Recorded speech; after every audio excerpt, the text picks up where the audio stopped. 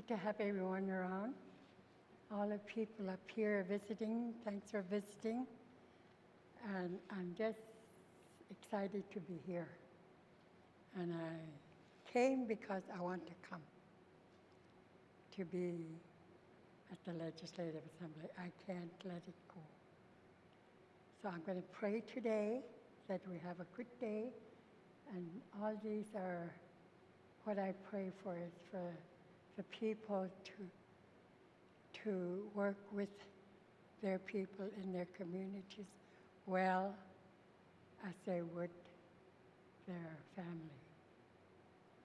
Atane kanyak to lang neli chung ilibit ka manana kawit nalumin niya kawit ilibit humigilya ka kanawala ka inyune akalo kapta inyune ako tibut man na uwaptik ko ni inyune ako tingin ilibit ka manak tuat in ukot ukak tuat ilihimarot mat kuninga nat kikinyak tuat inyugutip tingnik mani nunap tingnik ilibitahin isumakrangin isak tuamik na umihutay tuamik kamanakane ako tay tuamik ilibit kitin ilokainik umihutay tuamik kana ako tay tuamik Jesus at kawan apay pinubog daw dapat araw di kaya kemali chumay tigod isotun na umigti chili chumawod Jesus at kawan apay pin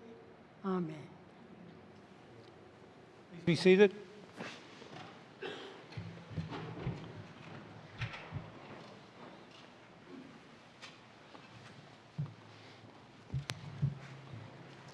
I'd like to thank Edna Elias for the opening prayer reflections. Budget address, Minister of Finance. Mr. Speaker, a strong Canada needs a strong North. There is a growing recognition across this country of the tremendous potential of the North, from natural resources to water to distinctive arts and culture. This potential is not new. The people who live here see it every day. And yet, successive governments, as well as residents and businesses, struggle to unlock this potential. For too long, the North has been a fairy tale for Canadian identity about snow and cold, dog sleds and aurora. Fairy tales are not real. The true story of the North lies with its people, the people who live here and know the vastness of Canada's northern landscape. And meanwhile, as Northerners, we have been unable to overcome long-known economic challenges, including a historic lack of foundational infrastructure that contributes to high costs and holds back efficient construction of necessities like housing.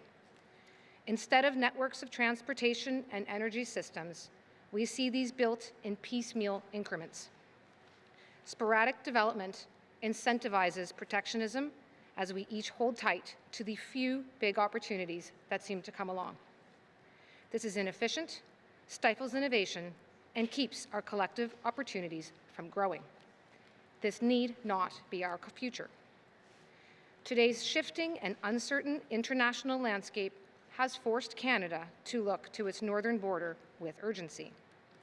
Assumptions that shaped the modern Canadian state are being challenged. External threats to our economy, our sovereignty, and our values are growing.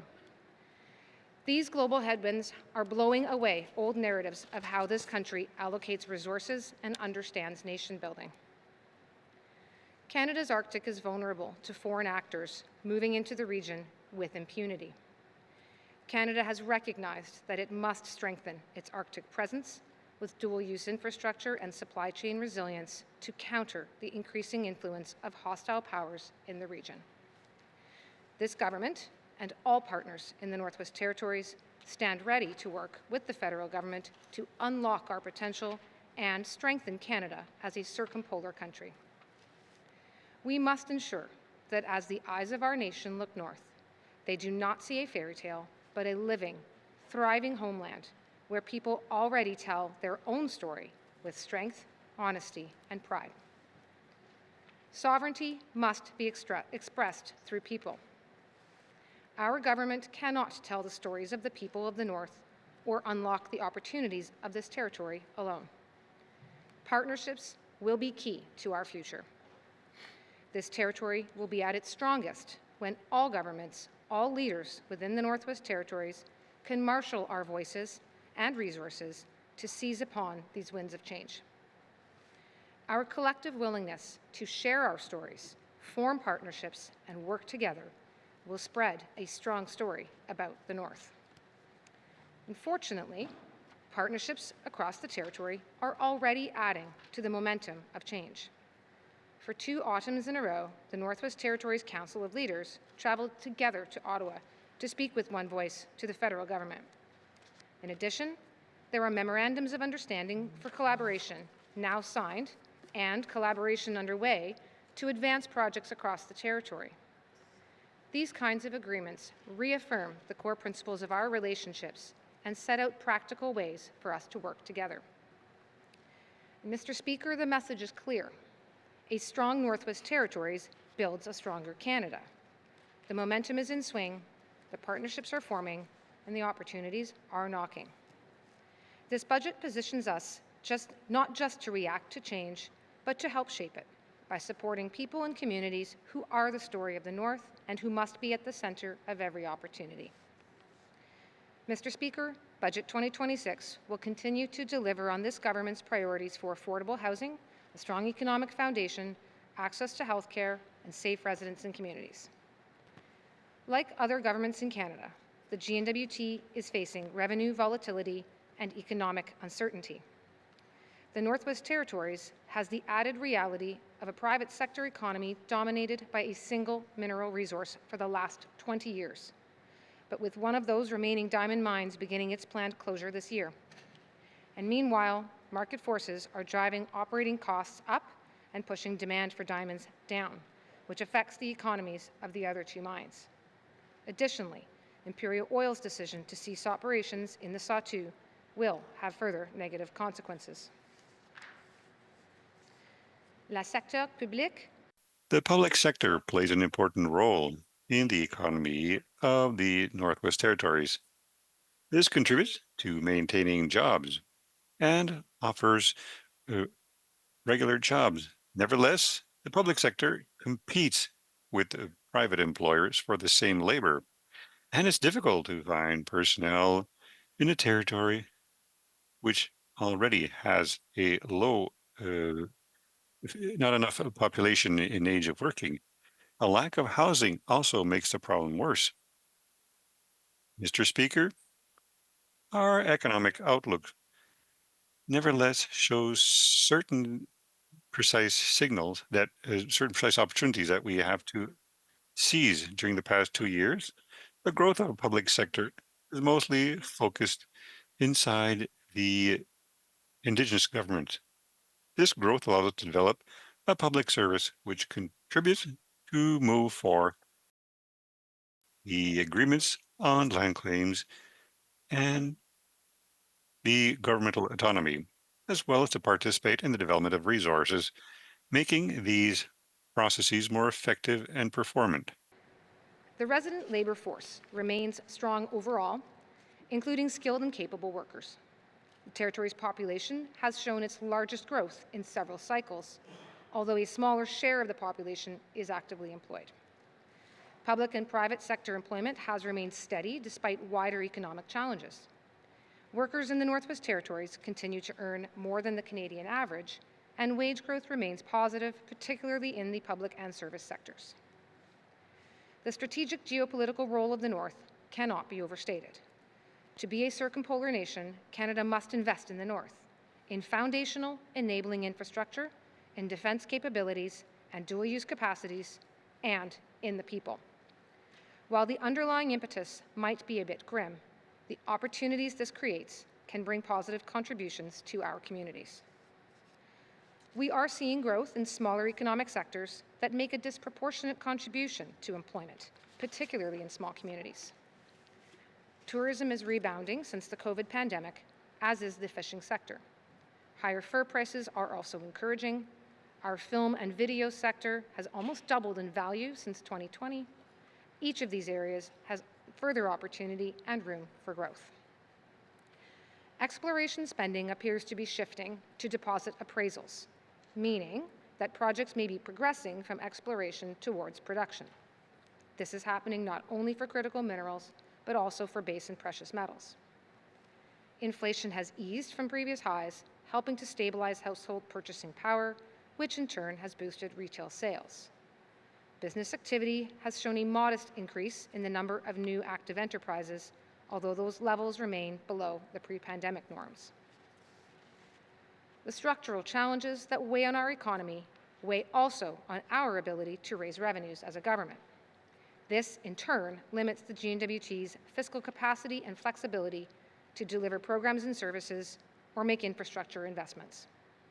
Our budgets have delivered stability, but we continue to face a lack of any economies of scale. Limited fiscal capacity does not eliminate the responsibility of the GNWT to take action to meet the moment we find ourselves in. We have a responsibility to articulate the challenges we face and identify changes within our control. Given the challenges faced by Canada and across the North, it will be critical that the leadership of this territory and Canada pull together.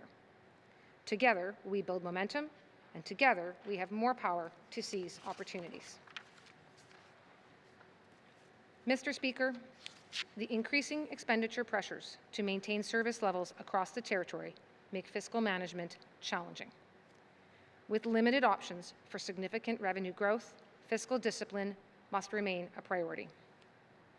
Even in a climate of continuing external cost escalations, particularly for health services and transportation, we have held expenditure increases to less than 1%, just $22 million from last year's budget.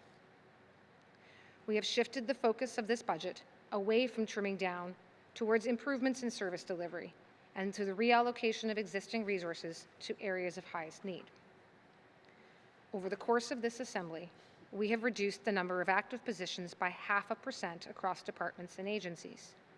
Only in critical areas of need, as reflected in the priorities of this assembly, are we seeing notable position growth, namely within housing and healthcare. And in this budget, we are proposing to realign resources through a review of long-standing vacancies, which are roles that have not been actively staffed for some time. This approach allows us to make thoughtful adjustments with minimal impact on current employees, while responsibly redirecting $3.8 million to higher priority areas. Where adjustments may affect positions, we remain committed to our public servants and guided by our staff retention policy, and will work to keep employees within the public service.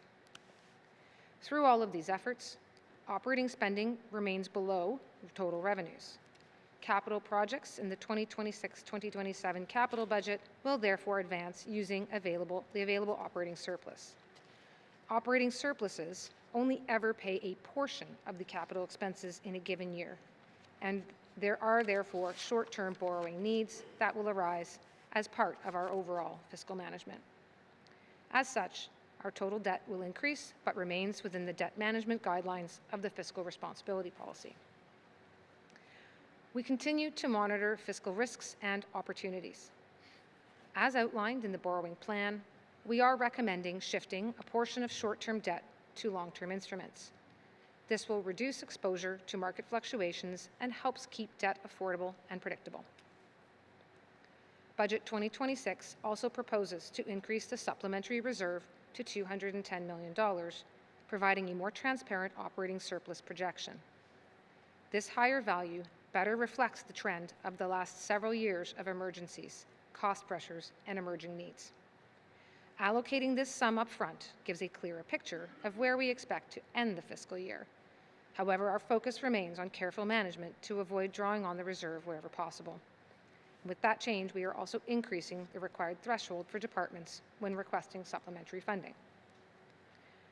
Our work towards government efficiency includes ongoing efforts to strengthen the long-term sustainability of the healthcare system, recognizing its critical importance to residents and its significant impact on GNWT expenditures. It should be no surprise that healthcare costs continue to take up the greatest share of the overall operating budget. The healthcare system is large and complex, with cost pressures driven by contractual obligations, rising service costs, and the need to maintain high standards of care.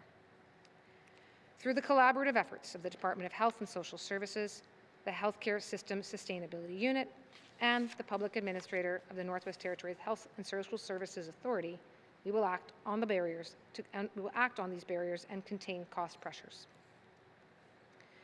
As part of this work, we are proposing $486,000 to launch a 2-year pilot for medical travel case management. This project will establish 3 nurse case manager positions to provide dedicated case management with the goal to reduce available medical travel costs. As well, because the program is expected to reduce patients being sent out of territory unnecessarily and improve the use of virtual care, we expect to not only reduce costs, but significantly improve the patient experience. Other areas of effort for continual improvements and better efficiency include a proposal to provide the Department of Infrastructure with $828,000 to consolidate and oversee management of our vehicle fleet. As well, we propose to establish 2 positions in the Department of Finance to conduct workplace investigations and deliver harassment training to staff, which is a savings over the existing use of contracted services. We are currently working with other governments in Canada towards bulk purchase and economies of scale discounts, such as technology services product licensing. And further, we are proposing $338,000 to streamline our information technology procurement and implement the GNWT's vendor performance management policy, which also helps support the GNWT's private sector contractors. The priorities of the 20th Assembly remain guideposts that ensure our public resources meet the expectations of those we represent. Achieving these priorities will help the Northwest Territories meet the moment that we are in. We are proposing $2.4 billion in departmental spending in 2026-27, including $99 million for enhancements to existing programs and services. We are proposing $38 million in initiatives and other adjustments, the majority of which are supported by federal funding. Reductions and expiring programs reduce the overall proposed spending to just $22 million. The Assembly's priorities put reconciliation at the forefront and will be best achieved through collaboration with other governments and other public and private sector institutions. Following the guidance of the We Always Remember Circle, we propose $675,000 to commission and install a public monument honoring residential school survivors and those who were lost to their families and communities. This project is a survivor-led initiative, a unique collaboration between survivors and the Government of the Northwest Territories, and fulfills number 82 of the Truth and Reconciliation Commission's calls to action. We are also proposing $200,000 to advance negotiations for land and self-government agreements within the Northwest Territories. Through the working group between the Northwest Territories Council of Leaders and the Department of Health and Social Services, the GNWT is ensuring community and Indigenous government involvement in healthcare decisions. Further, community wellness plans offer financial flexibility for greater autonomy. Led by Indigenous governments, the Mental Wellness and Addictions Recovery Fund increases access to culturally based healing close to home. We are working with Indigenous governments on a new strategic approach to Indigenous language revitalization. We are proposing $519,000 to address recruitment and retention challenges for junior kindergarten to grade 12 Indigenous language instructors and to enhance support for Indigenous language instruction across the territory. As well, we propose $68,000 to enable the Official Languages Board to fulfill its mandate under the Official Languages Act. In addition, the Mentor Apprentice Program is now open. The program pairs a fluent Indigenous language speaker with a learner so that the apprentice can have the opportunity to live life in the language. We are proposing $350,000 to implement the United Nations Declaration on the Rights of Indigenous Peoples Implementation Act Action Plan. This will help track progress and support the growth and development of action items. Much of Canada continues to see high demand across the spectrum of housing needs. A lack of safe housing impacts the availability of labor, can cause a reduction in people's wellness, and increase community insecurity. We are taking steps across the housing spectrum through partnerships with communities and the nonprofit sector. The GNWT is expanding its support for housing-related infrastructure following the $74 million Canada Housing Infrastructure Funding Agreement by launching an open call for applications for priority projects planned for 2026 and 2027. Housing NWT is at the forefront of housing innovation, working with the modular construction sector and incubating a hybrid method for construction that supports local development and training opportunities. The agency is currently completing a demonstration project in Delaunay. We are proposing $4 million to be shared between Health and Social Services and Executive and Indigenous Affairs to support transitional and supportive housing and family violence prevention programs administered by the nonprofit sector. In addition, through Housing NWT, we are proposing to provide $8.3 million to more than triple the budgets for emergency shelters in Yellowknife, Hay River, Inuvik, and Fort Smith, and have added more resources for a new division within the agency to address homelessness. We are also reprofiling resources and increasing the budget for the Yellowknife Day Shelter and Sobering Center by a net $460,000 to ensure a more realistic budget going forward. When I delivered the budget address 1 year ago, an attack on Canada's economy by our closest trading partner had only just begun. Since then, the foundations of international trade continue to be eroded with no semblance of rational predictability. While the Northwest Territories is not a major exporter, our economy is tied to that of Canada, and our principal export is tied to global economic stability. Even so, we can support growth in our economy by removing the barriers that have long been a drag on the opportunities that exist across the Northwest Territories. Success will take effort not only by the GNWT, but from partnership across the Northwest Territories. The mineral resource sector continues to be a foundation for private sector activity, especially in transportation, wholesale trade, and construction. The GNWT is providing support to our diamond industry by increasing diamond valuations to move more product to markets, extending property tax relief, and providing support for Burgundy's successful federal tariff relief loan. We are proposing $150,000 to support Indigenous participation in the resource sector by developing expertise in training, workshops, and networking. Empowering Indigenous communities to engage effectively will make regulatory proceedings more effective and timely. Development of the Mineral Resources Act regulations are an example of GNWT collaboration with Indigenous governments through the Intergovernmental Council and through technical working groups with those outside of the Council. To advance responsible resource development with oversight developed within the territory, we are proposing $400,000 for the transition activities needed to bring the Act into force. Les besoins en main-d'œuvre. The labor needs throughout the Northwest Territories are continuous.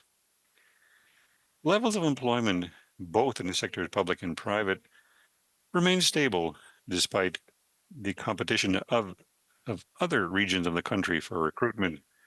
The government of the Northwest Territories collaborates with in order to provide training for job preparation. We work with the government of Techo and the Dene First Nation Yellowknife to support the workers impacted by recent changes in the sector of diamond extraction, while establishing the basis for a more diversified economy. We have pleaded for the reestablishment of the program of immigrant candidates for 2025, and we've obtained an allocation in 2025.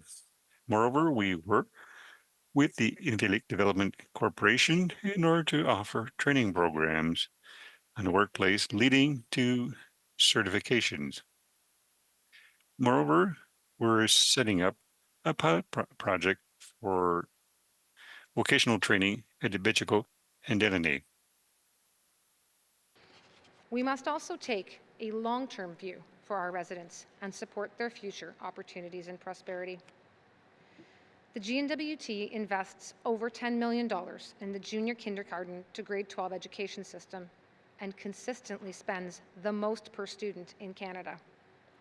We will continue to roll out the territorial adapted competency curriculum from British Columbia.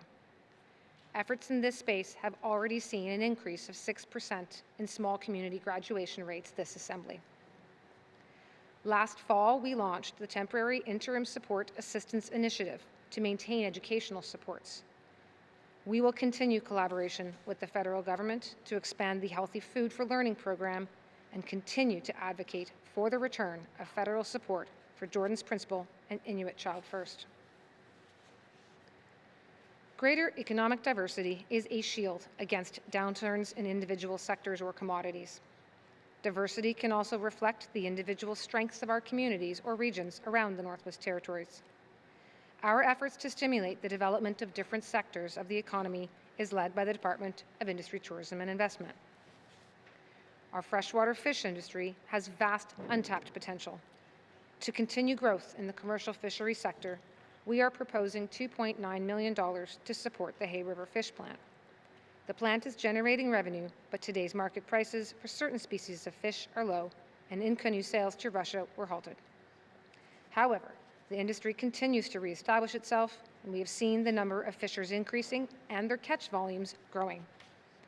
By the end of 2026, we expect to be fully certified by the Canadian Food Inspection Agency and ready to take this industry directly to the international market.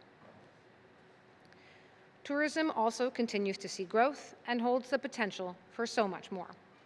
We are proposing an additional $335,000 to support the GNWT's Tourism 2030 Sustainable Journeys Ahead strategic plan to make the territory a premier destination for visitors from around the world. We are also proposing $474,000 to address increased costs in park contracts and utilities, ensuring our parks remain accessible and well-maintained. Tourism is a prime example of where success will depend on the private sector stepping up with innovative products to showcase the territory's abundance of spectacular nature and rich culture. This spectacular backdrop has also led to growth in the film industry. We are proposing $345,000 to support the industry with permanent funding for the film officer at the Northwest Territories Film Commission and to restore the Producers Incentive Program. These investments will help attract and leverage more dollars into the territory than what they cost. One key requirement for economic activity, including housing construction and community development, is land. While still investing to support outstanding negotiations with Indigenous governments, we are also proposing $367,000 for the Department of Environment and Climate Change to accelerate our responsiveness to requests for the transfer of land tenure. Relying on internal collaboration, the Department of Industry, Tourism and Investment will lead an initiative that will see reductions in existing GNWT regulatory processes, while Executive and Indigenous Affairs will leave an oversight policy to limit growth of new regulations.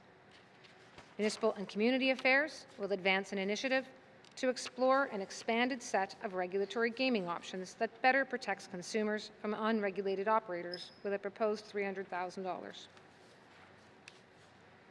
Healthy people and healthy communities are a positive expression of sovereignty within the Northwest Territories and a critical foundation for prosperity by ensuring labor availability, enabling entrepreneurship, and ensuring communities can maintain a sustainable business ecosystem.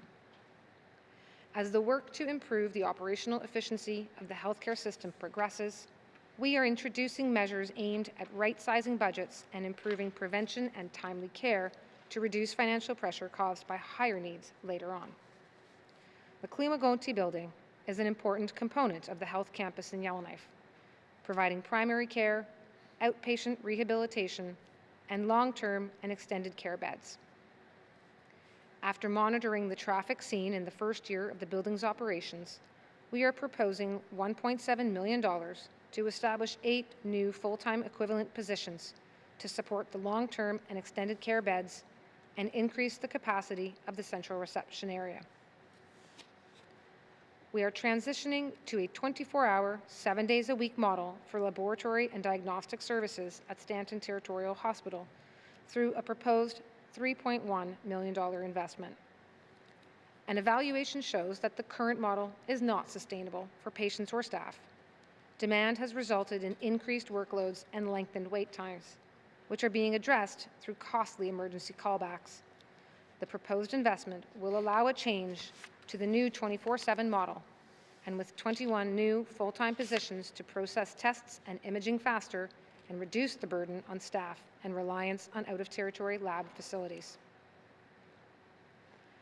We want to ensure the 811 health advice line remains available, as it provides a vital resource for residents everywhere in the territory seeking immediate, valuable, credible, and accessible health information and guidance, and reduces pressures on frontline workers. We are proposing $740,000, in part to help manage increasing call volumes, but also to fill a void left by canceled federal funding.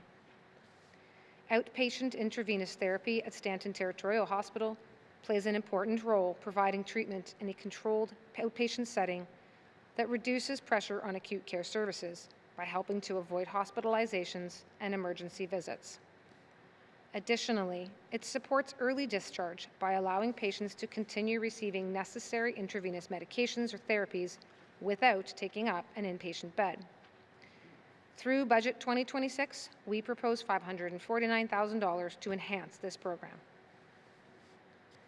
We are proposing $287,000 for a time-limited project management position to lead the recommended changes from the Small Community Model and Care Review that will further improve service delivery in small communities caused by nursing staff shortages. And we will tackle the $8 million shortfall in biomedical equipment essential for day-to-day healthcare operations in a systemic fashion.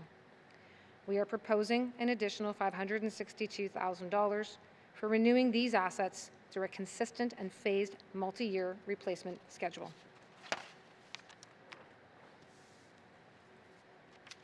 We are facing rising costs across several key contracts that require $1.9 million in proposed spending. This includes additional funding in Inuvik for adult residential care programs at the Charlotte Venus Home and Billy Moore Group Home, and service providers at the Inuvik Regional Hospital, and funding for Avens, a community for seniors in Yellowknife. This funding will also address rising demand for and increased costs of blood products, increased costs for child and family services, legal contracts, and legislated travel, and proper funding for essential health services program contracts.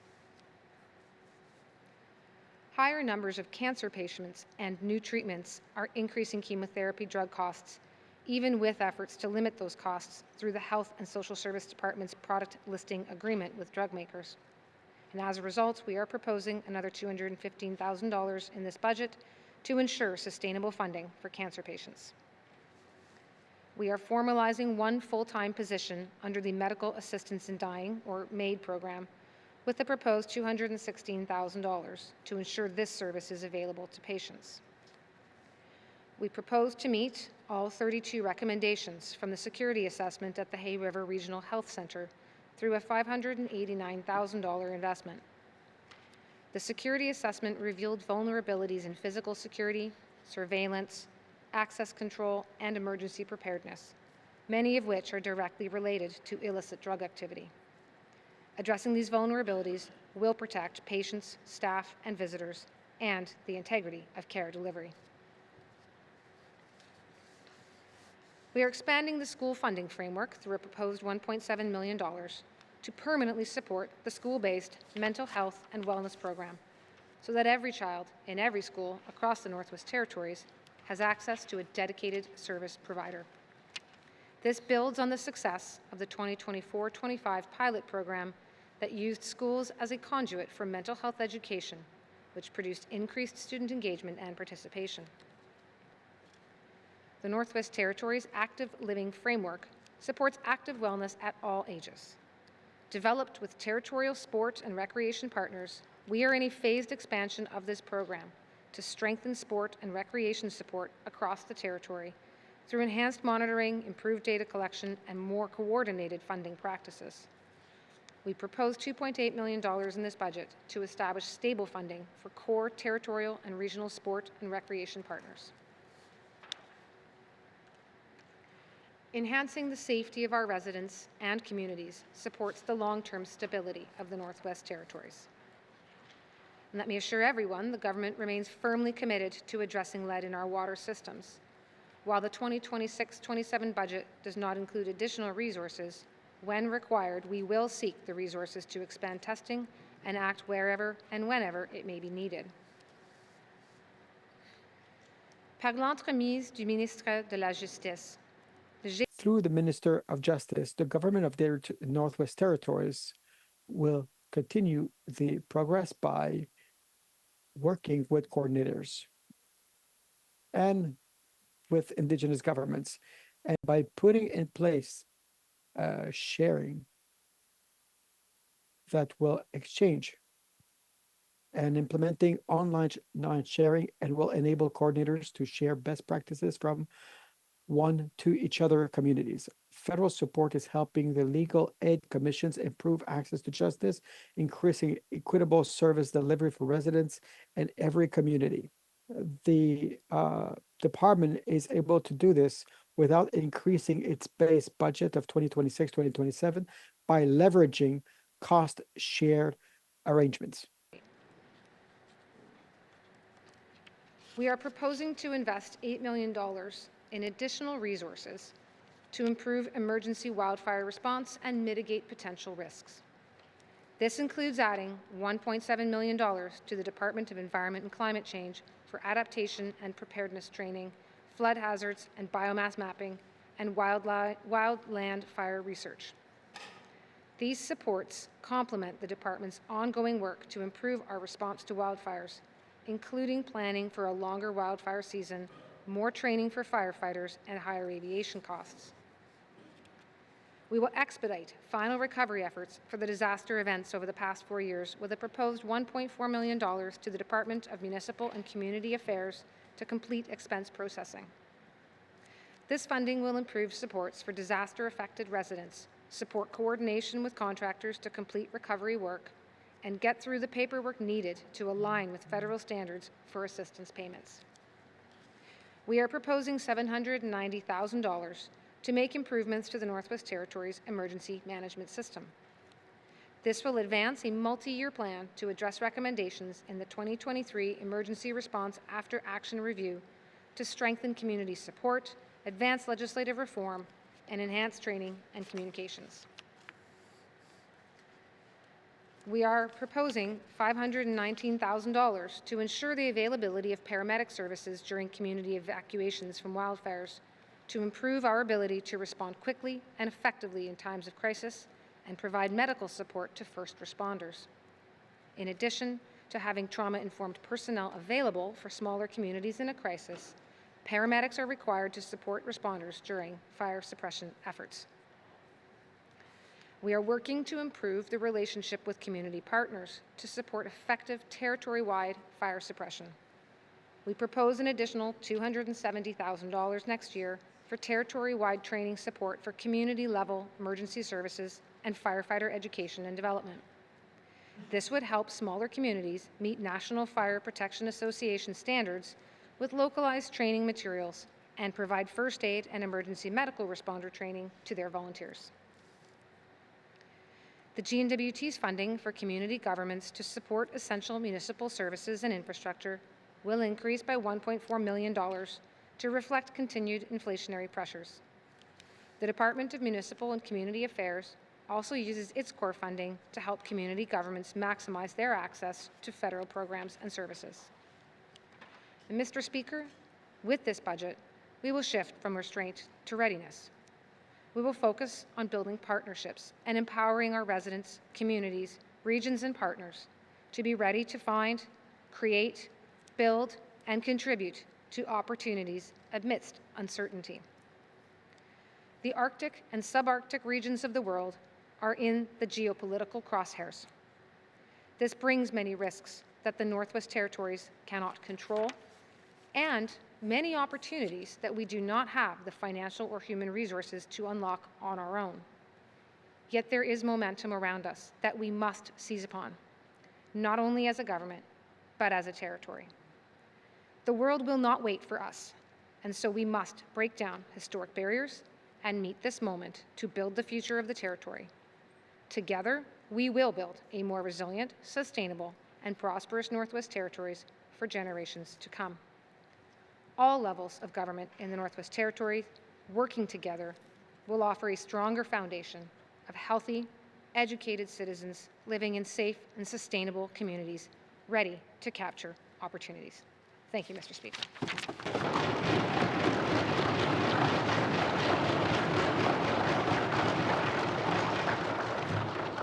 Thank you, Minister of Finance. We will take a short break.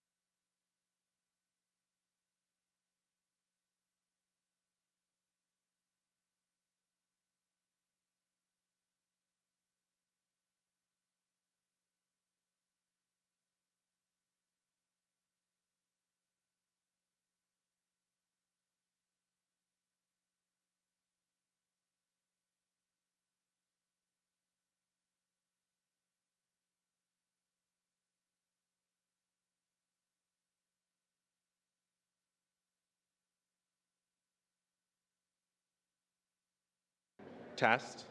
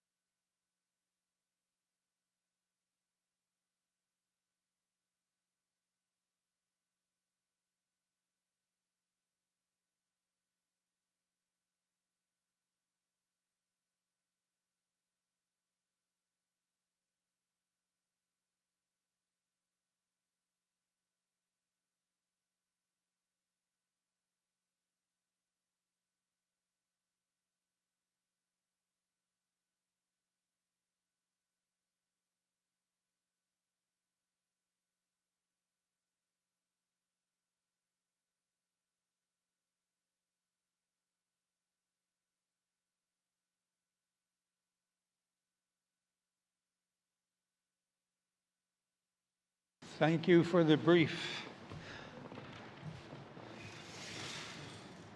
Minister statements, member statements, member from Range Lake.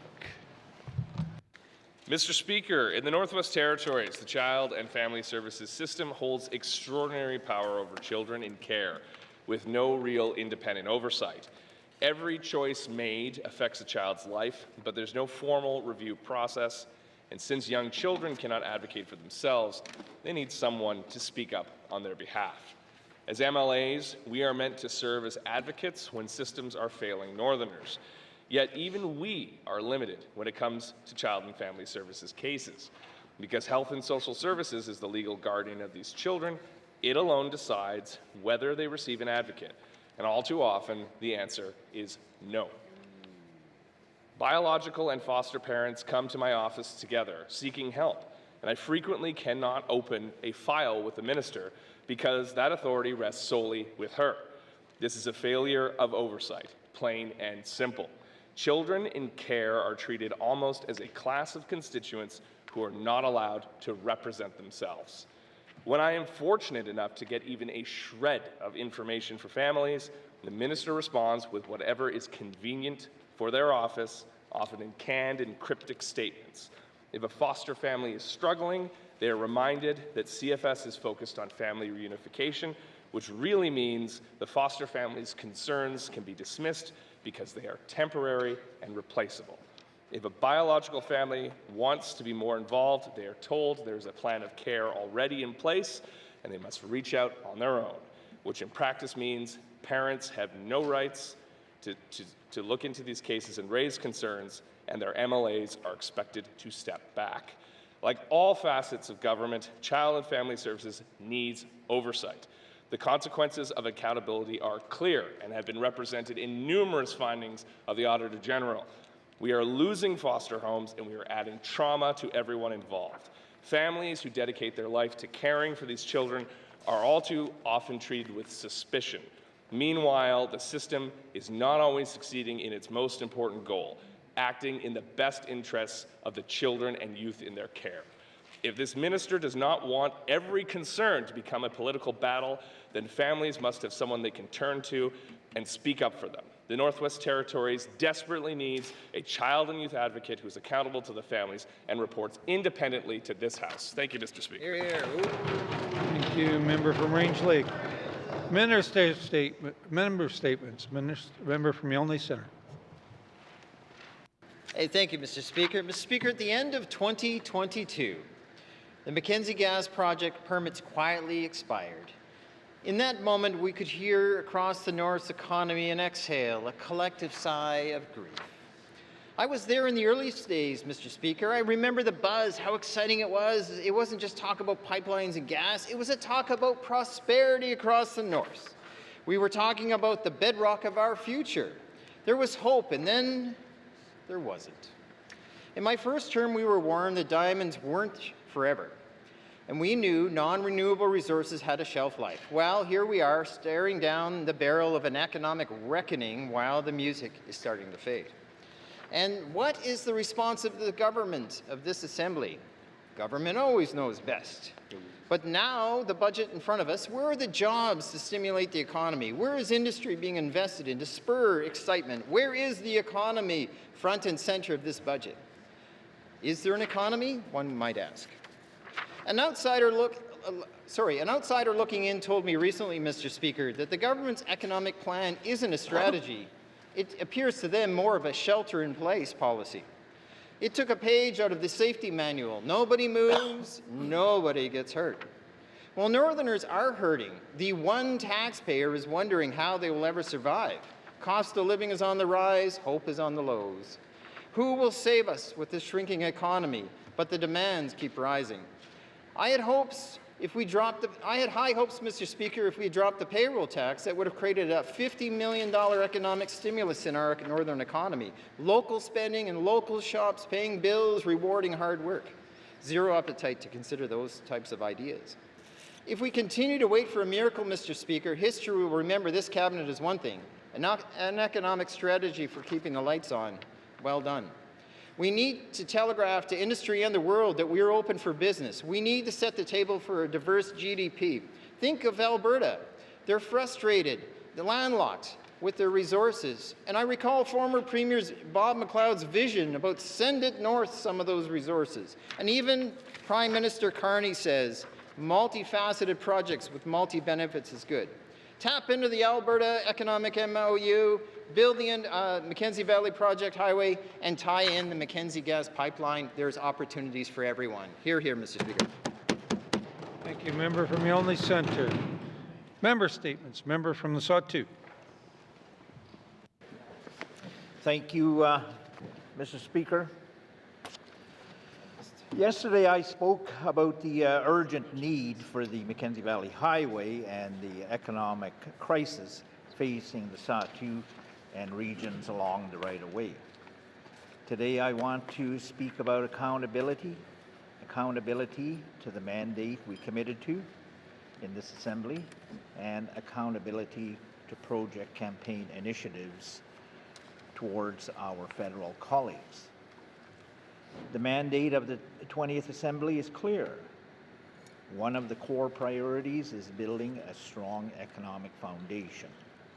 Within that priority, we committed to leveraging federal funding to close the infrastructure gap through investments in transportation, communication networks. Mr. Speaker, the Mackenzie Valley Highway is exactly this kind of critical infrastructure. Critical to project fruitions is Indigenous partnerships, mentioned at the national level and at the territorial level. As I mentioned yesterday, Mr. Speaker, the modern treaties of the Gwich'in Tribal Council and the Sawtooth Secretariat Incorporated in chapters 20 and 21 give rights on access to that specific chapter. Mr. Speaker, this is a fundamental provision to form this project partnership. But, Mr. Speaker, before we can discuss project construction execution plans, leveraging federal funding is a prerequisite. Mr. Speaker, this project is in immediate need to conclude, or an immediate position to conclude, Phase 2 environmental assessment. We are further ahead in that area than we know. Consider this, Mr. Speaker. Compile, organize the 2013 data submitted by this government to the review board in partnership with the Indigenous government, declaring that the EA is complete or could be complete in recognition of the old data for Phase 2. Mr. Speaker, later I will have questions for the appropriate Minister. Mussey. Hear, hear. Thank you. Member from the Sawtooth. Member statements. Member from Nunavut Lake. Thank you, Mr. Speaker. Mr. Speaker, we have an aging population, as we know. More people are retiring from many years of service in either the GNWT or other industries in the Northwest Territories. As our cost of living continues to rise, more of our retired seniors and elderly people are being forced to work part-time or make the difficult decision to move south where the cost of living is lower.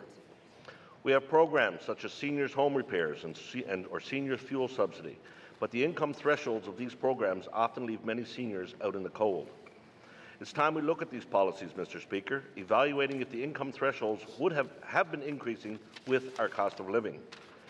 And Mr. Speaker, to put a cultural lens on these policies as well. Many seniors in my region often have children or grandchildren depending on them. It would be good to see, Mr. Speaker, a cost analysis to see what the cost would be to this government if we were to double that threshold. An amount so more seniors could qualify and what that cost would actually be. I think the majority who are applying but don't meet the criteria based on income desperately need this assistance to ensure they can retire in the community where they have lived and worked all their lives, Mr. Speaker. I have several examples in my community that I could name, seniors coming to my office and requesting that we look at these policies. They struggle, they maintain their own home. Oftentimes they have children or grandchildren living with them. And that they just can't seem to get ahead or qualify for these policies, Mr. Speaker. And I'd like to see us look at how we can increase that so folks that really need it can get can get this funding to allow them to stay home and not have to leave our territory, Mr. Speaker. I know folks that are, I don't believe that folks who can afford it apply for it, but I do think that we need to look seriously at how we increase these subsidies to allow people to take advantage of it. Thank you. Thank you, member from Maneuver-Boot Lake. Member statements. Member from Frame Lake. Mr. Speaker.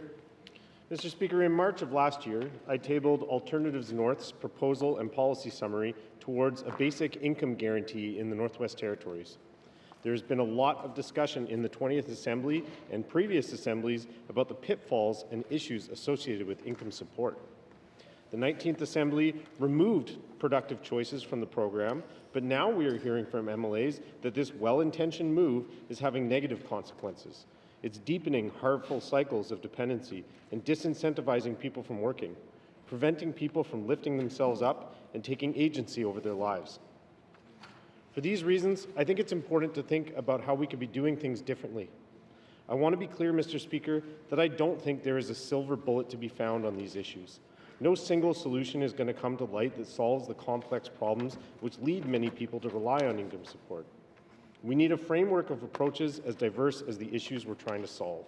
Education and skill development, creating employment and opportunities, housing, healthcare, and support to keep people going when they fall through the cracks or their life circumstances don't fit into the wage economy. What I am hoping to achieve by highlighting this proposal in the House is that I believe insights from the work Alternatives North did on this issue could be incorporated into our ongoing work on our framework of solutions. In particular, one aspect of the proposal where I see a lot of potential is their work on turn-down thresholds and how these relate to disincentivizing work. The key problem with our current support model is that people avoid earning even small amounts of income for fear of losing their support. We need to utilize and build upon the work in this proposal to get us closer to striking the right balance in minimizing disincentives to working. The proposal highlights a savings potential of $6.2 million from reduced administration of the current program and a balancing effect from increasing rental income for housing NWT by $32 million. So it may be that changes suggested by this proposal could help resolve some of the key issues with the current program without significantly increasing costs for the GNWT. Alternatives North isn't suggesting that they have hit upon a perfect solution. Rather, they are encouraging further work to build upon their findings, and that is exactly what I'll be asking the Minister of ECE to do later today. Thank you, Mr. Speaker. Thank you, member from Frame Lake. Member statements. Member from Great Slave.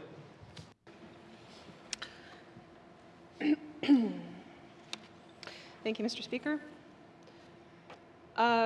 During her budget address, I heard the Minister of Finance say the true story of the NWT is its people, and that is true. And the true story of the GNWT is also its people. One of my favorite headlines, I think, in recent years comes from a September 2022 Cabin Radio article, which reads, GNWT job satisfaction increasingly resembles shrug emoji. So now, after evacuation, fiscal restraint fears, and constant negative news filling our social media feeds, it's a second full-time job for every resident to wake up with hope and desire for a better future some days. Public servants, by and large, want to give their best expert work and advice for the benefit of all residents. But work culture at the GNWT doesn't always align with those desires. No one's dream as a little kid is to wake up and do battle with e-approve. So today, I ask Cabinet to think on and start to action more than just plans to prioritize healthy relationships among teams, how to empower staff to succeed and make new decisions. I'm concerned that the pieces that are coming out of the 2023 Employee Engagement and Satisfaction Survey are less than what is needed, Mr. Speaker. And I don't have questions for the Minister today. I just want to reinforce today that on Budget Day, the way that we get this budget rolling, Mr. Speaker, is with our people. Thank you. Thank you, member from Great Slave. Member statement. Member from Trinidad Wellady.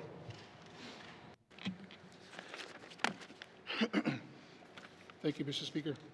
Mr. Speaker, challenges with medical travel and this minister's resistance to change are the clearest evidence that this government is failing our people and failing to uphold our treaty rights.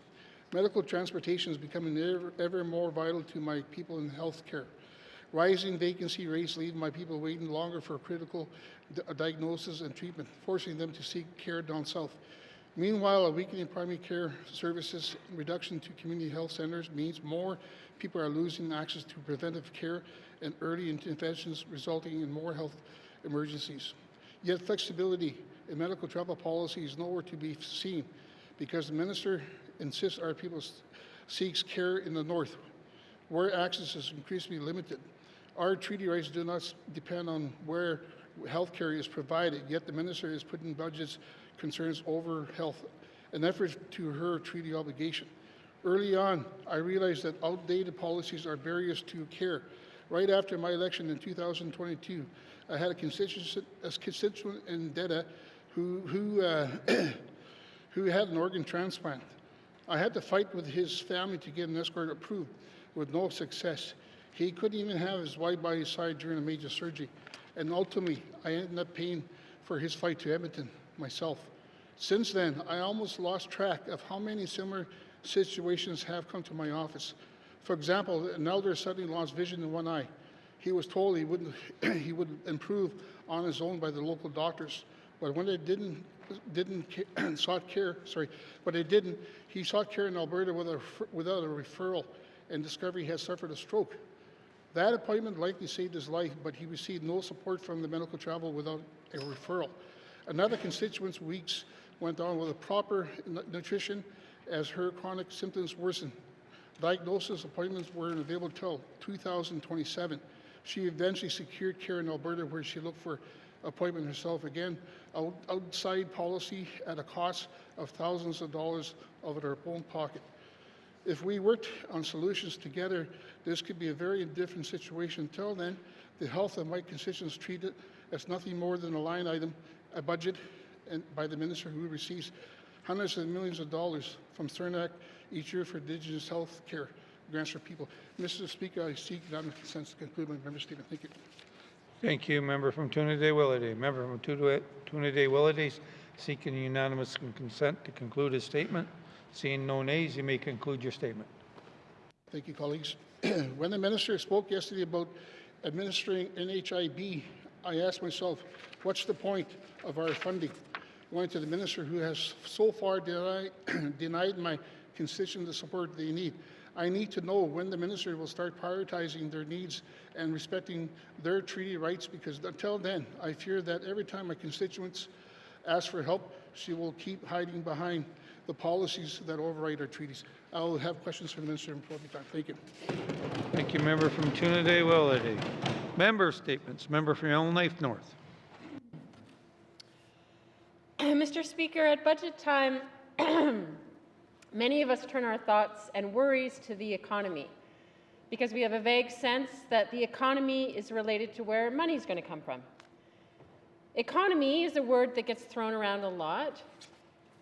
The experts offer us graphs and charts and statistics, but most of us are not really sure how to interpret the numbers or the lines. What we know we care about is whether we can find a decent paying job. Some of us even care whether we can find meaningful work where we can use our talents. And we want job security so we can feel confident buying a house or a big truck. We care about having choice when it comes to housing.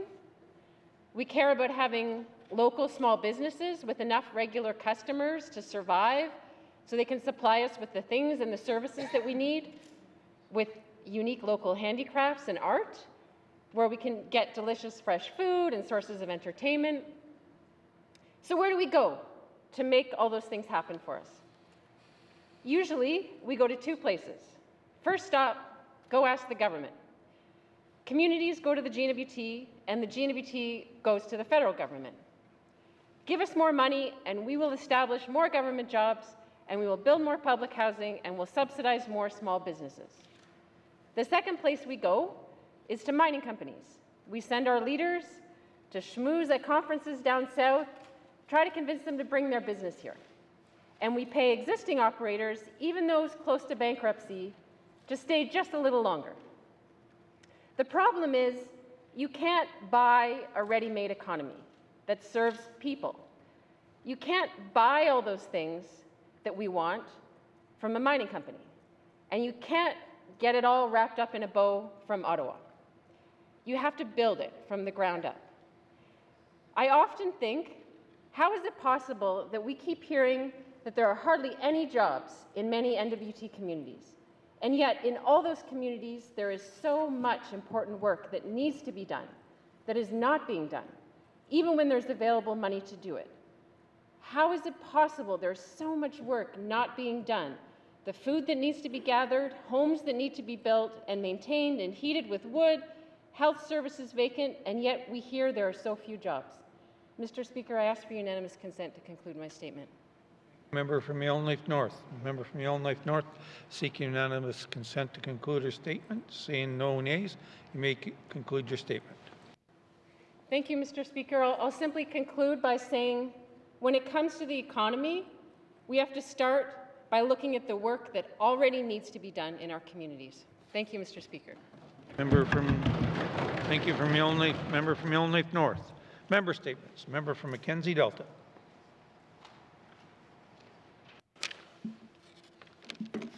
Thank you, Mr. Speaker. The Missing Persons Act was for the Northwest Territories has just been recently legislated into law. This act gives all parties involved tools to retrieve evidence that will help finding missing persons within the Northwest Territories. This act is welcomed by families throughout the NWT who are grieving for their loved ones who have gone missing and would like to bring closure for their own well-being. Mr. Speaker, with the collaboration between the authorities and the families of the missing person, communication is very important to keep the dialogue open.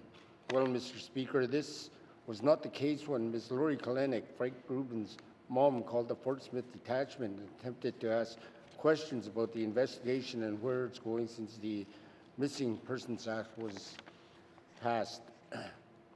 Mr. Speaker, a member from the Fort Smith detachment did not answer Ms. Kalenic's concern very politely. In fact, she was very rude and her tone of voice scared Ms. Kalenic, where she had to end her call because of the state of her mind. Ms. Kalenic did not know where to turn to seek advice, so she put her ordeal on social media. Well-wishers from all over the NWT responded to her post and provided comfort and advice. Mr. Speaker, this particular behavior from the RCMP is not an isolated case. I was informed by a resident of Yellowknife where she was groped by an intoxicated person and had to fight him off.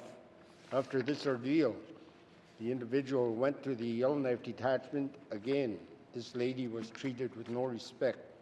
She felt at fault and left the detachment more emotionally hurt than when she was attacked on the streets of Yellowknife. Mr. Speaker, the Indigenous peoples of the Northwest Territories are often put at a disadvantage when dealing with different agencies to improve their lifestyle and status. But when the authorities place the blame back on the victim, this is totally uncalled for. We are living in a new millennium, and these types of behaviors from professionals should not be tolerated and will not be tolerated where the authorities are treating our Indigenous population with little to no respect. It is time for change, and that change will happen today. Thank you, Mr. Speaker. Thank you. Member from Mackenzie Delta. Member statements. Member from Mophie. Mr. Speaker,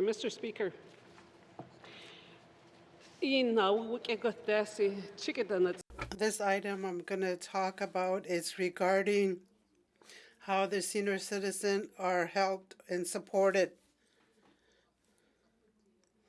When an elder makes a certain amount of money, they are not helped. But in all the regions, the elders have been telling us that everything is so expensive. So that's what I'm going to talk about. Thank you, Mr. Speaker. Mr. Speaker, eligibility requirements of the seniors' home heating subsidy continues to disadvantage many elders in our smaller communities. While the program is intended to support low to modest income seniors with a high cost of heating their homes.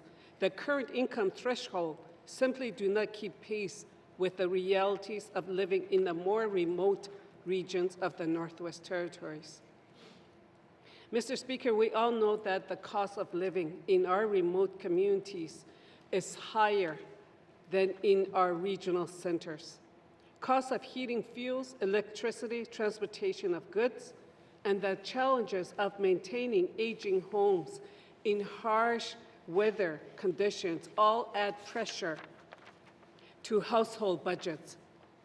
As a result, seniors with modest or moderate incomes are finding it difficult to afford essential heating costs, particularly during the long winter months when temperatures have dropped well below -40. Despite these changes to the program's income threshold, they remain too low for many elders who are facing real financial strain.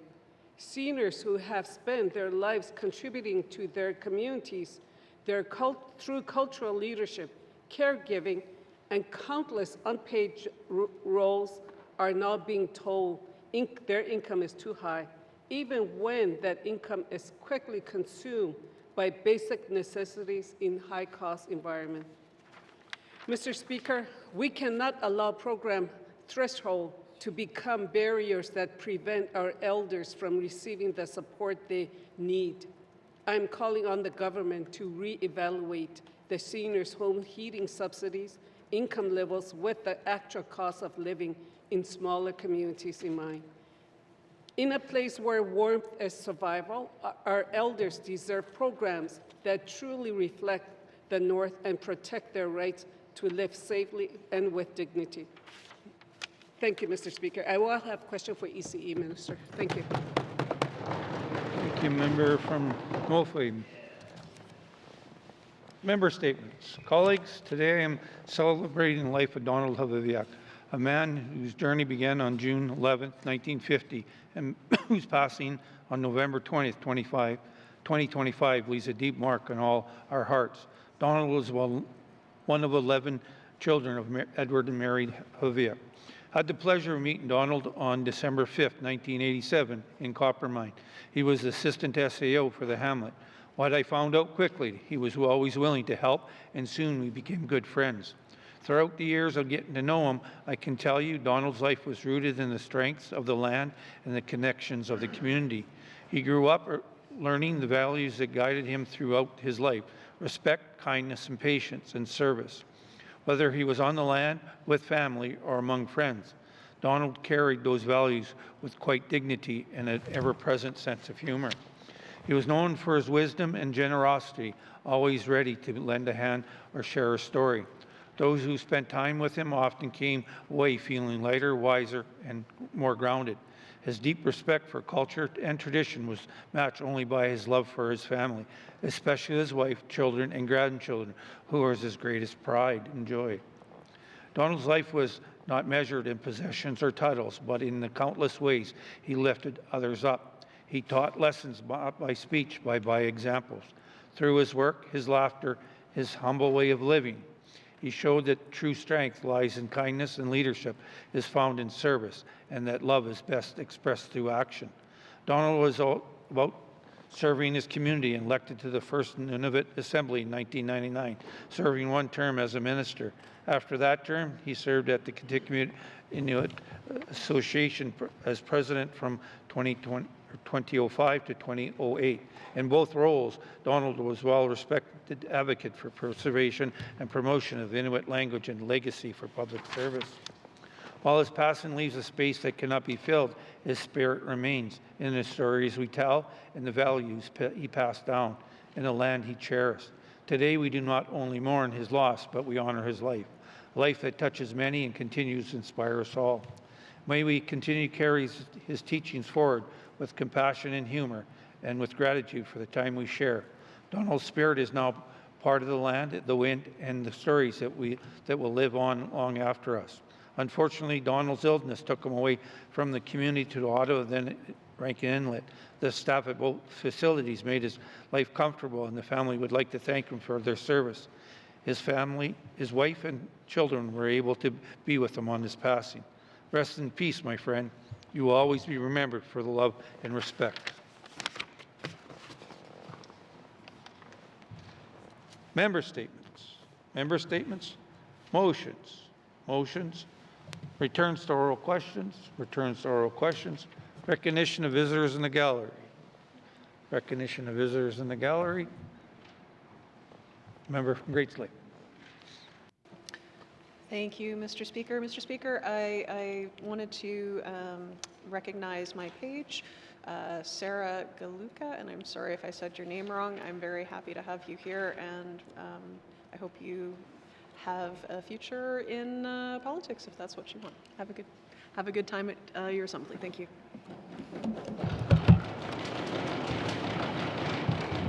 Thank you, member from Great Slave. Recognition of visitors gallery, member from Trinidad-Welladay. Thank you, Mr. Speaker. Mr. Speaker, I'd like to recognize Jake Heron. He's the chief negotiator for the NWT Métis Nation. I just want to welcome to the House. Thank you, Mr. Speaker. Thank you, member from Trinidad-Welladay. Recognition of visitors in the gallery, member from Tabacha. Thank you, Mr. Speaker. Mr. Speaker, I'd like to recognize Alexa Crawford today, a young constituent from Tabacha. Thank you, Mr. Speaker. Thank you, member from Tabacha. Recognition of visitors in the gallery. Did you see your arm this time? Member from Cam Lake. I like Great Cam Lake. That sounds really good. Thank you, Mr. Speaker. Mr. Speaker, I'd like to recognize Rita Mueller, who's the president of the Northwest Territories Teachers Association. I've had the privilege of knowing her for about 25 years. First met her when she was principal of Chief Jimmy Bruno School. And I'd also like to recognize my youngest child who chose to come spend his afternoon here, and that's Dallin Bowden. Thank you. Thank you. Recognition of visitors in the gallery. Member from Yellowknife Center. Thank you, Mr. Speaker. Mr. Speaker, first, I'd like to recognize all the pages. I had a chance over lunch hour to say hi to them very quickly and tell them that I started off as a page, so don't think that, you know, it's an inspiring role to come here, and you two, all of you, could become MLAs maybe one day. It's a great opportunity. So specific, Mr. Speaker, to the Yellowknife Center riding, I'd like to acknowledge Nicholas McDonald and Jasmine Rosbottom, both students at St. Joe's High School, or sorry, St. Joe's Middle School. Thank you very much for your work. Thank you. Recognition of visitors in the gallery. Recognition of visitors in the gallery. I'd also like to recognize Rita Mueller. I got to meet her a little bit before she became principal in Chief Bruno School. She used to be the traveling, well, it was our aquatics coordinator and then our traveling aquatics coordinator. And then she went off and been teacher in Chief Jim Bruno. So I welcome you here to the Assembly, as well as my wife's favorite non-child, Dallin Bowden, who has touched her heart. And if I didn't say recognize him in the House, I would answer for that tonight. So welcome to our House. Recognition of visitors in the gallery. Recognition of visitors in the gallery. If we have missed anyone in the gallery today, we welcome to your chambers. We thank you very much for giving us the honor to represent the people of the Northwest Territories for the short period of time. I hope you enjoy the proceedings. It's always nice to see people in the gallery. Applies to the budget address, day 1 of 7. A member from Inuvik, Boot Lake. Thank you, Mr. Speaker. Mr. Speaker, as chair of the Standing Committee on Accountability and Oversight, I am pleased to rise today to provide our response to the budget address. We look forward to the coming weeks of discussion as members work together to consider and approve a budget that must meet the realities facing communities across the Northwest Territories. Mr. Speaker, the world has indeed changed. The North is in the spotlight. That should be good news for the people we serve. As the Premier said here yesterday, the status quo is not acceptable, and on that, Mr. Speaker, we agree. In presenting this budget, the Minister has told us it is about momentum and readiness, about shifting from restraint to action at a time of real economic pressure and global uncertainty. That is a clear statement of intent. The question before us is whether the measures in this budget deliver that shift in practice, through concrete investments, realistic timelines, and outcomes people can see. Mr. Speaker, the eyes of the country are on the North, and that matters. But alignment in words must now be matched by alignment in spending, timelines, and delivery. That is the work before us. Because here is the test that matters, Mr. Speaker. Does this budget make us ready to act and deliver on this moment? Not in a year, not as work deferred to another assembly, Mr. Speaker, but now. The moment is real, and eyes are on the Arctic. Defense and sovereignty investments are coming. Critical minerals and LNG developed responsibly and together with Indigenous governments are in demand. Northern hubs in Yellowknife and Nunavut are on the map. People far outside this chamber, Mr. Speaker, are watching to see whether the Northwest Territories can move from talk to delivery. To fully seize the opportunities before us, whether in a national defense investment, mineral development, or the historic funding now available to advance housing, we must ensure that our own systems are not standing in the way. Government has a responsibility to remove unnecessary regulatory barriers, streamline approval processes, and provide a clear, efficient path for progress. We cannot allow our internal procedures to hinder the very opportunities that strengthen our communities and our economy. We are a territory that is resource-rich but cash-poor. That gap is not a talking point. It is, Mr. Speaker, what families feel when projects stall, when jobs leave, and when costs go up. Readiness starts with land, infrastructure, and delivery, and small communities feel it first. When land transfers and tenure decisions take a year, housing does not get built. Gravel does not move, pads do not get prepped, local contractors do not hire. Opportunity, Mr. Speaker, passes by. I want to be very clear. Caution has its place. But the pace we are on is not caution. It is falling behind. When it takes a year to transfer land, we are not being cautious. We are falling behind. Major projects need certainty, timelines, and people appointed to drive them. Roads, runways, materials, logistics. Get the decisions made, Mr. Speaker. Get shovels in the ground. Climate change is tightening construction windows and shortening ice road seasons. Communities pay the price first on fuel, freight, and food. Waiting is not a plan. Planning ahead is. Indigenous partnership and community capacity are not add-ons. They are how the Northwest Territories works, Mr. Speaker. Small communities matter. Capacity must exist everywhere, not just in regional centres. If communities cannot act, the territory is not ready, no matter how strong a plan looks on paper. Mr. Speaker, partnership must show up as shared delivery, authority, people and tools in a place so work moves from ideas to action. Partnership is not about saying the right things, it is about putting the capacity in place so things actually happen. Our constituents judge us by results they can see. Fixing roads, good education for their kids, a crew working on a site, a training class that leads to paid work. Public services are economic infrastructure. This is not a separate conversation, Mr. Speaker, it is the same one. You cannot build a strong economy on weak healthcare, education, housing, or without Indigenous partnership. Mr. Speaker, healthcare stability keeps workers and families here. If people cannot count on care, they will not come, and they will not stay. Education and training build the workforce. From K-12 to trades and post-secondary, programs must line up with real jobs. If they do not, we pay twice, in vacancies and in turnover, Mr. Speaker.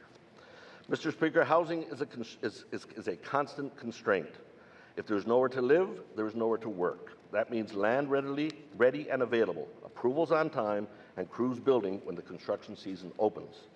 If people cannot live here, work here, or raise a family here, the economy does not grow. I want to speak directly about small communities. They are not a footnote in our economy, they are central to it. A quarry stalled by unresolved tenure is not a paperwork issue. It is jobs that are not created. A health cabin without reliable connectivity or stable staffing is not a minor inconvenience. It is a reason a family questions whether they can stay in a community. Missing the short summer construction window is not a scheduling slip. In the North, it costs an entire year. Readiness in small communities is practical and visible. It means gravel delivered on time, pads in place, reliable care, working internet, and flights that arrive when they should. When those basics are in place, people see a future for themselves here, not somewhere else. Mr. Speaker, on resource development, I will be direct. We need it. It pays for services and schools and keeps our communities viable. The world wants critical minerals and LNG. We have them. We also have the standards and partnerships to do it right. Investment goes where jurisdictions are ready. If we are slow, investors will go somewhere else. Mr. Speaker, execution is what will decide whether this moment becomes prosperity. Decide faster. Put cross-functional teams on priority files. Give them authority to clear barriers. Report progress monthly, in public. Fund training where vacancies are. Build houses where jobs are. Stabilize access to care that people can feel this year. Northerners do not expect everything at once. They do expect progress they can see and timelines that mean something. Mr. Speaker, we are hearing the government say that the status quo is no longer acceptable. Again, Mr. Speaker, on that we agree. The eyes of the country are on the North, and that matters. But alignment in words must now be matched by alignment in spending, timelines, delivery. That is the work before us. As we move through the estimates, here is what the regular members will be looking for. Land and permitting timelines that are measured and met, capacity in communities to move projects, primary health care access that is more reliable this year, training tied to guaranteed placements, and housing where work actually exists. Mr. Speaker, this budget points in the right direction, but does not yet meet the moment. Direction is not the same as delivery. This is not about good intentions, it's about speed, execution, and results. When decisions are slow, families pay. When capacity is thin, communities wait. When services are weak, workers leave. We can change that. Decide faster. Build capacity everywhere. Deliver the basics that keep people here. Then the economy will follow. Let's stop describing the moment and start delivering on it, Mr. Speaker. Thank you. Thank you, member from Nunavut Lake. Replies to the budget address, day 1 of 7. Member from Range Lake. Thank you, Mr. Speaker. New year, new budget, same problems. Here we go again. Mr. Speaker, we are in a moment, and it is a moment of unprecedented change in the world that we once knew. We've heard our Prime Minister talk about this, we've heard our Premier talk about this, we've heard the Finance Minister talk about this earlier today, and we just heard the Chair of the Standing Committee on Accountability and Oversight talk about it as well. And it is beholden on all governments in Canada to move to meet this moment, but in particular this one, because the systems that we've always relied on to save us when we are experiencing downturns just aren't there anymore. Mr. Speaker, our economy is shrinking, 10% smaller than devolution and pre-pandemic levels. That represents $500 million lost in GDP production. Mineral exploration is in decline and has been for some time. And not only is it in decline, but the alarm bells have been ringing on decline for quite some time, even longer than the more recent statistics, something we raised in this House with our Red Alert.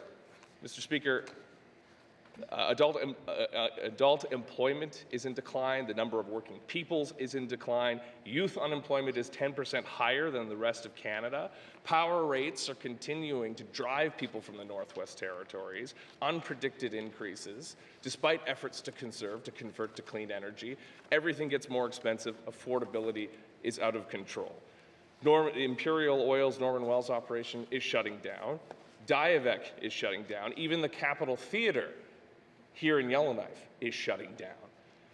When Northerners are surrounded by these obvious signs of concern, and not only concern of a real problem getting worse, they look to their government for support, especially in a territory where government services and government direction is crucial to leading the overall economy, and that leadership has been absent. Mr. Speaker, when I ask how many jobs this budget will create, or how much growth will it foster in the economy, I'm told, well, we don't know that right now. We'll have to look into it. It's more of a federal budget thing. It should be a this budget thing. It should be the top priority of this government, especially when we know the challenges facing the economy. The Yellowknife and NWT Chambers of Commerce are right in their open letter. Quote, our economy hasn't grown in more than 20 years. Well, every other province and territory has. This stark the stark reality is proof that what we have been doing for a generation has not worked, and continuing down the same path is not an option.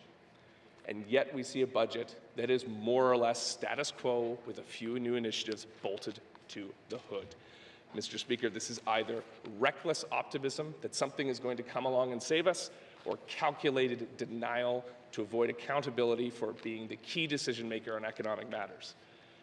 The future of this budget and the GNWT writ large is building amounts to a planned economy of public administration jobs supported by a thin service sector to support them. We do not need to diversify away from natural resources, which is the core, the stable foundation of our economy. We need to diversify away from government jobs. Mr. Speaker, through years of sessional statements, budget addresses, policy papers, and the like, the brain trust of this government has convinced many Northerners that the NWT is unable to chart its own course, too small to resist the pressures of national and international forces. How often do we hear from our constituents, from community leaders, from business owners, well, we know the government's broke. How do they know that? Because the government keeps telling them that. Mr. Speaker, we have more money as a government than any other government in the territory. That gives us capacity to do what no one else can, and we need to start realizing that capacity. Our government has successfully lowered Northerners' expectations of what it can deliver to the point where underachievement is the standard for results. That what limited and incremental progress we make is all that is possible. This is what is called the soft bigotry of low expectations. Once famously argued for racist systems of education that essentially said, we don't believe minorities are smart enough to succeed. This soft prejudice applies as well to the system that dominates our politics and traps ministers, MLAs, and public servants in the same cycle of unachievement. And this is simply not true. We are only as limited as we allow ourselves to be as the top decision makers for the territory. And these self-appointed limits are why the government moves so slowly to position itself to seize on opportunities to unlock our true potential. If I have an ideology, it's one that believes in the art of possible and the power of aspiration, that the possibility to use our talent, drive, and natural resources to push above and beyond our weight is possible. I believe in ambitious public policy and taking risks, even in making mistakes if it means achieving bigger, better things for the people we represent. But we're not seeing that from this, or indeed past budgets.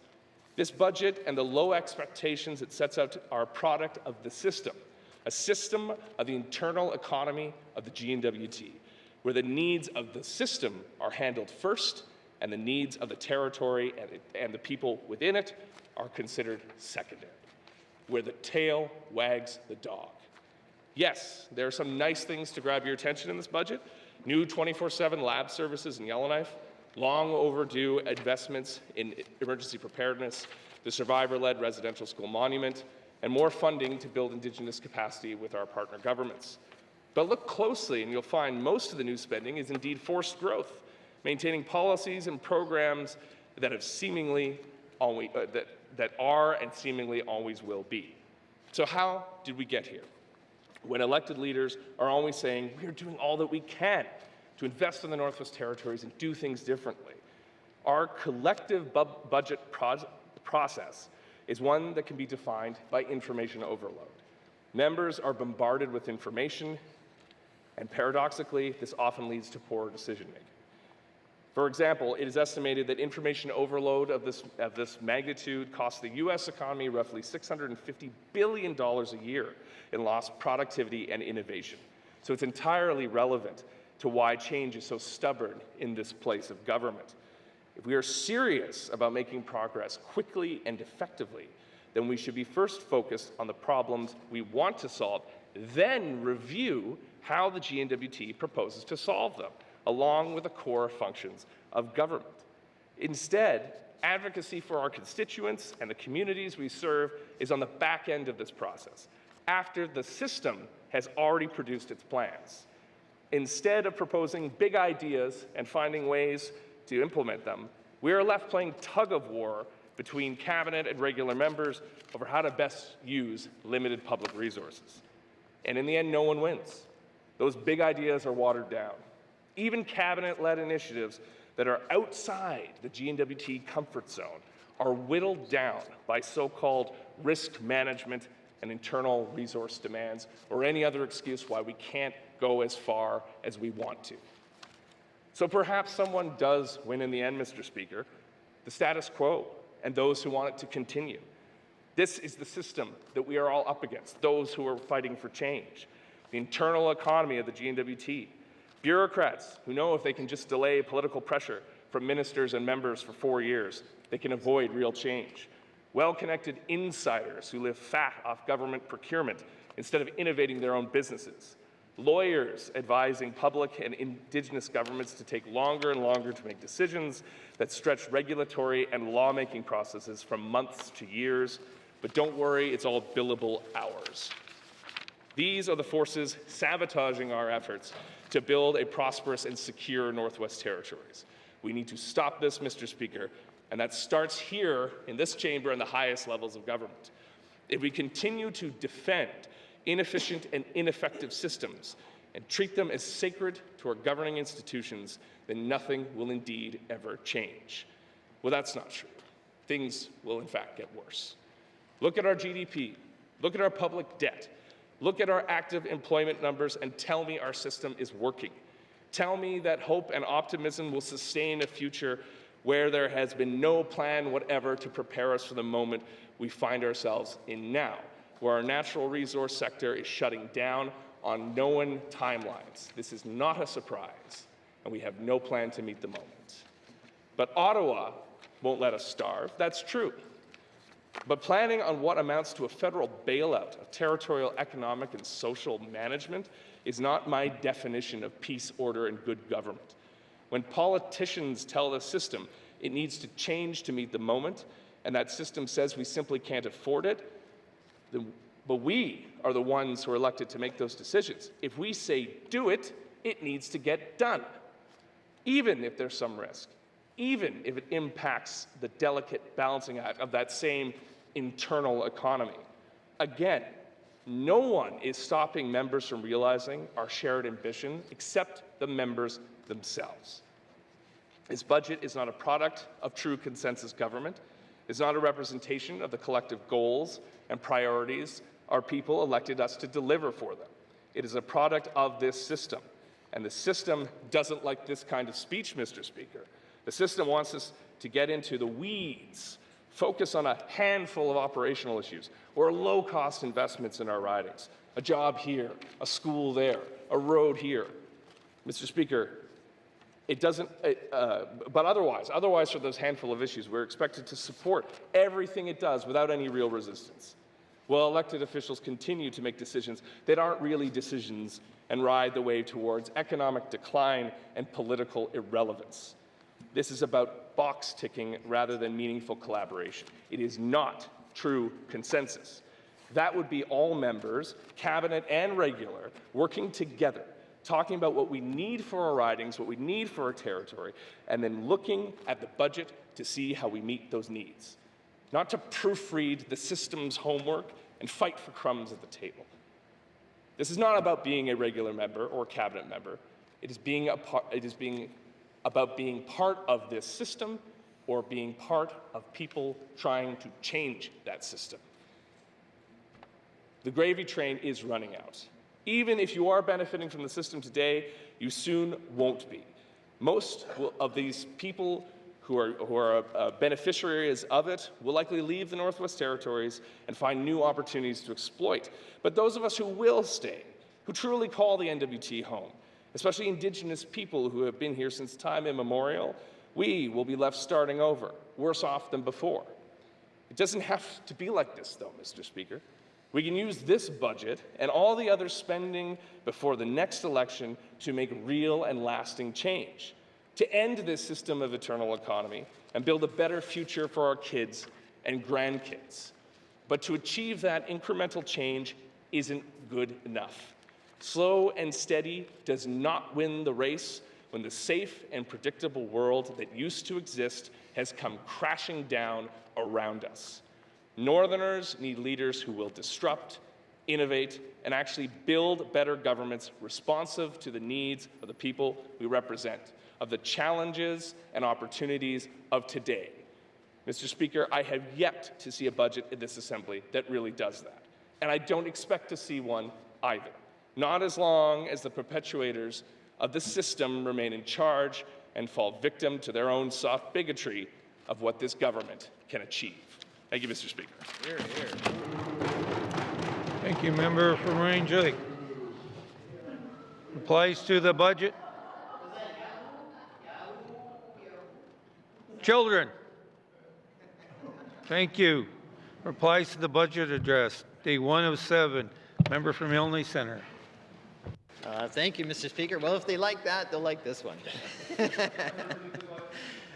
Exactly what I'm saying, Mr. Speaker. Mr. Speaker, keeping people dependent should have been the title of this budget address. Sadness and despair abound, Mr. Speaker. You know, when I look around, I think to myself, if I had written this budget, I would have taken a Doug Ford or a Wab Kinew approach. We'd be talking about how exciting times could be here in the North. We'd be talking about the rollout of the national defense spending that potentially is coming. I know it's not here yet, but we'd be talking about that. As a matter of fact, that'd be the first line, national defense spending. Thank God, or because frankly, we had no other idea how to save ourselves and close the budget. I mean, honestly, Mr. Speaker, opportunity and empowerment should be the speech. I actually decided to go and watch a couple opening addresses of other provincial speeches just to get a sense of tone. I mean, my goodness, Mr. Speaker, you can go coast to coast and how exciting they are about what an opportunity.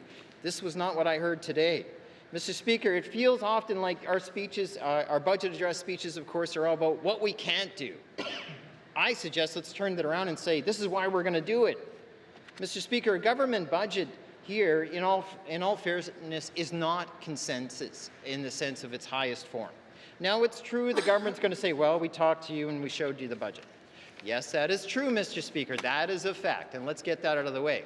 But showing up at minutes before midnight and saying, what do you think? I can assure you the tabled budget later today will be exactly what we were shown just, say, minutes before on the clock, as they say. Mr. Speaker, if it was true consensus, the finance minister and their cabal of expertise and knowledge people would be showing up and saying, what makes a difference from your view in the economy? How do you think we can empower people in the economy? How do you think we can get Northerners standing on their own, feeling good about where they are, where they're from, being part of the North, being part of the success of the North? Mr. Speaker, that would be true consensus about building budgets. We'd be having, whether it's a big conversation or a minor conversation in the fall, saying, here's some ideas to stimulate the economy, make people healthier, stronger, faster, just like the $6 million man, Mr. Speaker. Build them stronger, faster. Mr. Speaker, to be fair, it is a frustrating process. Often on this side of the House, it feels as if the government is so tone deaf when it comes to ministers showing up with their budgets. They say, well, it's 99.99% done. What do you think? Well, that's like a parent telling their kid, we're going to Disney World, tickets are booked, hotels booked, all paid for. What do you think? Well, of course, like there's no discussion. You're being told this is how it rolls out. Mr. Speaker, members need wins. I have told this Premier for over 807 days, members need to feel like we're part of the process. And telling us coming to us at the last minute and saying, what do you think, is not part of the process, Mr. Speaker. With 606 days approximately left in this term, Mr. Speaker, I suspect that trend will not change. I suspect the Cabinet will continue to decide who they're working with and who they're not working with. We have positive suggestions. Mr. Speaker, over a year ago, not quite 2 years ago, I was saying about the opportunity in national defense, and the Premier was saying, my goodness, they know where we are. Our budget should be fully rolled out saying how we're going to rise those occasions. That's why I rose yesterday to talk to the Minister of Lands saying, how are we going to dedicate ourselves to meet this rising potential investment? We're going to have a tsunami of investment. There's their hope. There's their opportunity. I can tell you, and I'm sorry, I wish it was in every single region, but I'm going to say, Inuvik, people are going to be eating, and they're going to be eating well because of that $5 million investment. Yellowknife, billions. See, I'm so excited. It's billions. Yellowknife, the region, is going to see $5 billion of investment. People are going to be eating. We need territorial programs. That's why I talked today. This budget should be focusing on other opportunities. As I tried to highlight, Kearney, says, I like multifaceted projects. We could be building our economy with the Sahtu through using the Mackenzie Valley Highway and tying that potentially, and I don't want to send the wrong message to people here, potentially asking Alberta, could we work and maybe find a corridor for their oil that's landlocked? It was a vision Bob McLeod, former Premier of the Northwest Territories, had. Could we tap into opportunities like that? Revive that, create economies. I mean, we wouldn't be building it. It'd be up to them saying we're open for business. Stuff like that brings economic opportunity from the Decho through the Sahtu, up into Mackenzie Delta area and Nuvik, even in Nunukput, where they'd put a facility to offload it. All of a sudden, we're talking about opportunities. Where are these in our budget, Mr. Speaker? Mr. Speaker, I would have liked to have seen in the budget address, although I wish Cabinet wouldn't sort of throw away its opportunities here. If the budget had said to me, well, and by the way, on page 4, we're going to squeeze in and name the Whitford building on the 50th Street, that would have made me happy. But, they offloaded their opportunity to make some choices to a committee. Well, this budget talks about this budget says, well, we're going to do boilerplate stuff, but nothing innovative or exciting. I have to be fair, Mr. Speaker. I got to say something nice, of course, about the budget. I do like the 24-hour lab services, and I think the cover picture is really nice. And that said, I would have liked to have seen and heard how the government is going to eliminate the senior envoy position and how they're going to respond to this so-called, everyone loves the 440,000 concierge service that picks someone up at the airport, drives them to their employment. Mr. Speaker, this budget could have been smarter with its resources under the Premier's office to say, if the need is people want to feel warm and fuzzy, we'll find someone to make them feel warm and fuzzy. Mr. Speaker, but no, this budget doesn't say that. It doesn't talk about efficiencies. Mr. Speaker, we could talk about stimulating the community economy. I think as my colleague from Inuvik had pointed out, he said it takes too long to transfer land if you even get land. The City of Yellowknife constantly talks about how they have businesses and development wanting to spend money here.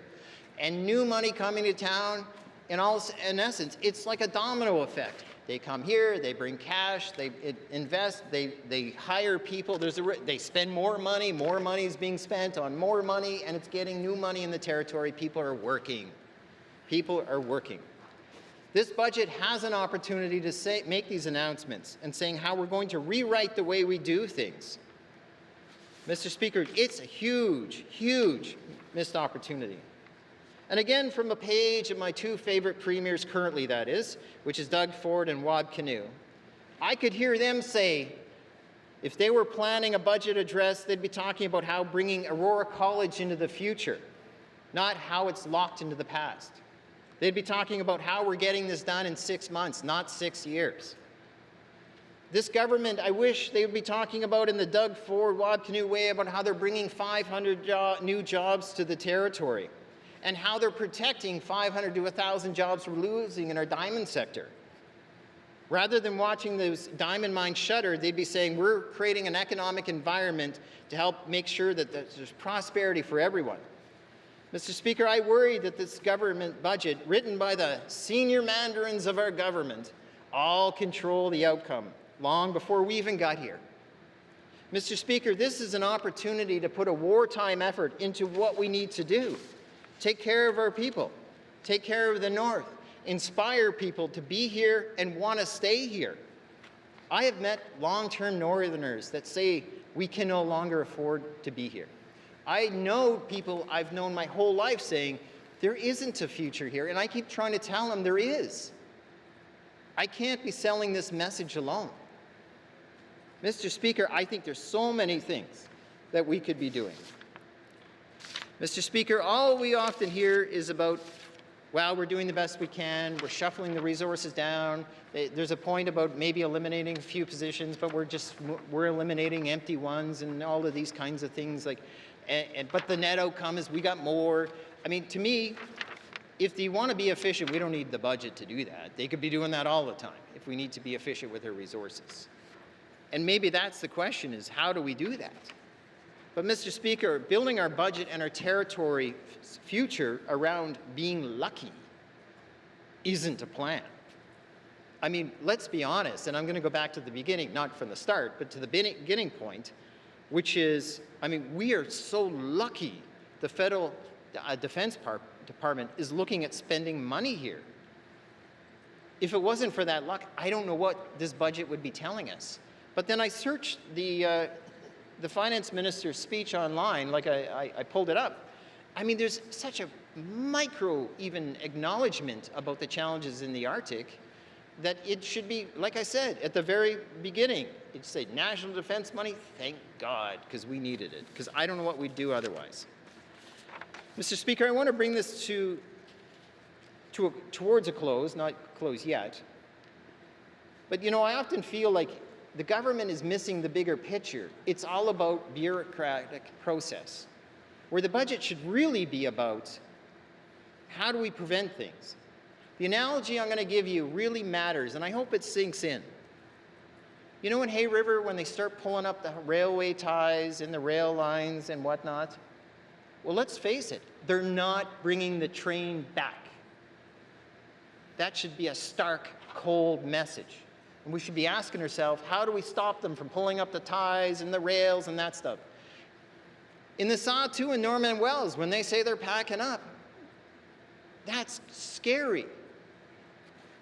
So we should be talking about how do we resurge excitement in our economy. And this is the one time a year we can do this, by saying we're going to tap into the public sector. The GNWT isn't going to try to cannibalize their employment and expertise for the fact is, oh, we just have to fill a few jobs. We should be doing the reverse, finding ways to stimulate them. I mean, look to the east, look to the west. The economies are on fire.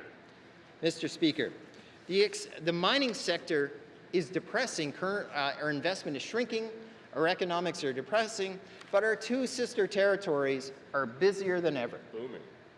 So why isn't the government, through its strategy, saying here, this budget is going to be focused on how we revive the mineral sector? That is going to be the way to get us out of this death spiral of financial woe. Mr. Speaker, we are going to use this budget to empower people, to get more people off social assistance into jobs, to become contributors. And I want to be clear, I believe in being contributors. Now, that doesn't mean everybody has to do exactly the same as everyone else, but we're all a team, top to bottom, north to south. We all have to work together. Mr. Speaker, this government should be talking about, you know what, the Tallston may or may not be coming. It's so far away. When we hear, oh, the economics of bringing power to lower the power and cost of living in the Northwest Territories really could be coming from somewhere like High Level, maybe through a P3 project. You know, there's better ways or maybe different ways. And to be clear, when I got elected in 2003, we were talking about the Tallston then. That's 23 years ago. So much has passed. My goodness, we could have built the line to High Level 2 or 3 times and back. And I'll tell you, the fact is that if the Yukon says it's smarter to bring power in from BC, maybe we should be asking ourselves the same question. Mr. Speaker, in closing, I want to point out that this budget is short on vision and high on maintenance. And status quo seems the way to go. But all I know is, if this was a Doug Ford budget, if this is a Wab Kinew budget, we'd be hearing about how they roll out the red carpet and saying, we are going to rise to industry needs that bring money, bring jobs, bring investment, bring opportunity. But no, we missed the opportunity of this budget to be selling big projects. And I look to Premier Tim Houston of Nova Scotia, and when they say they want to do projects, they put the fullness of effort into it. I've seen their Win West proposal. It's sell, sell, sell an opportunity. This budget so far is safe, safe, safe, and hopefully nobody will move and nobody will get hurt. Thank you, Mr. Speaker. Thank you. Member from the Illinois Centre. Replies to the budget address day 1 of 7. Replies to the budget address day 1 of 7. Acknowledgements. Acknowledgements. Colleagues, we're going to take a short break to give the translators a break because we're going into oral questions and then we'll be going there. So we're going to have a short break. Thank you.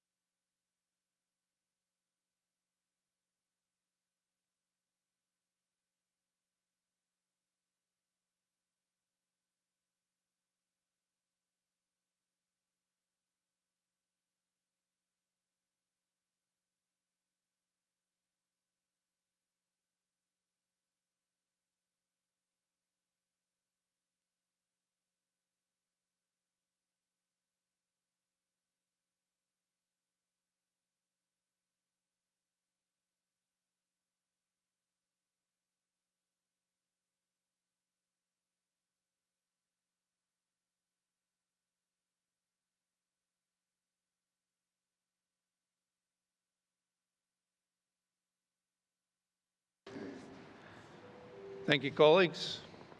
Oral questions. Oral questions. Member from Great Slave. Oh my goodness. Thank you, Mr. Speaker. Mr. Speaker, today my questions are for the Minister of Finance on a different topic. I have been advocating in the background for a more streamlined liquor licensing process for special events. So, Mr. Speaker, can the Minister tell me if a cohesive package that includes both liquor permitting and occupancy load permit processes for special events is going to be launched on the spring timeline that the Minister previously referenced last October? Thank you, Mr. Speaker. Member from Range Lake, Minister of Finance.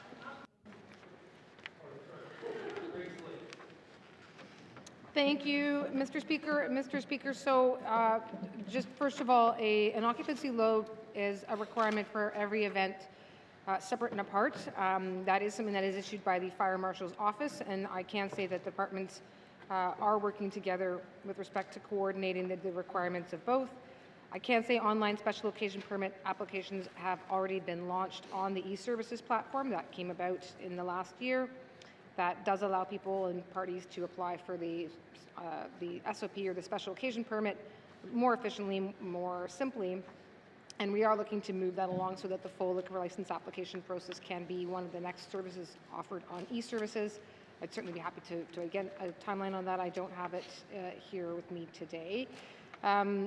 And beyond that, Mr. Speaker, there is, as I said, there's work happening on a single application process, but I wasn't able just today to get a final deadline as to when that's going to be happening, but I will certainly endeavor to do that and can report it back to the House. Thank you.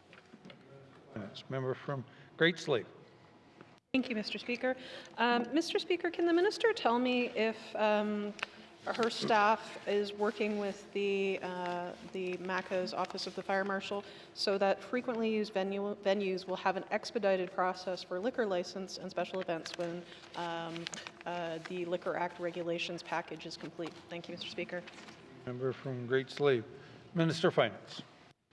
Yes, Mr. Speaker, is short answer. So the Department of Finance has worked with the Office of the Fire Marshal on this. But in doing so, actually, it's come to our attention that the Fire Marshal's office is looking to develop a more pre-established occupant load process across the board, not only for liquor licensing, though it will benefit the liquor licensing process as well. Thank you. Final supplementary. Member from Great Slave. Yes, thank you, Mr. Speaker, and thank you to both the Minister and MACA for that. Mr. Speaker, can the Minister elaborate if any other simplification of licensing and permitting under the Liquor Act is contemplated with changes to the regulations, and if so, which ones will be a simplified process compared to what it is now? Thank you. Thank you, Member from Great Slave. Minister of Finance. Yes, thank you, Mr. Speaker. There was a couple of items I could speak to. One specifically is to try to reduce the number of times that either entities or organizations, businesses that have to frequently request can stop having to do that on a repeated basis for when they're doing the same event every month, for example, that they can reduce having to go back almost on a continuous basis. And secondarily, and perhaps related, when there's an event happening in an already licensed premises, Mr. Speaker, we're looking to reduce having to do to have to come back and do a licensed occupancy load, but that we can just use the load that's already known for that premises. So a couple of small changes, but for the folks that require this repeatedly, Mr. Speaker, hopefully significant. Thank you. Minister of Finance. Oral questions. Member from Range Lake. Thank you, Mr. Speaker. Mr. Speaker, as I said in my member statement, there's a real need for child and youth advocate in the Northwest Territories. I'm hearing from foster parents and biological parents in the system that in many cases there's a revolving door of social workers. Some of foster families have 4 social workers in 1 year. Some have no contact with the kid's social worker for an entire year. They feel like they've been set up for failure, wrong information given, miscommunication. It's always their fault, Mr. Speaker. And when they complain, their homes get shut down. Will the minister responsible for the social services system, the child and family services system, support the establishment of a child and youth advocate in the Northwest Territories? Thank you, Member from Range Lake. Minister of Health and Social Services.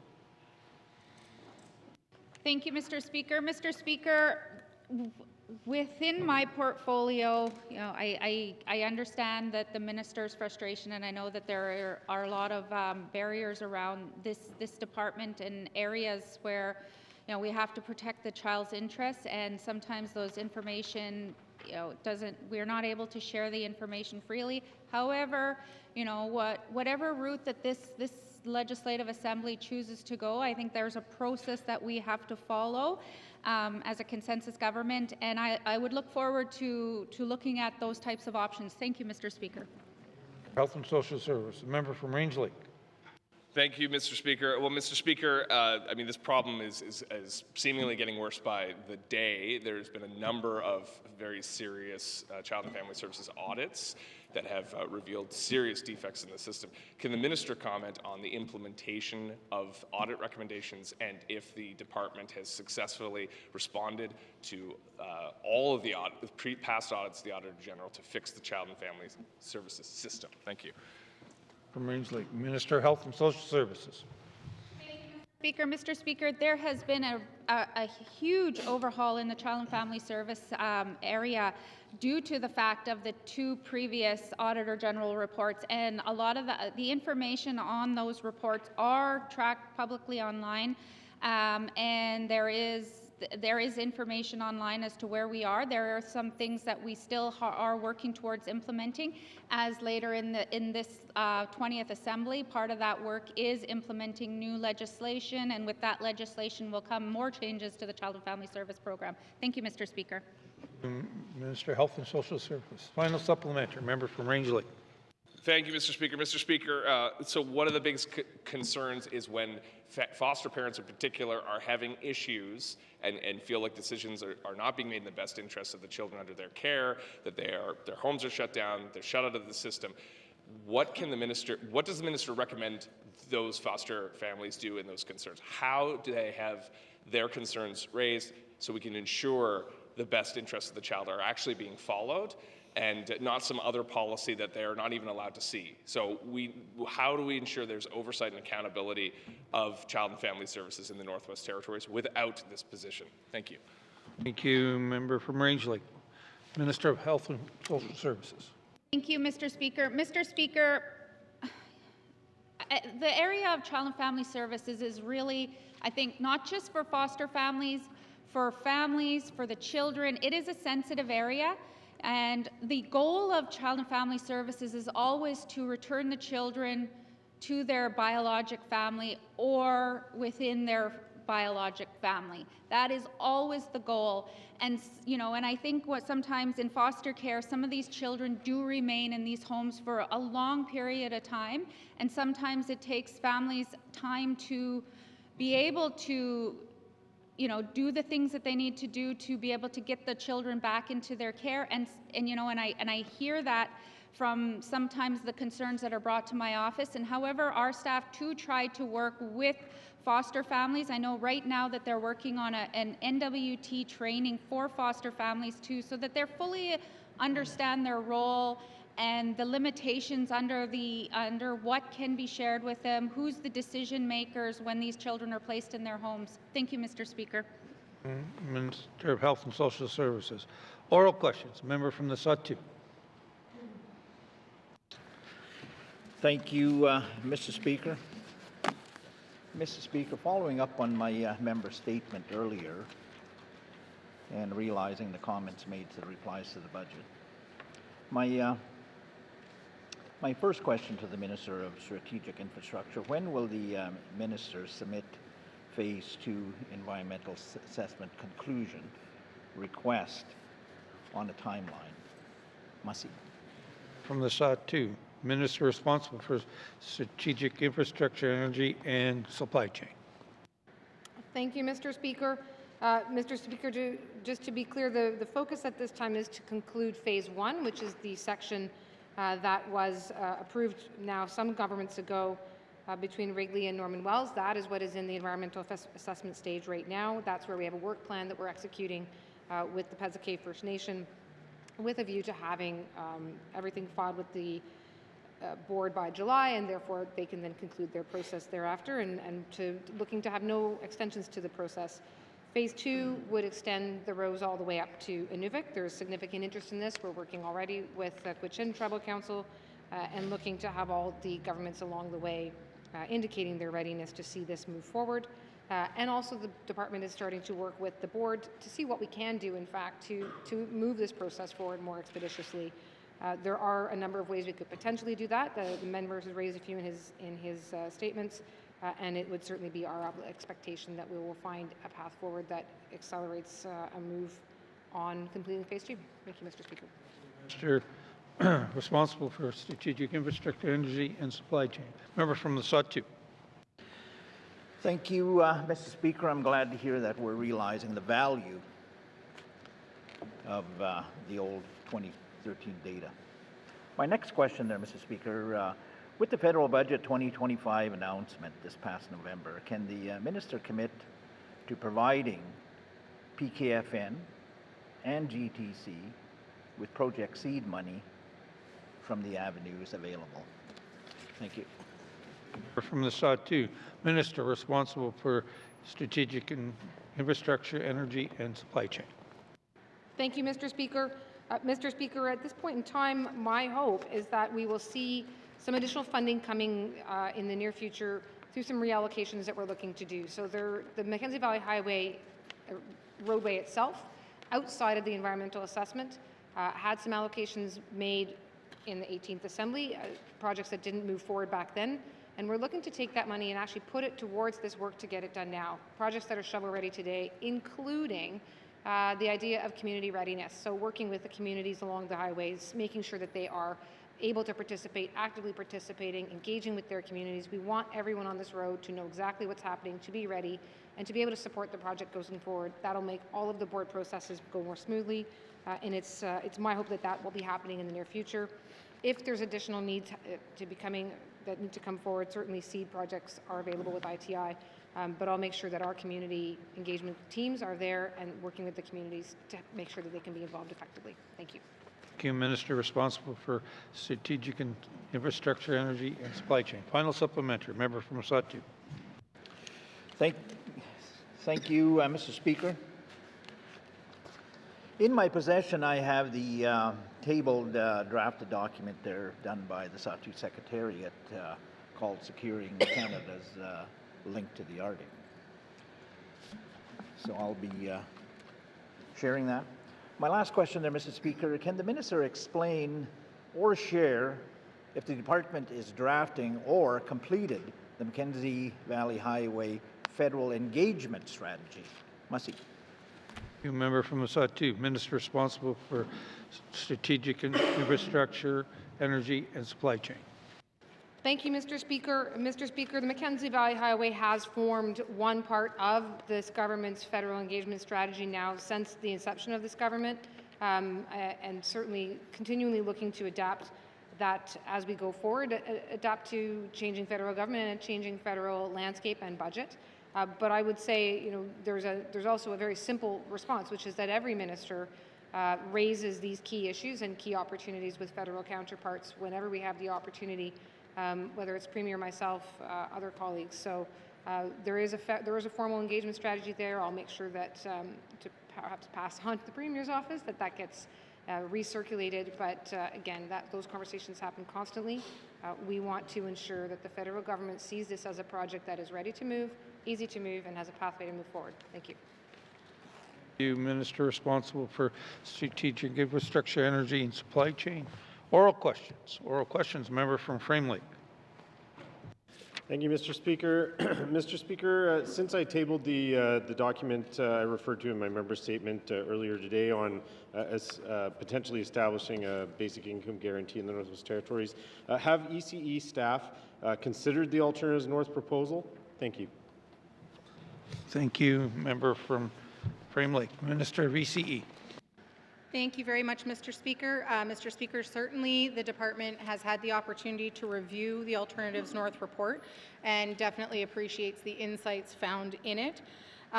It certainly is worth stating that in the last little bit here, Income Assistance has increased its investment in its programs through the income security programs by $5 million as well. Thank you. Minister of Education, Culture, and Employment. Member from Frame Lake. Thank you, Mr. Speaker. So I'm glad the department has looked at it. Mr. Speaker, as I noted in my member statement, the report speaks to turn down thresholds and ensuring income support does not disincentivize work. If I had more time for my statement, I would have mentioned this is something that's happening to constituents of mine. Will the minister commit to reviewing the report and the recommendations in it and potentially changing our turn down thresholds to decrease the amount of disincentivization that's going on? Thank you. Member from Frame Lake, Minister of Education, Culture, and Employment. Thank you very much, Mr. Speaker. So, Mr. Speaker, as part of the review to the income assistance policies and legislation regulations was the ability of residents to actually keep more earned income, as well as increasing what qualified for unearned income. So there is an ability of residents to keep up to $350 a month of unearned income, and then for earned income, so that would be as a source of employment, it's $500 plus 25% of their paycheck. So there is right there up to $850 plus that residents are incentivized to earn through other mechanisms, including through employment. There's also direct connections from income assistance to things like training opportunities, things like pathways to employability programming, programming like our student financial assistance that leads to diplomas and certificates and degrees. And so certainly wanting to make sure that we're increasing those pathways for residents for the type of opportunities they're looking for. Thank you. Mr. Education, Culture, and Employment. Final supplementary, member from Frame Lake.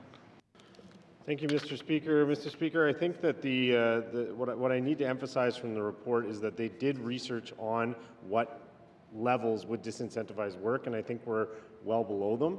And so that's where I think the report could be valuable. And really, Alternatives North was recommending that the government build upon this research. It's a beginning, not an end that they're suggesting. So would the minister commit to reviewing the report and the recommendations, building upon that research, and coming back to the Assembly with proposals for changes to income support that would help it stop disincentivizing people from pursuing gainful employment? Thank you, Mr. Speaker. Member from Frame Lake, Minister of Education, Culture, and Employment. Thank you very much, Mr. Speaker. Mr. Speaker, we are always, as a government, so not just education, culture, and employment, looking for ways to incentivize employment and create opportunities.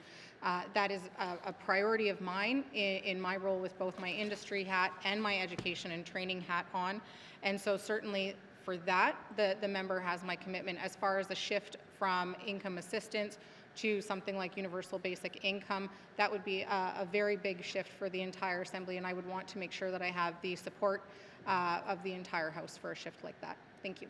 Thank you, Minister of Education, Culture, and Employment. Oral questions. Oral questions. Member from,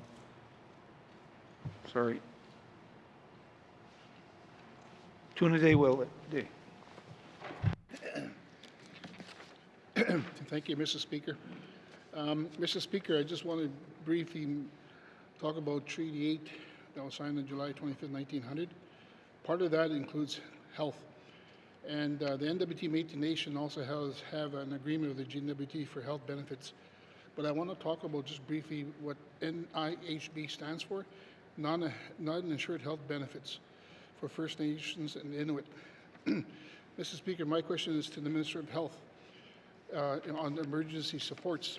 In case of serious medical emergencies, when patients require a family escort, but NIHB approvals are delayed, particularly on weekends. My question is, I'm not sure how long this agreement has been in place, but why has the minister not established a contingency emergency fund to cover off escorts, flights, and accommodations on the interim so families are not left out without support or stranded on the streets? Thank you, Mr. Speaker. From Tuna Day Willet, Minister of Health and Social Services. Thank you, Mr. Speaker. Mr. Speaker, we are currently working with NIHB to establish, to try and come up with what their criteria that they're using. However, those conversations are ongoing. When there is a medevac, this is where it comes complicated, because if it was when it's a scheduled appointment within non-insured health benefits, We also have our medical travel benefits that are for scheduled travel. So we are able to, look at those within both of the rules under that and approve and use our exception area. When it becomes a medevac, this is where the GNWT does not have a policy that covers escorts under that. So it's usually NIHB clients that can put in for an escort through that process, but NIHB is the approver of those exceptions. They will not delegate, they have not delegated on all the years that we've administered that program. They will, and they have not up until this time. We are currently in conversations with them right now to be able to do that. However, when there is these circumstances in place, we try our best to reach out, and sometimes, if we're able to, we can get a hold of somebody. Other than that, it ends up we're at the mercy of them to do the approval. Thank you. Minister of Health and Social Services. Member from Tuna Day Willety. Yeah, thank you, Mr. Speaker. And when the treaty was signed, it talks about as long as the sun shines, river flows, and grass grows, the spirit and intent of the treaty is alive and well, and it was done with the Crown. But, Mr. Speaker, right now, the policy of this government is overriding our treaties. So my question is, if the minister is unable to develop policies that uphold treaty rights and prioritize the health and well-being of Indigenous people, on why should Indigenous governments trust the minister and her government to administer NIHB on their behalf? Thank you, Mr. Speaker. Willety, Minister of Health and Social Services. Thank you, Mr. Speaker. Mr. Speaker, medical travel is probably my top priority. What I've spent 2 years working on so far is majority of the time it's meeting with Indigenous communities, hearing from Indigenous leaders at the Council of Leaders, traveling with Indigenous leaders to Ottawa to explain the needs of the residents in the Northwest Territories. Many of the issues that rely around what we hear comes to the escort piece. When it comes to Indigenous people needing access, that access is always there for them. There is no limitations on them getting insured services through it. It's when we have to fall to the NIHB policy. GNWT only administers their policy, has to follow their rules. Those funding pots that come from them is how we administer that. In other jurisdictions in Canada, the governments don't run those, they go directly, and so what it is usually in provinces that have road systems, which we don't, and we understand that, so that's why it's important to us to administer this, so that it's not on the backs of the residents when they're actually needing any travel. They have to pay for it up front and then submit reimbursement. So we in the GNWT have been administering so we can cover those costs, but we have to make sure that we follow within the boundaries that we're given so that we can get the approvals to pay for those. Right now, as released today, we spent $80 million in this government on medical travel last year. $80 million, 36% increase last year on escorts alone. So those are some of our most recent numbers we are doing these things, but we just have to make sure that we are within what we can spend. Thank you, Mr. Speaker. And Social Services. Final supplementary. Member from Tuna Day Willety. Yeah, thank you, Mr. Speaker. Mr. Speaker, again, the policies of government, and especially in health, are continuing to override our treaties. My question to the minister is, and I never heard an answer from her on this, is that since we are delivering NIHB program from the federal government of Canada, we still have people falling through the cracks in the system, and that can be left on the streets. My question to you is, can we, or can this government commit to creating a contingency fund in the event of an emergency, that so we don't leave our people on the streets? Thank you, Mr. Speaker. We're from Tuna Day Willety. Minister of Health and Social Services. Thank you, Mr. Speaker. Mr. Speaker, within the medical travel policy, no person should be left on the streets. However, the process is that when people travel, there is an approval process. So if they're traveling out for medical, they need to be referred through medical process, and that needs to be approved through medical travel before they travel. When escorts travel, you know, sometimes, yes, it's last minute, but if they're not approved, then it may not meet the criteria. And so how we come up with that criteria is what we're trying to look at. We're almost in completion of phase 1 of our medical travel modernization.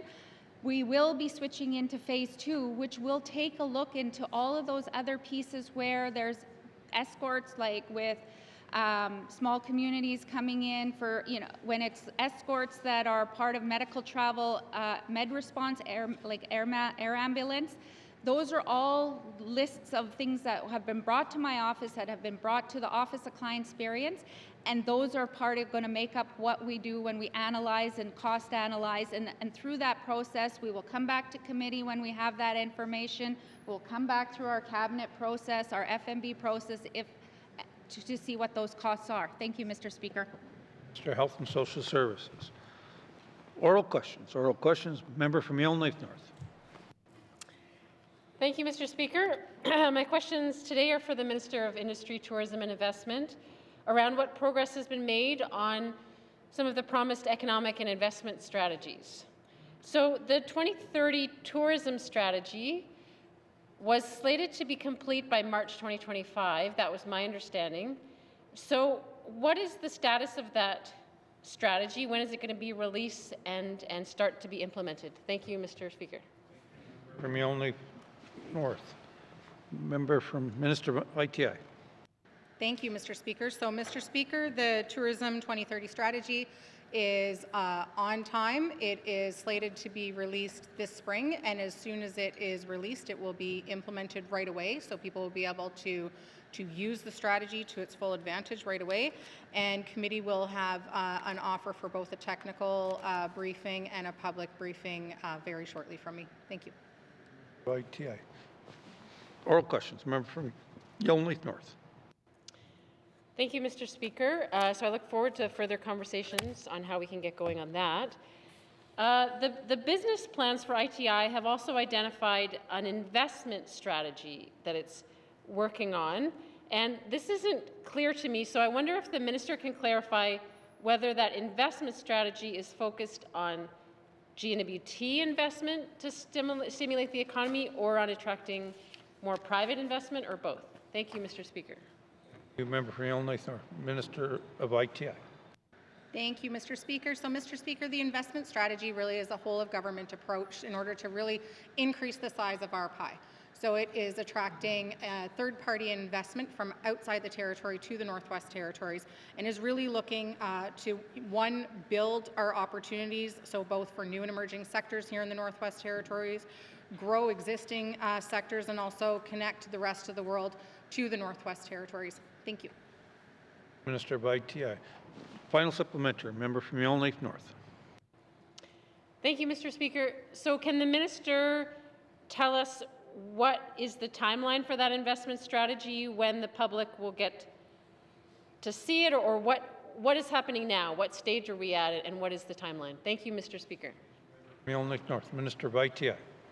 Thank you very much, Mr. Speaker. So our first step is to finalize our economic vision and have this strategy really feed into that and ensure that what we're doing beyond that aligns.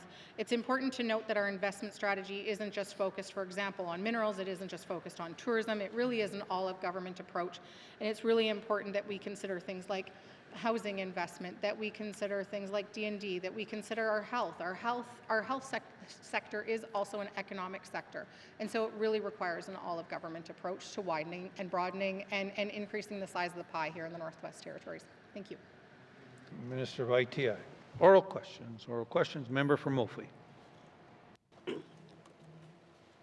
Mr. Speaker. Mr. Speaker, my questions are for the Minister of Education, Culture and Employment. Mr. Speaker, seniors on fixed incomes in our small communities are telling me that the current income threshold for the seniors' home heating subsidies and other programs as well is simply too low to reflect the real cost of living. Will the minister commit to reviewing the income threshold to ensure it better aligns with the true heating costs faced by seniors in smaller communities? Thank you. Member from Mophie, Minister of Education, Culture and Employment. Thank you, Mr. Speaker. Mr. Speaker, I have to thank the member for Montfouille because of her advocacy over the course of the last year. This work was done, and this is our first winter with reset and augmented income thresholds for the seniors' home heating subsidy. Thank you. Education, Culture and Employment. Member from Mophie.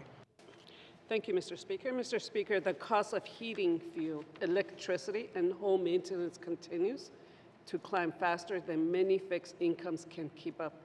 Can the minister commit to introducing an automatic cost of living adjustment to the subsidy income threshold so elders are not left behind when northern cost of living rise year after year? Thank you. Education, Culture and Employment.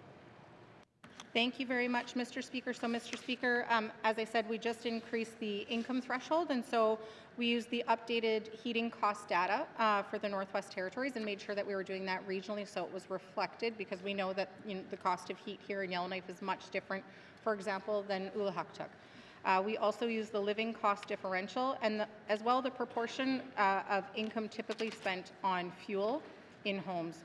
In addition, Mr. Speaker, for the subsidy rate itself, we were able to use updated fuel consumption data, fuel price information, and then because the intent of the policy is to subsidize the cost up to 80% of the total cost, we also made sure that it was brought up to be reflective of the goal of the policy. Thank you. Minister of Education, Culture and Employment. Final supplementary. Member from Mophie.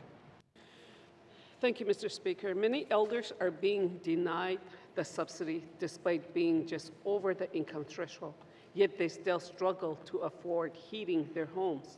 Will the minister consider creating a hardship provision or flexible reassessment process for seniors who narrowly exceed the threshold but clearly face heating insecurity? Thank you. Thank you, Member from Mophie.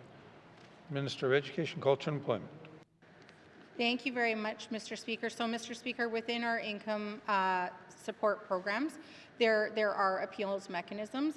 And in addition, what we found with the new income assistance for seniors and persons with disabilities is that many people that were on the seniors home heating subsidy have actually transitioned into the income assistance for seniors and persons with disabilities, where 100% of their fuel costs are covered within that program. So there may also be instances where people are in the wrong program and actually can work with their client navigator to make sure that they get put into the right program as well. Thank you. Thank you, Minister of Education, Culture and Employment. Oral questions. Oral questions. Member from Mackenzie Delta. Thank you, Mr. Speaker. My questions is to the Minister of Justice surrounding my member statement. The Missing Persons Act is supposed to improve dialogue between the authorities and the families of these missing persons. I don't understand at this time and age how discrimination-like behavior can be allowed to take place. Are you or your department aware of the incident between the RCM member from Fort Smith and Ms. Kalenic, and if so, what's being done to rectify the situation? Thank you, Mr. Speaker. Thank you, member from Mackenzie Delta. Minister of Justice. Thank you, Mr. Speaker. Mr. Speaker, as the minister, I'm not directly involved in the process within the RCMP. They're at arm's length from us. Having said that, there are a number of initiatives that the RCMP partake in the Northwest Territories when it comes to, addressing issues and improving the relationships with Indigenous governments and Indigenous people all across the NWT. The commanding officer here at G Division has made mandatory that all of the officers take the GNWT training on cultural awareness. There is an initiative as well at the federal level that's Canada-wide that the members take appropriate training. RCMP are also required to take the Northern History course, Indigenous cultural awareness and sensitivity training. And, I think it goes without saying that we need to ensure that the RCMP members are delivering services to the people of the Northwest Territories in a respectful, culturally respectful, and very respectful way. Thank you, Mr. Speaker. Minister of Justice, member from Mackenzie Delta. Thank you, Mr. Speaker. Is the minister willing to meet with the superintendent of the G Division and look at how this case has, or this incident has taken place and what's being done to bring some clarity and some comfort to Ms. Kalanick? Thank you, Mr. Speaker. Thank you, member from Mackenzie Delta. Minister of Justice. Thank you, Mr. Speaker.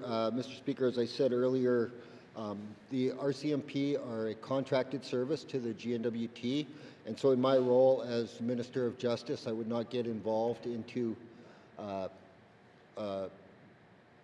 HR-related matter if there's an identified issue.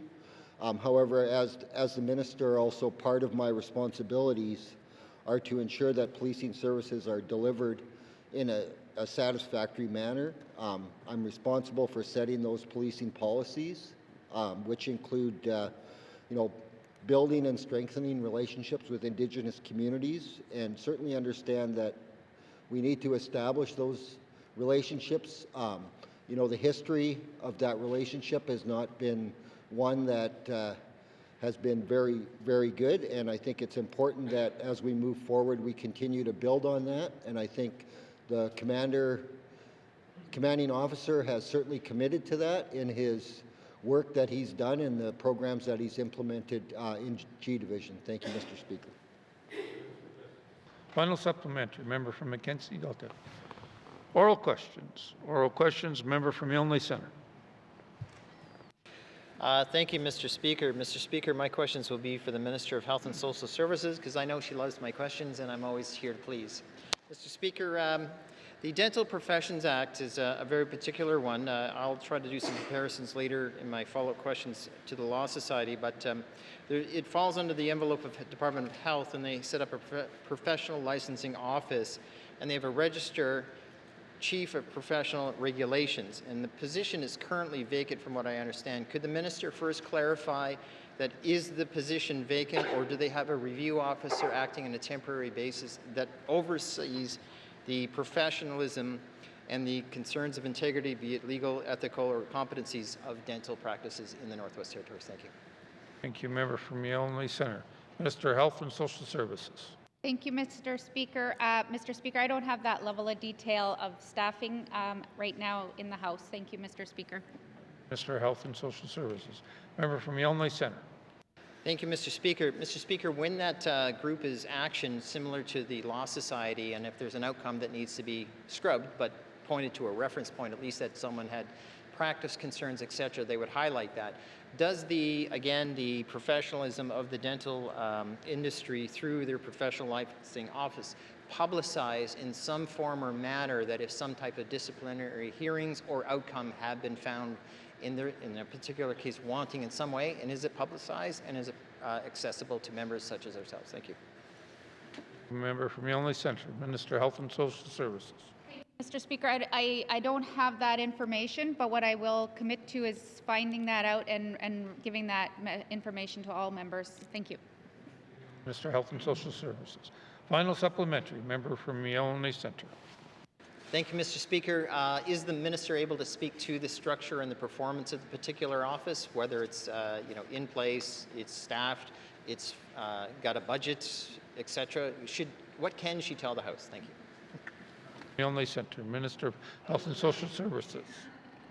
Thank you, Mr. Speaker. As I have many briefing notes in front of me, and that's not one of the ones that I have offhand, so I won't be able to answer the question today, but I will provide an answer. Thank you, Mr. Speaker.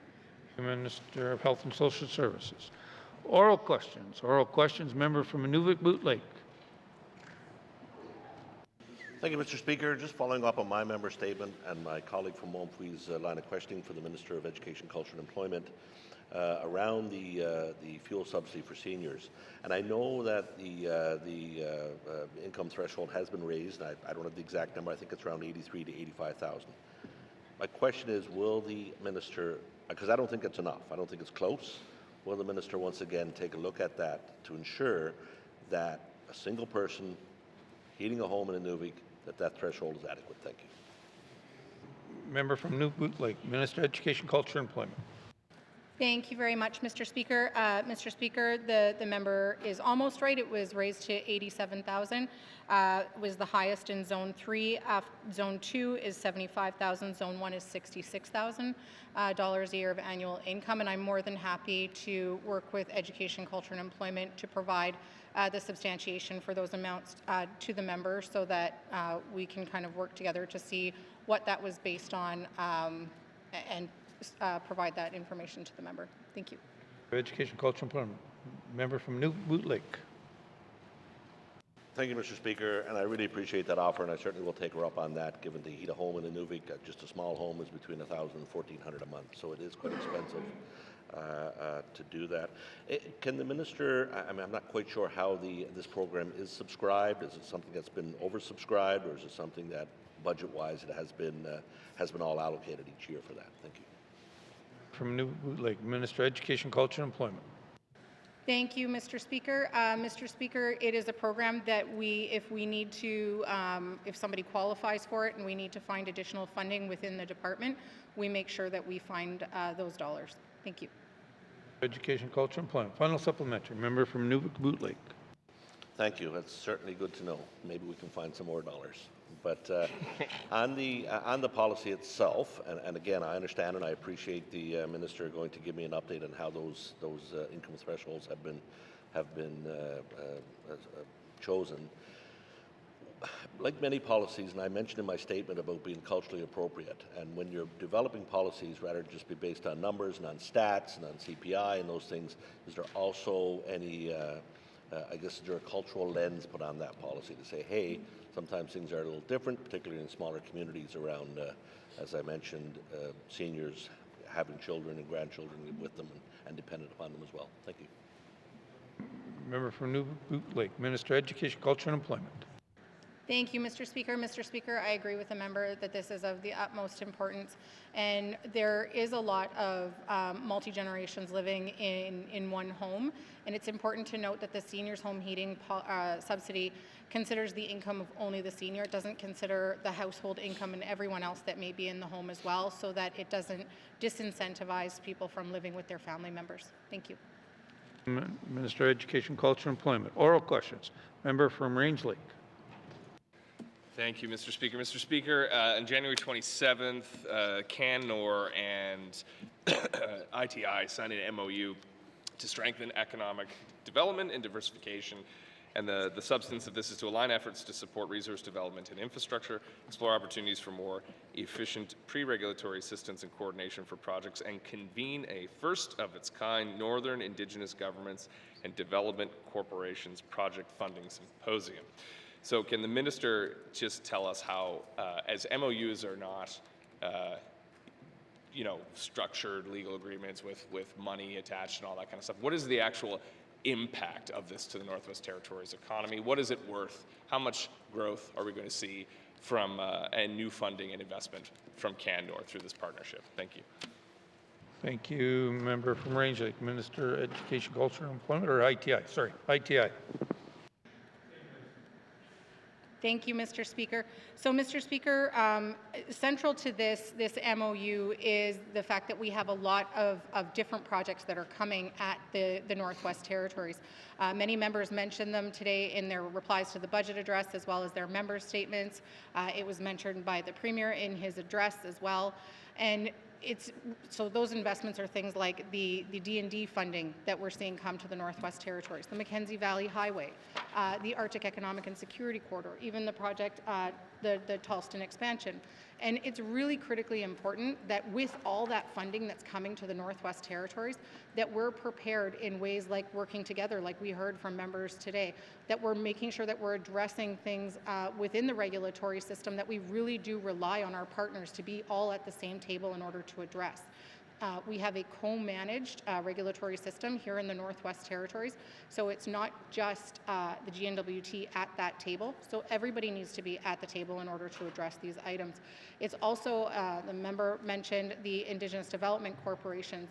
It's also about relationships with industry and making sure that we're aligning ourselves both as government to industry partners, government to government partners, but also industry to industry partners. And what role do we all play together in making sure that we're capturing these opportunities and being able to leverage other pieces of funding in order to make those work? For example, the labor market agreements. How do we make sure that those are very purposefully working with our partners at the table to capture these economic opportunities that are coming our way? These conversations are very much already underway, and this is a very exciting time for the Northwest Territories. Thank you. Thank you, Minister of ITI. Member for Range Lake.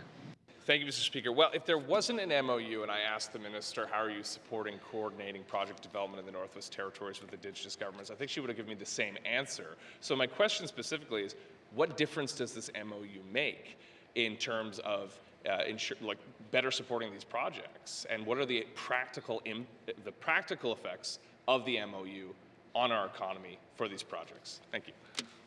Minister ITI. Thank you very much, Mr. Speaker. Mr. Speaker, I can say I want these people at the table all I want, but now I can say they are at the table. Thank you. Minister of ITI. Final supplementary. Member for Range Lake. Well, is it the table of the symposium or the table going forward? Like, I'm trying to get a sense of what the MOU actually produces in operational terms, I guess. Is there a timeline or a schedule to look like? Are they contributing pots of funding? Like, what is it beyond a piece of paper and a great agreement? I support this kind of coordination, but what I'm trying to get at is what is the real investment? Because I like to see announcements at Roundup. I like to see announcement everywhere we go, but I'd like to know what they actually mean in practical terms, because when you create these kind of expectations that this is going to achieve a lot of results, and then we're still asking, hey, what that MOU mean at the end of the day, especially when our chambers of commerce are asking. So can the minister give me a clear picture of how this is going to change things in the short to medium term as the MOU runs its course, so we can see some more progress on these projects and more growth in the territory? Thank you. More growth. Minister of ITI. Thank you, Mr. Speaker. Mr. Speaker, this means that we're addressing things like duplication. It means that we're addressing things like gaps. It means that I'm sitting down with people like the parliamentary secretary for Canmore, which I just did on Friday, less than a week ago, to have conversations about what is next, how do we implement this, how do we work together, and also being able to sit and have very meaningful conversations around scopes of information requests, being able to have conversations around filling board appointments that are things that were brought forward to this cabinet by committee for the Standing Committee on Environment and Economic Development. So it's taking the words from this whole House, not just cabinet, but also regular members, and bringing them forward to our partners that we need at the table in order to make those things happen. So it's not just talk, we're actually actioning things, and we need to do this right now because there's such an opportunity in front of us for the entire territory, and we are meeting the moment. We don't want to lose this opportunity. Thank you. Education, Culture, and Employment. Oral questions. Oral question, member from Frame Lake. Thank you, Mr. Speaker. I wanted to follow up a bit further on the earlier questions I was asking. The minister mentioned at the end of her final answer about establishing a basic income guarantee program throughout the NWT. I would just say that that's not really what the report was asking for. What the report was asking for is a basic income guarantee pilot, which is a very different thing. And I want to encourage the minister, I want to encourage cabinet to try new things. I think it's pretty clear that income support isn't working. Would the minister commit to establishing a basic income guarantee pilot program in the NWT? Minister, Education, Culture, and Employment. Thank you very much, Mr. Speaker. Mr. Speaker, an investment like this, like a pilot, would require approval of significant dollars that would have to first be approved in this House. Thank you. Minister of Education, Culture, and Employment. Member from Frame Lake. Thank you, Mr. Speaker. I mean, I would be happy to approve whatever funding is needed if it was brought forward as a proposal. So again, I would just ask, I mean, what I'm trying to encourage the minister to do here is have a look at the report, consider the possibility of establishing a pilot. It doesn't have to happen in this budget, but I'm just wanting us to move towards change, move towards trying new things. Would the minister consider looking into it? Thank you, Mr. Speaker. Member from Frame Lake, Minister, Education, Culture and Employment. Thank you, Mr. Speaker. Mr. Speaker, I definitely want to be responsive to this entire House and what people want to accomplish together. I will say that universal basic income is typically an unconditional benefit, and I'm hearing lots of desire to see conditional benefits brought back to this House. And so I think it's really important that before the department goes away and does a tremendous amount of work, that everyone is on the same page and is that the majority supports something of this nature. So I think that is an important first step. Thank you. Minister, Education, Culture and Employment. Final supplementary.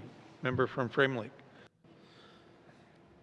Thank you, Mr. Speaker. Mr. Speaker, I would just note that the report itself speaks a lot about disincentivization of work, like we've talked about in the House. And so I think absolutely we all do need to agree on the direction that we're going, and I hope through conversations that we can do that. But what I'm trying to encourage the minister to do here is take some research that's been handed to the department and use it to help improve the program we've got and think about new programs that could be brought in. So I'm just hoping the minister will take what I'm asking for here and just understand that I am looking for them to consider it and bring forward consideration of it as we continue the conversation. Thank you, Mr. Speaker. Member from Frame Lake, Minister, Education, Culture and Employment. Thank you, Mr. Speaker. Mr. Speaker, I'm always open to new ideas. I'm also always open to ideas that really inspire and support people to the member mentioned opportunities to re-enter the workforce. That's why we have that reintroduction or increase rather of earned income. I'm also looking at other mechanisms to work with very specific employers and very specific communities that are willing to look at actually bringing people on and supporting them up to thresholds as kind of a re-entry and getting their first step back into the workplace or into the workplace for the first time. And so really working with residents and addressing some of the concerns that they have about entering the workforce and potentially losing their income assistance, and that can be very scary for residents. And so I think it's really important that we work with residents, and sometimes those are big steps and sometimes they're smaller steps, but every step matters. And so my answer is absolutely yes. I'm always happy to consider new ideas. I'm always happy to read reports. I have read this report, and certainly happy to continue this conversation with the member as well. Thank you. Education, Culture, Employment. Oral questions. Member from Tuna Day, Willowday.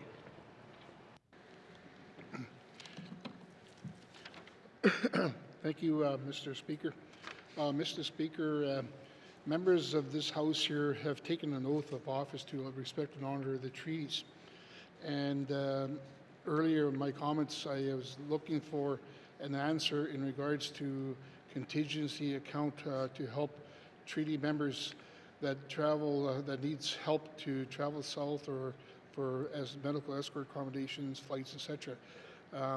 I never heard back. I mean, the minister didn't come out and say that she will look at developing a contingency account to help our treaty members. My question to the minister is, is she willing to set up a contingency account to help treaty members and Métis members? Yes or no? Thank you. From Tuna Day, Willowday. Minister of Health and Social Services. Thank you, Mr. Speaker. Mr. Speaker, when we create different processes throughout our consensus government, those that are going to be allocating dollars, those have to go through our financial process.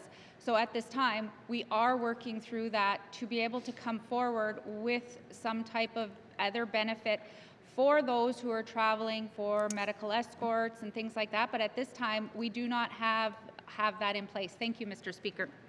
Minister of Health and Social Services. Member from Tuna Day, Willowday. Yep. Thank you. I just want to keep bringing that up because we got to respect and honor the treaties that we have. My next question would be is that back in the 19th Assembly, we had a minister that wrote a policy on a Friday and implemented on Monday. And my question to you is, are you able to do the same thing here to write a policy, to implement it on Monday, to create a contingency account so that our treaty members and Métis members are protected. Thank you. From Trinidad Willity, Minister of Health and Social Services. Thank you, Mr. Speaker. Mr. Speaker, within the NIHB, we are we administer their funding. I'm not aware of a policy that was written on a Friday that allocated dollars to something and that was passed on a Monday. So I would have to take that back and see how fast that process could happen and utilize our processes to to look at it. But however, we are working towards a new process for medical travel. Thank you, Mr. Speaker. Thank you, Minister of Health and Social Services. Final supplementary, member from Trinidad Willity. Thank you. Just to help you out, the minister that did that back in the 1970s was the MACA minister. Anyway, moving forward, I guess the GNWT right now has our managing NIHB program right now. My other question is, in British Columbia, the First Nation Health Authority administers NIHB on behalf of the federal government. If we can manage it here and we can build collaboration with Indigenous government, is the minister considering the creation of a similar Indigenous-led health authority here, particularly as part of the government's commitment to implementation of UNDRIP? Thank you, Mr. Speaker. Member from Trinidad Willity, Minister of Health and Social Services. Thank you, Mr. Speaker. Mr. Speaker, the First Nation BC Health Authority structure is a lot different than in the territories. What they do is they collaborate all of their reserve health centers, so all of the health centers that fall on their reserves were before operated by Indigenous Service Canada. We, however, in the Northwest Territories do not have any First Nation funded directly reserve health centers. And therefore, they drew that down within their own correlation with their health services. We have many different Indigenous governments. We are working in different areas with different Indigenous governments as what they want to draw down. We've worked with some of the self-governing. We're working towards some areas where self-governing communities want to draw down certain powers through health, and we're always willing to work with them.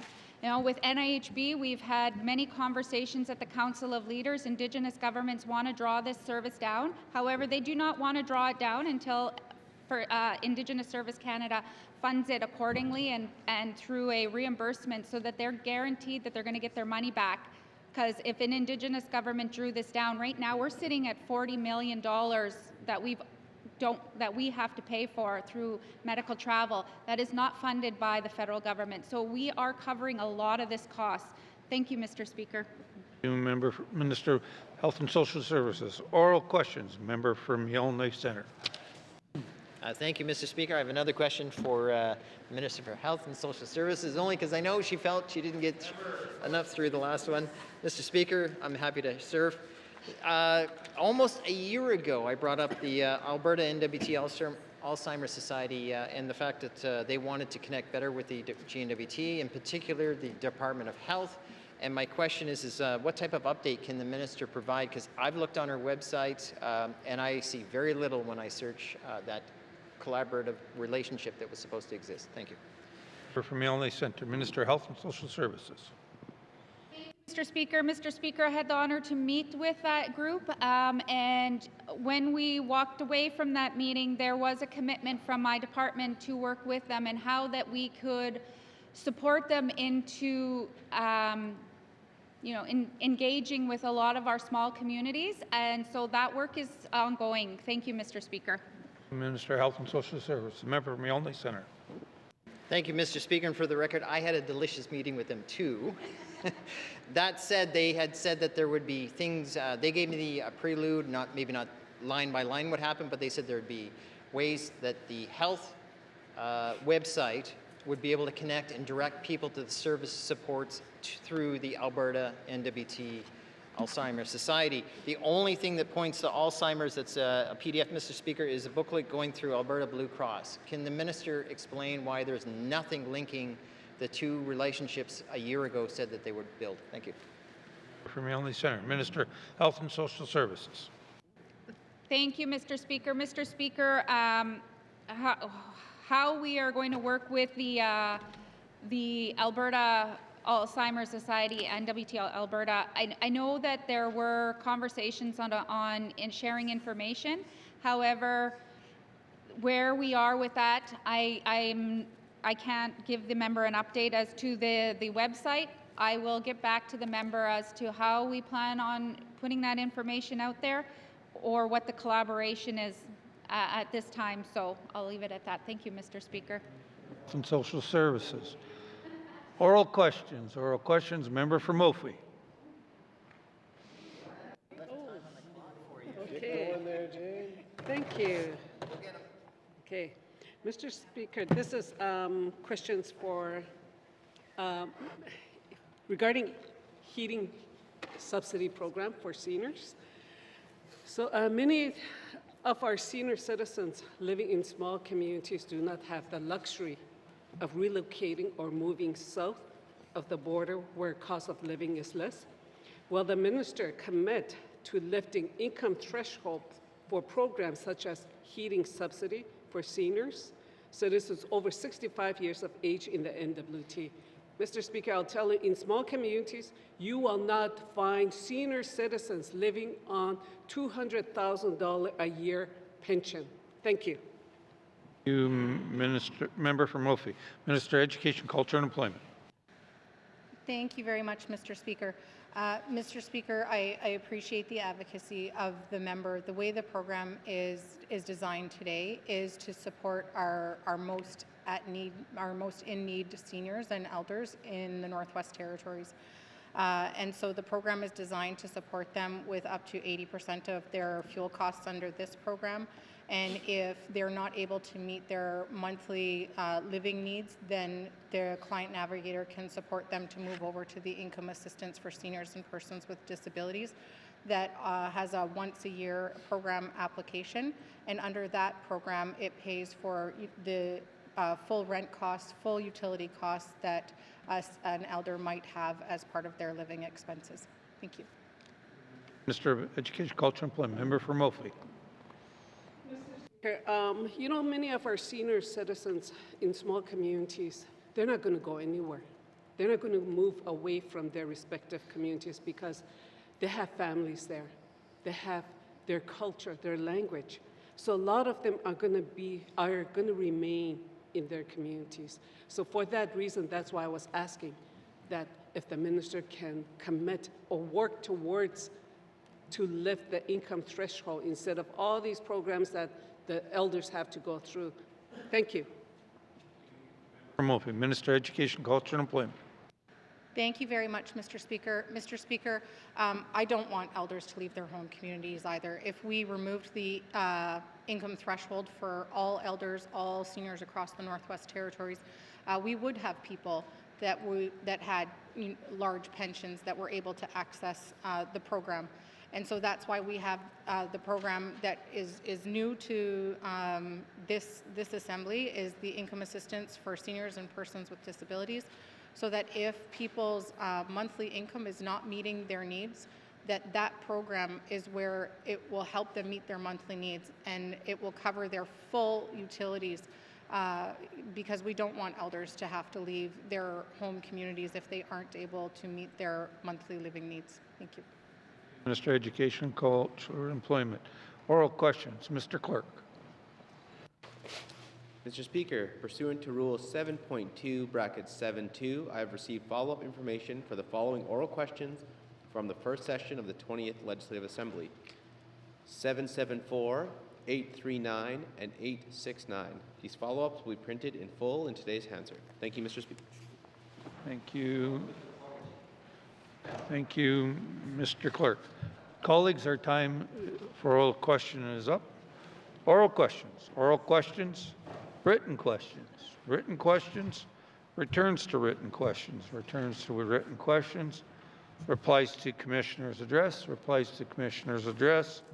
Petitions. Petitions. Reports on committees on the review of bills. Reports on committees of review of bills. Reports on standing and special committees. reports and standing special committees, tabling of documents, Minister of Finance.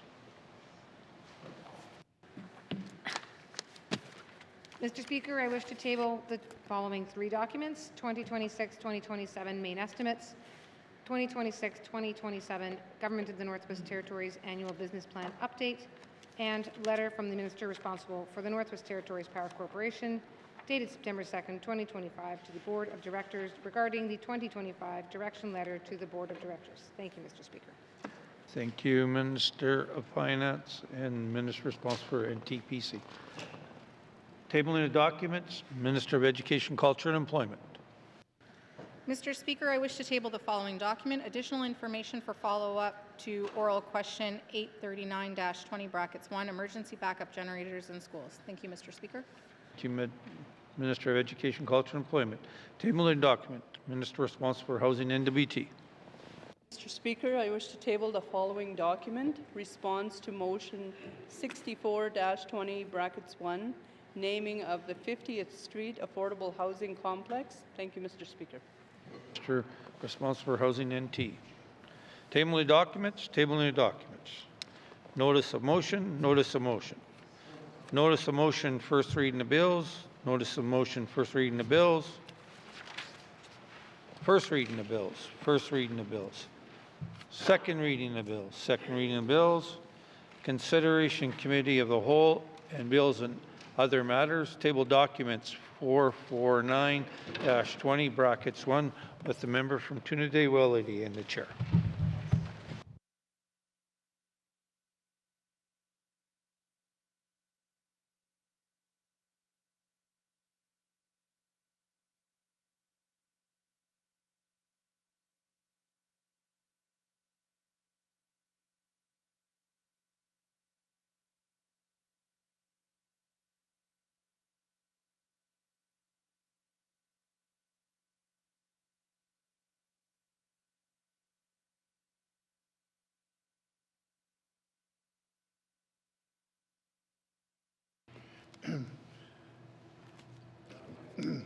I now call the Committee of the Whole to order.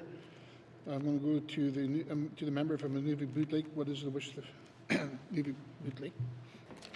Thank you, Mr. Chair. The committee wishes to consider 2026-2027 main estimates, Department of Northwest Territories Legislative Assembly, and the Department of Finance. Thank you, Mr. Chair. Okay, thank you. What is the wish of the committee? It's been a while. Does the committee agree? Thank you. We'll take a short break. Thank you.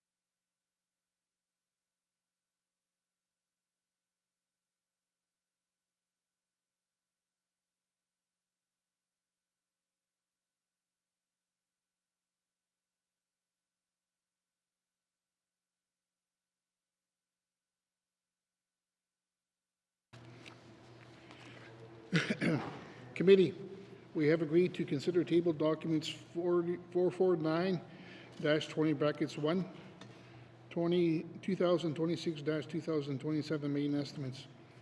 We will now consider the Legislative Assembly. Does the Speaker wish to bring witnesses into the chamber? Yes, I do. Does the committee agree? Thank you. Sergeant Arms, please escort the witnesses into the chambers.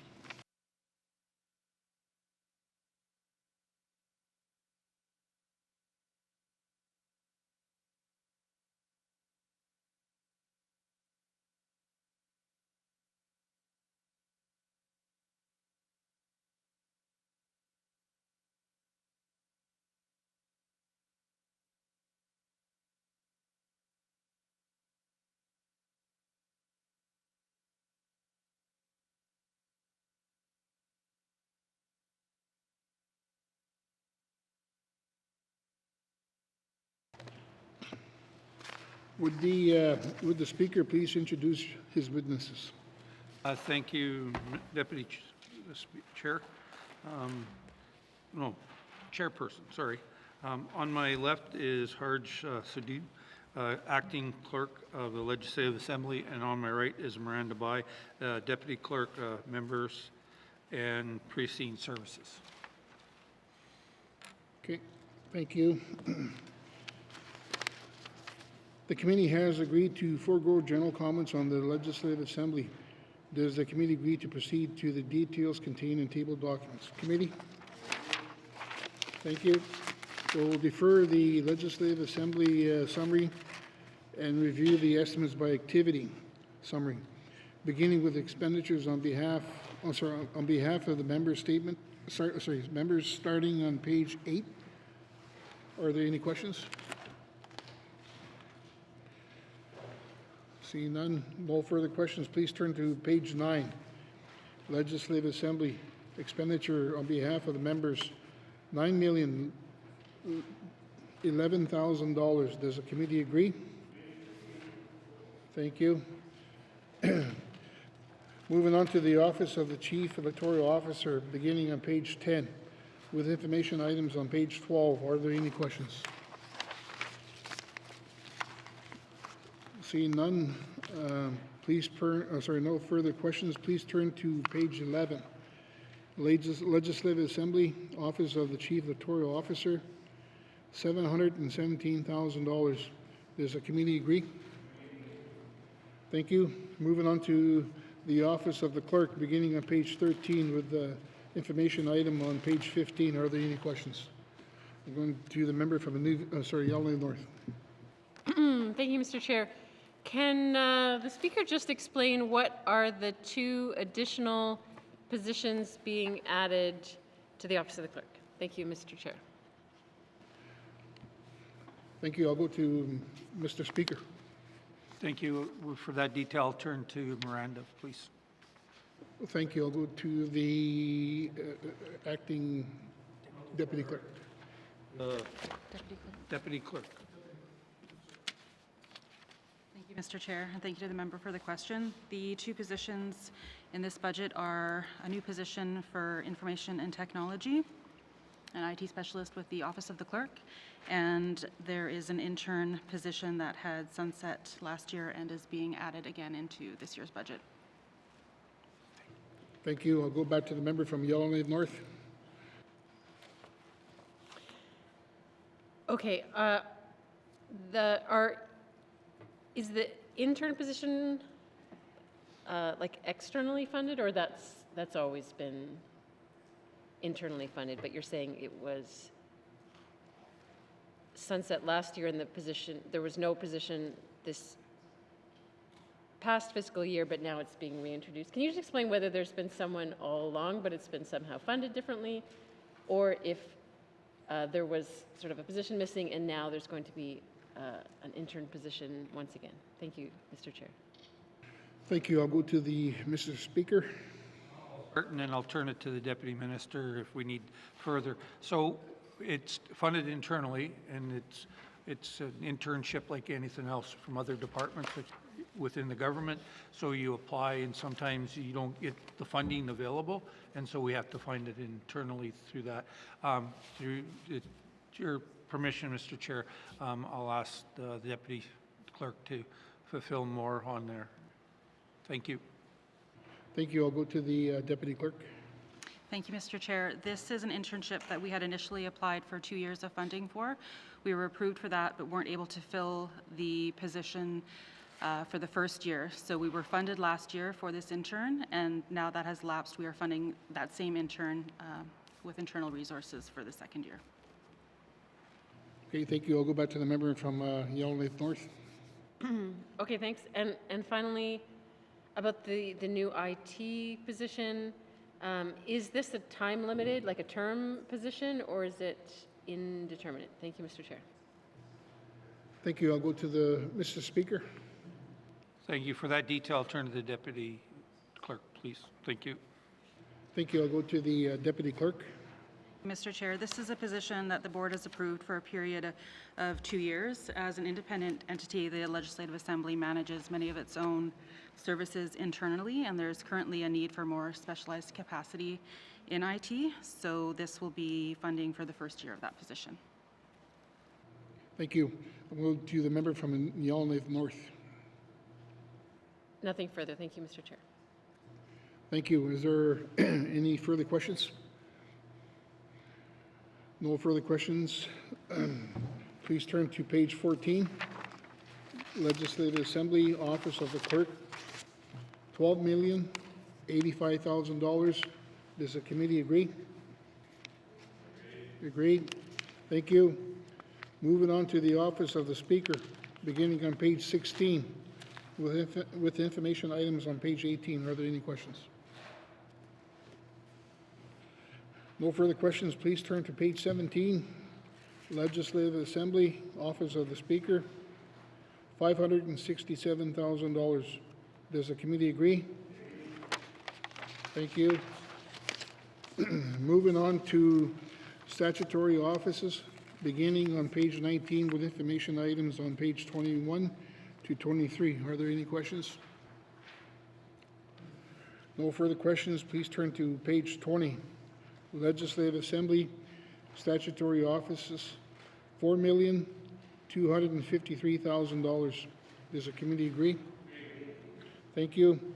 Members, please return now to the Legislative Assembly summary found on page 5 with information items on page 6 and 7. Are there any questions?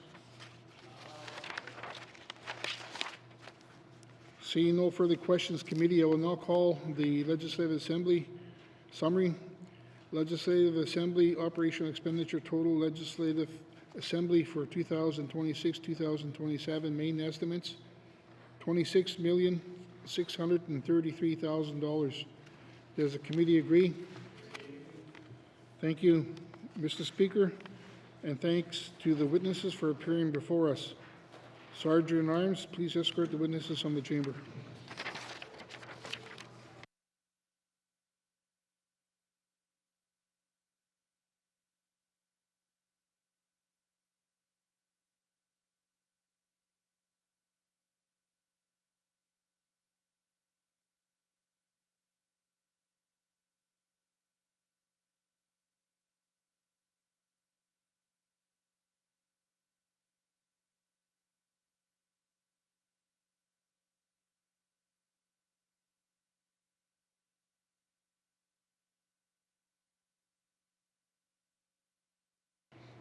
Committee, we have agreed to consider table documents 449, brackets 1, 2026-2027 main estimates. We will not consider the Department of Finance. Does the Minister of Finance wish to bring into the House witnesses? Yes, please, Mr. Chair. Thank you. Sergeant at Arms, please escort the witnesses into the chambers.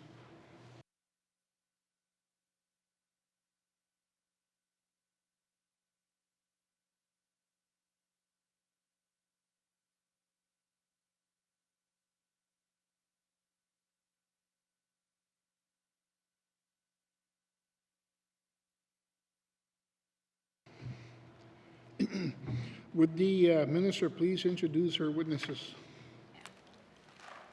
Thank you, Mr. Chair. Mr. Chair, on my left is Bill McKay, the Deputy Minister of Finance, and on my right is Tram Do, Director of Corporate Services. Didn't get my computer open fast enough. Sorry. Thank you and welcome. The committee has agreed to forego general comments on the Department of Finance. Does the committee agree to produce the detail contained in the table documents committee? Thank you. Committee, we will defer the departmental summary and review the estimates by activity. Summary beginning with Directorate, starting on page 160, with information items on pages 162 to 163. Are there any questions? I'm going to go to the member from Great Slave. Thank you, Mr. Chair. With regards to the NTPC line under Directorate, it has been removed entirely, and I'm just wondering if the Minister can confirm whether contributions to NTPC are expected to continue in future years to offset increased costs, or does the department have a long-term plan to minimize those contributions? Thank you, Mr. Chair. Thank you. I'll go to the Minister.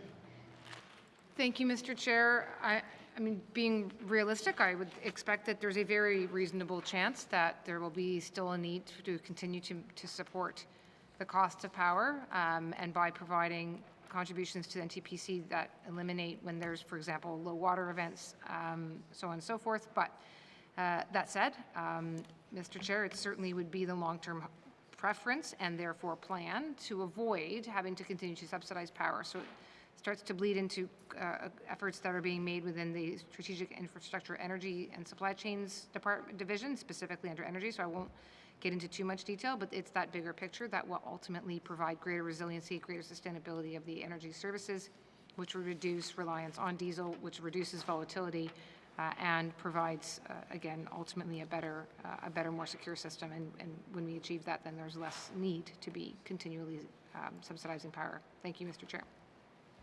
Thank you. I'm going to go to the member from Great Slave. Thank you, Mr. Chair, and thank you to the Minister. I guess just from a pragmatic point of view then, since this item is no longer existent in these main estimates, is this then an area that would be covered by the larger cushion that the GNWT has projected into this year? Thank you, Mr. Chair. Thank you. I'll go to the Minister. Thank you, Mr. Chair. Sorry, and I'm just realizing, Mr. Chair, although Director's pointing it out, that maybe I misunderstood the member's point here, that they're partly that there are still going to be continuing expenses. They are moved over to the Office of the Comptroller General. It's in the broader sense that the comments exist around whether or not, the government of the Northwest Territories writ large will need to continue to offer subsidies, but there are still ongoing specific subsidies that do now exist in a different division. Sorry, Mr. Chair, I'll just pause at that and maybe ask if I could go back to the member. I missed the second part of your question. Apologies. Thank you. I'll go back to the member from Great Slave. No, thank you, Mr. Chair. That was the clarity I was looking for. Thank you. Nothing further. Thank you. Is there any further questions from members? Thank you. Moving on to the Human Resources, beginning on page 164 with information items on page 166. Oh, here? Oh, sorry. Thank you for pointing that out. Okay, thank you. Department of Finance Directorate, $106,178,000. Does committee agree? Thank you. Moving on to Human Resources, beginning on page 164, with information items on pages 166. Are there any questions? I'm going to go to members from Great Slave. Thank you, Mr. Chair. Mr. Chair, with regards to Human Resources, and it's more of a policy question than a budget question. However, I note that the GNWT Employee Satisfaction Action Plan came out in 2024. Is there an update that we could have on the implementation of that action plan and any areas of concern that we're working to address coming out of the employee satisfaction survey? Thank you, Mr. Chair. Thank you. I'll go to the minister. Thank you, Mr. Chair. Mr. Chair, there are a number, as a member would know, is there are a number of action items that were outlined and are being advanced. I give a few examples here in brief. In October of 2025, we've launched now a hub webpage, so that's an opportunity for employees to be able to provide feedback on a more regular and easy basis rather than having simply to wait for the every 2-year survey. This also then feeds into the advisory committees that are set up and are now operational to be able to be a conduit for employees to be more involved and directly provide information up in through the human resources system. We've also now, I believe, stood up a suggestion box form within Microsoft Forms, again, similar to the hub page, so just to provide better avenues of communications and again, trying to make it so that the suggestions that are received, which are, I will say quite frankly, often very helpful and very frontline oriented, can be more regular. There's micro surveys that we have, so again, similarly now on Bionet.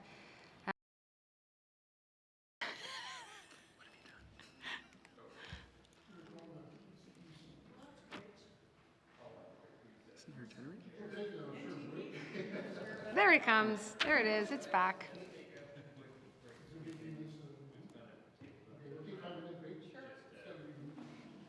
Get things back running.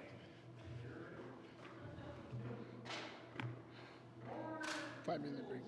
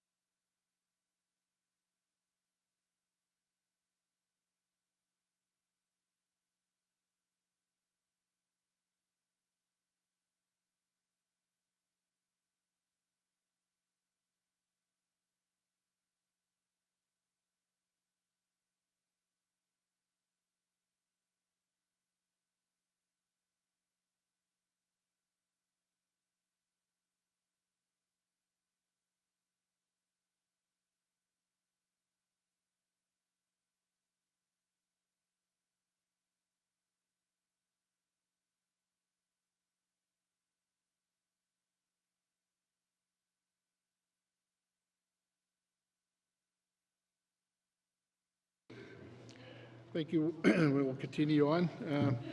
We just had a power outage here, and if the power goes off again, we'll just ask everybody just to sit in their seat and wait a few minutes here, and then we'll continue on after that or take a break. I want to go back to the member from Great Slave to her question back to the minister. Thank you. Thank you, Mr. Chair. Would you like me to repeat the question so we can start over? I'm sorry? Question so we could start over? Would that be beneficial? Yeah, thank you. Just if you could come back and repeat your question, and then we'll just bring it back to the minister again. Thank you to the member from Grace Leaf. Thank you, Mr. Chair, for that clarity. So my question for the minister is, and she had started to answer it, just considering that we are in the human resources section, I was wondering if she could speak to any updates on the implementation of the GNWT Employee Satisfaction Action Plan of 2024, and if there were any areas of concern in the employee satisfaction survey of 2023 that she was hoping to address with that implementation plan, and what are the priorities there? Thank you, Mr. Chair. Thank you. I'll go to the minister. Thank you, Mr. Chair. Mr. Chair, not sure where and when we cut out exactly, so there are a few things that we can report back on at this point in time. There's quite a number of avenues now, more reliable and more regular avenues by which employees can provide feedback throughout the course of their employment and not just in the 2-year cycles. So both on BearNet, suggestion box, micro surveys. Also, Mr. Chair, one of the areas that came through in the survey was with respect to employee recognition, doing a better job of that, a more frequent and regular job of that, and that is an area where there are toolkits now available to each department to provide better means by which to recognize the good work that is happening within each of their departments and with all of their public servants. And Mr. Chair, and perhaps I'll leave it at that. There were a number of other action items, but we are preparing an update on all of those action items that is due. I have it slated for the beginning of the 26-27 fiscal year, but I will see if we can't get at least perhaps some bullet points out to members earlier than that if there are questions or discussions that they may want to have while we are in session. Thank you. Thank you. I'll go back to the member from Great Slave. Yeah, no, thank you. Mr. Chair, nothing further at this time. Okay, we'll just hang on a second here.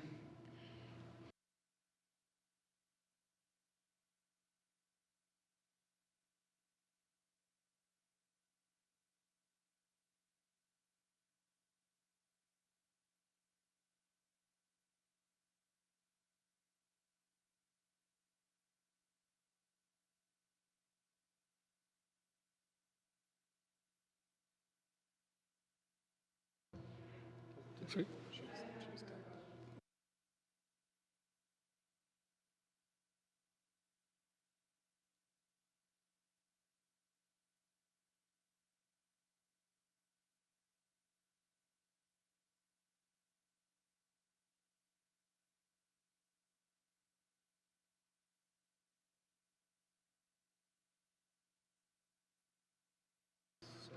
I'd like to go to the member from Frame Lake. We're good to go? Okay, thank you, Mr. Chair. I just wanted to ask about implementation of the Indigenous employment policy.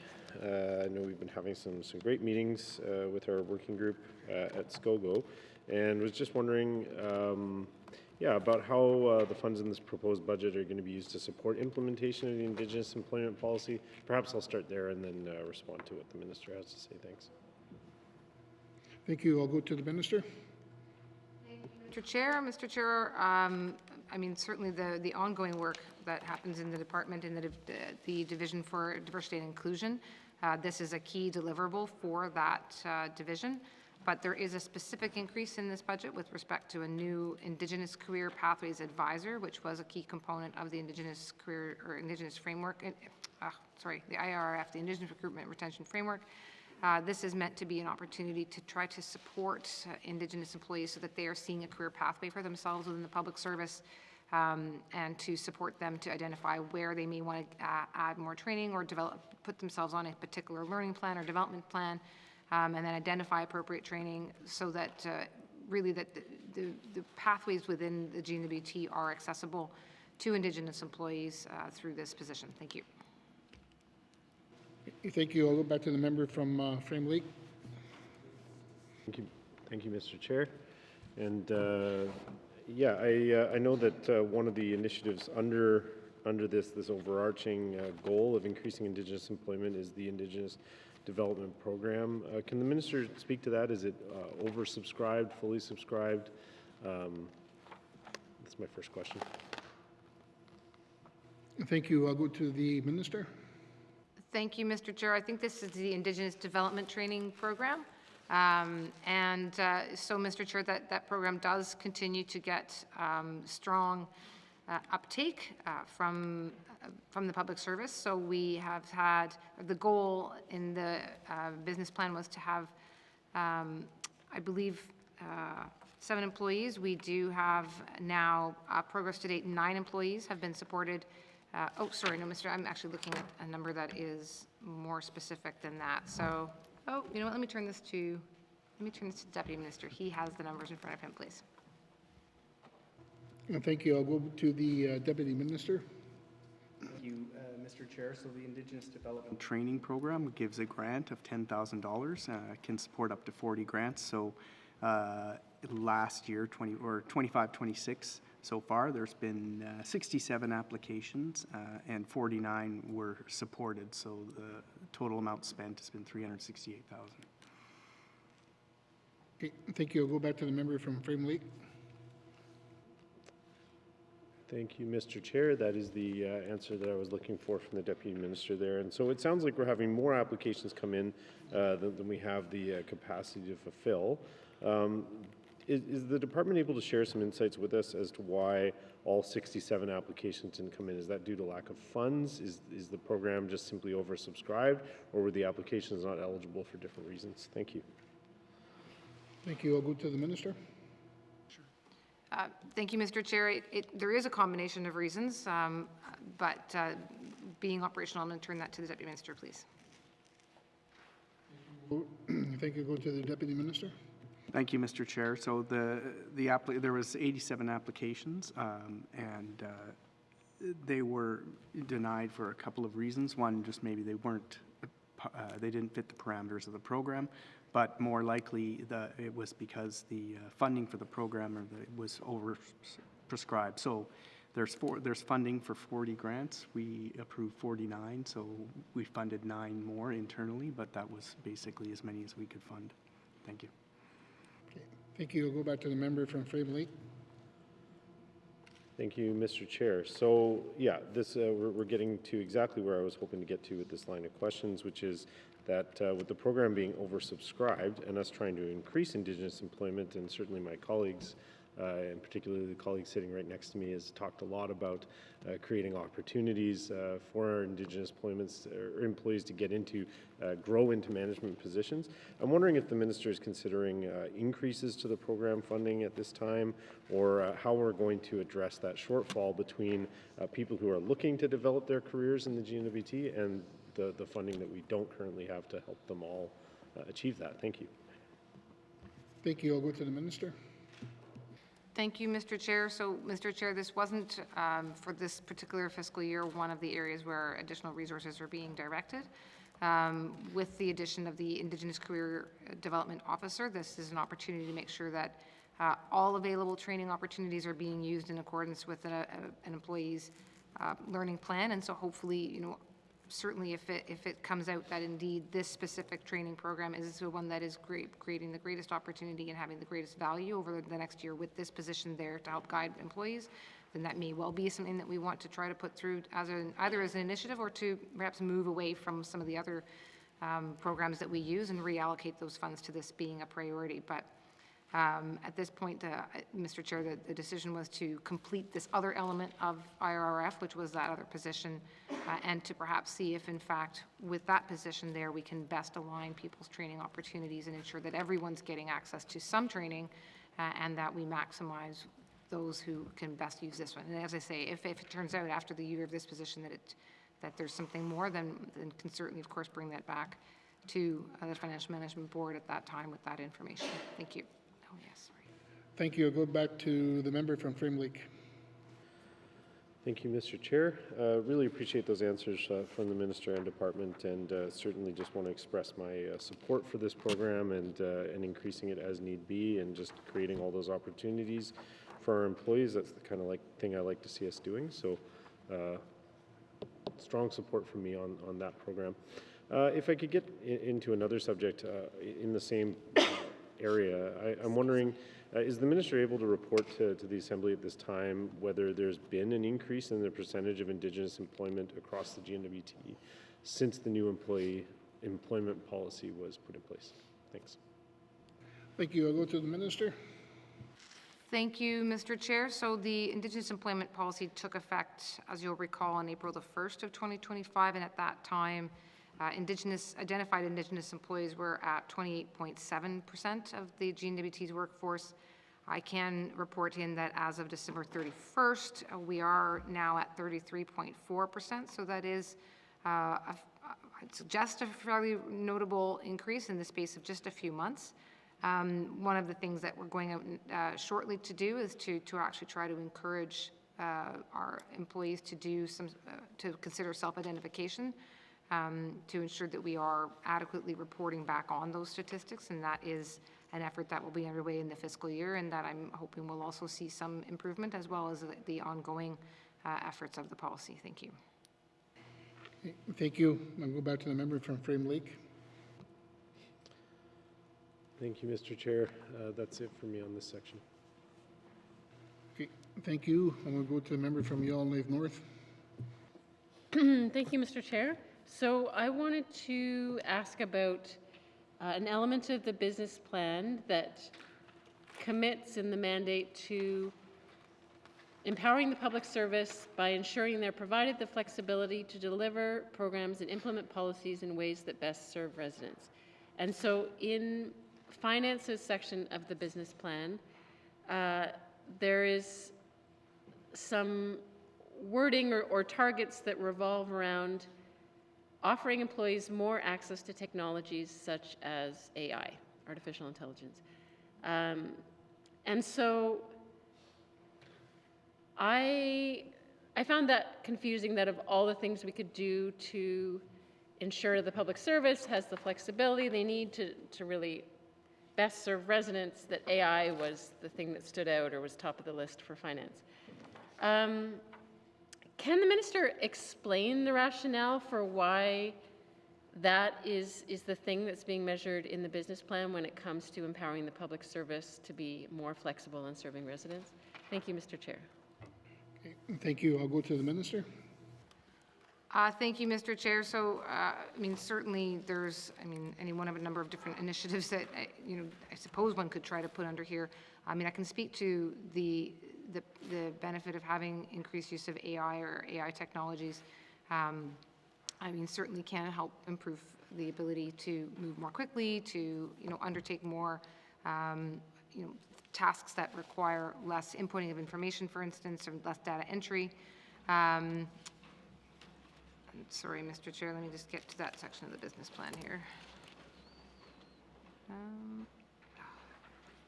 Yeah, keeps there. Thank you, Mr. Chair. So, so that is an opportunity for people to be able to better utilize their time, hopefully, and integrate it. So I'll pause there. I assume there's other questions coming more generally on that. Thank you. Thank you. I'll go back to the member from Yellowknife North. Thank you, Mr. Chair. So what I hear often from public servants in general is that they often feel frustrated that they don't have the power or ability to do what they think is the common sense actions to help residents. that there are sort of too stringent, say, like lines of authority, that any even tiny decision that seems, obvious and common sense to help this resident has to go up through a line or a chain of people for approval, or that lines of communication are so rigid and shut off that they can't even be sort of quickly consulting with a colleague that's not in their sort of specific line or chain of command. And so they have limited ability to really problem solve or try to think outside the box as to what would really work in helping residents. Are those kinds of problems being considered? I know that it can be hard to measure in terms of specific targets, but does finance set any goals for itself around changing workplace culture or the way decisions are made or the way that public servants, especially those that are dealing with the public on an ongoing basis, can make decisions in ways that can be of more direct help to the people that they're working with on a day-to-day basis? Thank you, Mr. Chair. Thank you. I'm going to go to the minister. Thank you, Mr. Chair. And Mr. Chair, so the simple answer is that yes, these things are being considered. So subsequent to receiving a fairly significant amount of feedback, both after the first and second budgets, and in the process of preparing those budgets from the public service specifically, there were some areas that are being looked at for, whether or not there could be modifications to approval authorities, and increasing the use of digital communications to hopefully make the pathways more seamless as between divisions and even between departments. That is where the AI component certainly has an impact, the ability to do things more quickly, more online, more, again, taking away inputting tasks and focusing on the more thinking tasks for many.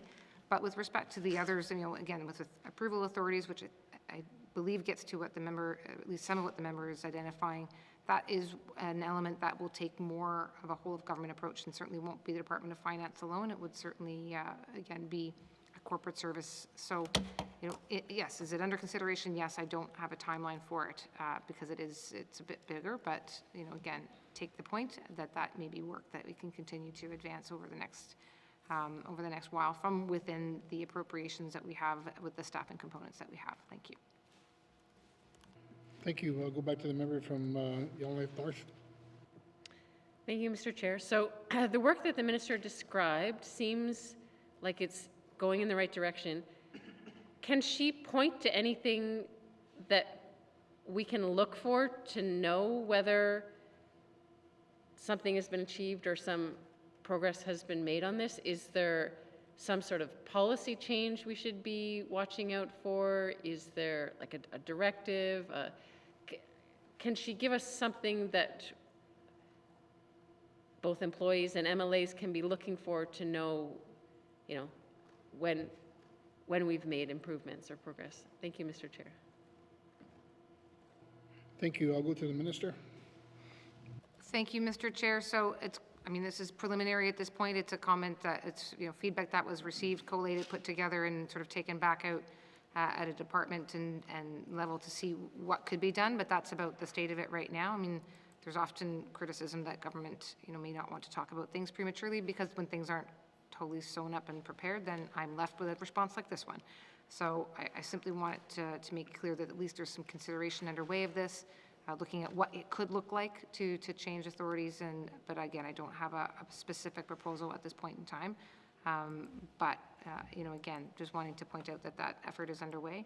With respect to digital services, there's via the various functionality within Teams, within Copilot, within Visa One, for example. These are, this is an area where with Visa transactions being online, they don't have to be paper approved all the way up a chain within a department. So small thing, but actually probably does, I would suggest, improve the day-to-day functionality within a lot of departments, but looking to do, again, more of that, where people can just get something done quickly and not have to wait for multiple layers of approval. Thank you.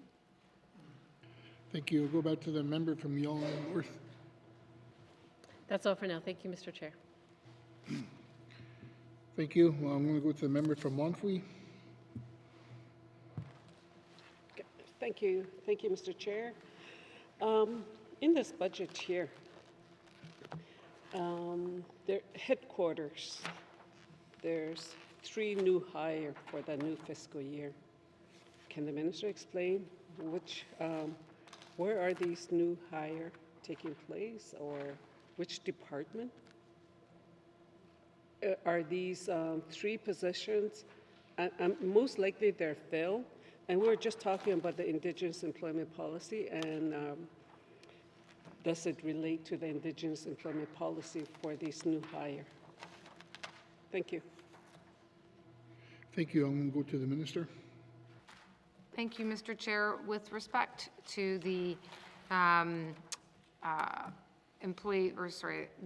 the one that is supporting the work pathways for Indigenous employees, that position is filled, and it does report into the Diversity and Inclusion Office, which is based in Yellowknife.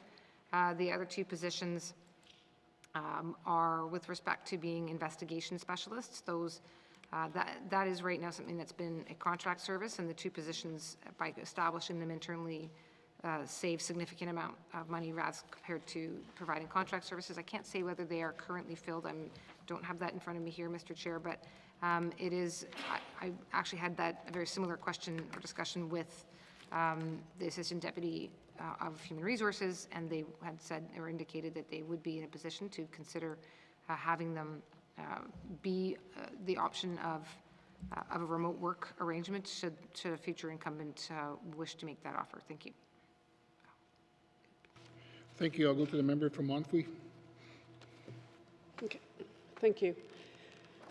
Thank you. For the regional allocations, you identify North Slave, Cliccho, South Slave, Decho, Satu, and a community allocation. Regional office, there's 29. Nothing has changed. Other, I believe this other is related to Cliccho. If that's the case, then are we going to be consider others in this, according to the finance? Cliccho region will be considered as a other. Thank you. Thank you. I'm going to go to the minister. Thank you, Mr. Chair. No, I don't know that is other. That other equates to the Cliccho region. I'll perhaps see if the Deputy Minister has that definition of what that is in terms of other.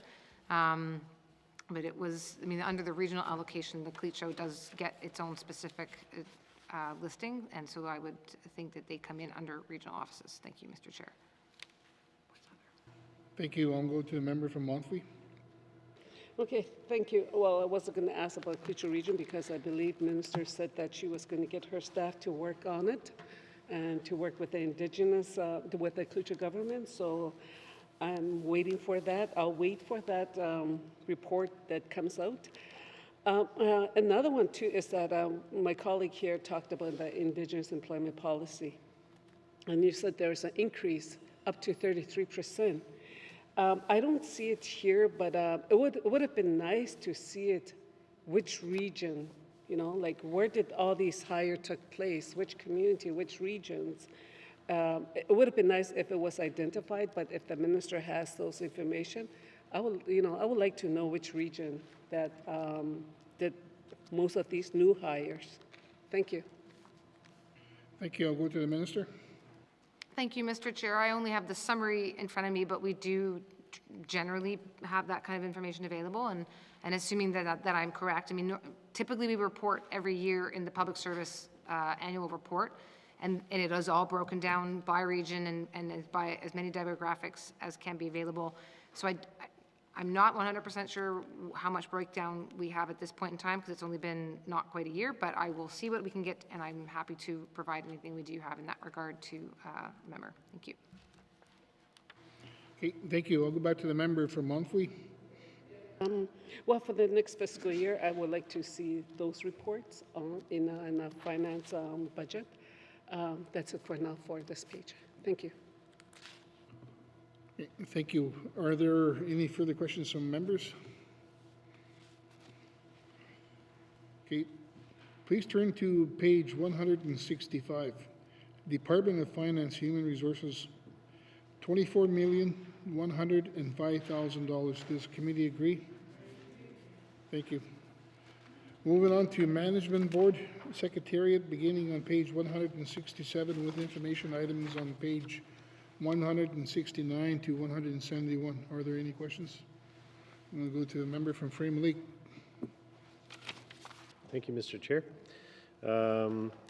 Yeah, and forgive me if any of these questions are off point, but it's sometimes hard to know where to ask business plan questions, so I'm going to direct some of them here and hope that we're on the right page for it.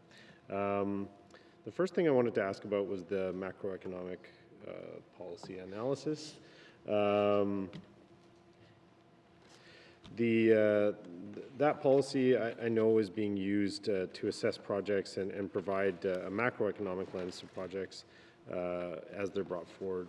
And something I've wondered about and talked to the minister about a fair bit is whether we'd be better off using macroeconomic analysis to inform our actions at a higher level rather than having staff produce reports about projects that they're already bringing forward. So can the minister help us better understand how the macroeconomic policy analysis is being used and whether we've considered changing the analysis to give us kind of more high-level direction in terms of what sort of projects we should be bringing forward as opposed to assessing them after they've been brought forward, if that makes sense.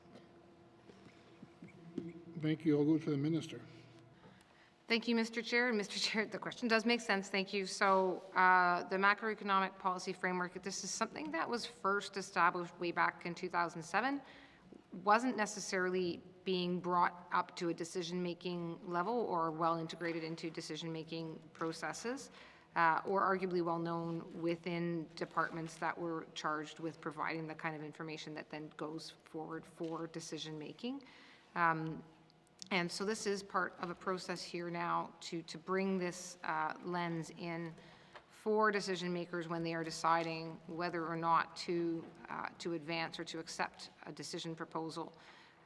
It is for the public, Mr. Chair, I'll be mindful of time, but it is something that has 14 different criteria upon it that look at different types of consequences. So, for example, the likelihood of an economic impact on a small community, the number, job impacts there may or may not be, for instance, whether or not there's likely to be economic growth as a result. Yeah, so there's a number of different, as I say, 14 different lens criteria. And I'm happy to have them, I think we can probably put them forward here if they're not already available online among the other FMB materials that are available online. What we are doing now is having departments fill those out when they bring forward decision proposals, and that then puts them through the Deputy Minister's Committee, but more importantly, it brings them to Financial Management Board, so that when we're evaluating the decisions that are put before the FMB, that comes with the macroeconomic framework. I take the member's point that if we integrated that somewhere earlier on, that might give a different a different lens. The question is at what point in the decision making would we do that? There are policy processes, particularly on the capital planning side, but for example, that determine whether or not a project should advance. Better stop there, Mr. Chair. I know the time's getting short, so I'm happy to keep having this conversation with the member. At this point, this is a much more integrated framework than what it was a few years ago, but again, it's continued to evolve. I think it's better than it was, and maybe it needs to evolve again. Thank you. Thank you. I'll go back to the member from Yellowknife North.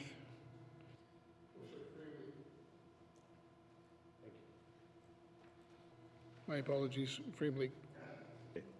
Thank you, Mr. Chair. I guess Yellowknife North isn't a lake, but I always say it's easy to get the lakes of Yellowknife mixed up because there are quite a few of us. Mr. Chair, the next thing I wanted to ask about is, it's clear the carbon tax offsets has come down significantly. What isn't clear to me is where our carbon tax revenues are at with the change, because I know that obviously the carbon tax on residents has been eliminated, but we still have an industrial carbon tax. What kind of revenue are we still bringing in from that, if any at all, and how is that being used? Can the minister help us better understand that? Thank you. Okay, thank you. I'll go to the minister. Over to the director, please. Thank you. I'll go to the director. Thank you, Mr. Chair. The net carbon tax revenue for 26-27 is projected at $4.8 million, and that figure is a net figure, which means the estimated gross carbon tax of 28.66 less the large emitter rebate, approximately 23.86 for a net of 4.8 million, and it is in the revenue summary page of the mains. Thank you, Mr. Chair. Thank you. I'll go back to the member from Frame Lake. Okay, thank you, Mr. Chair. Yeah, so that's a pretty significant revenue decrease that's happened, and I'm just wondering, how are we managing that? I mean, how is that going to affect our programming? Maybe this isn't the right department to ask the question, but it's just one that occurred to me. Okay, thank you. I'll go to the minister. Thank you, Mr. Chair. I mean, build in any revenue changes to part of the fiscal framework that we have in terms of understanding, you know, what are the total revenues, what's the spread between revenues and expenditures. That in turn impacts the operating surplus, which could impact, you know, what number of projects we want to advance under capital in a year, or can make a decision, obviously, to enter into a deficit position, mindful that that there is parameters within the fiscal responsibility policy. So that it is exactly part of that bigger picture, is that when we know that there's going to be a significant change like that, you do need to adjust accordingly. So yeah, it's not, you know, on the scale of hundreds of millions. It was a $14 million net revenue. Now it's $5 million. So it is a decrease, but it's also not one that is so substantial as to yeah, completely create a huge gap. One last comment, since I'm on that topic, Mr. Chair, that was that when there is a huge swing, it can impact the adjustment of the territorial formula financing grant, which does come in and can adjust based on a significant revenue loss on a 3-year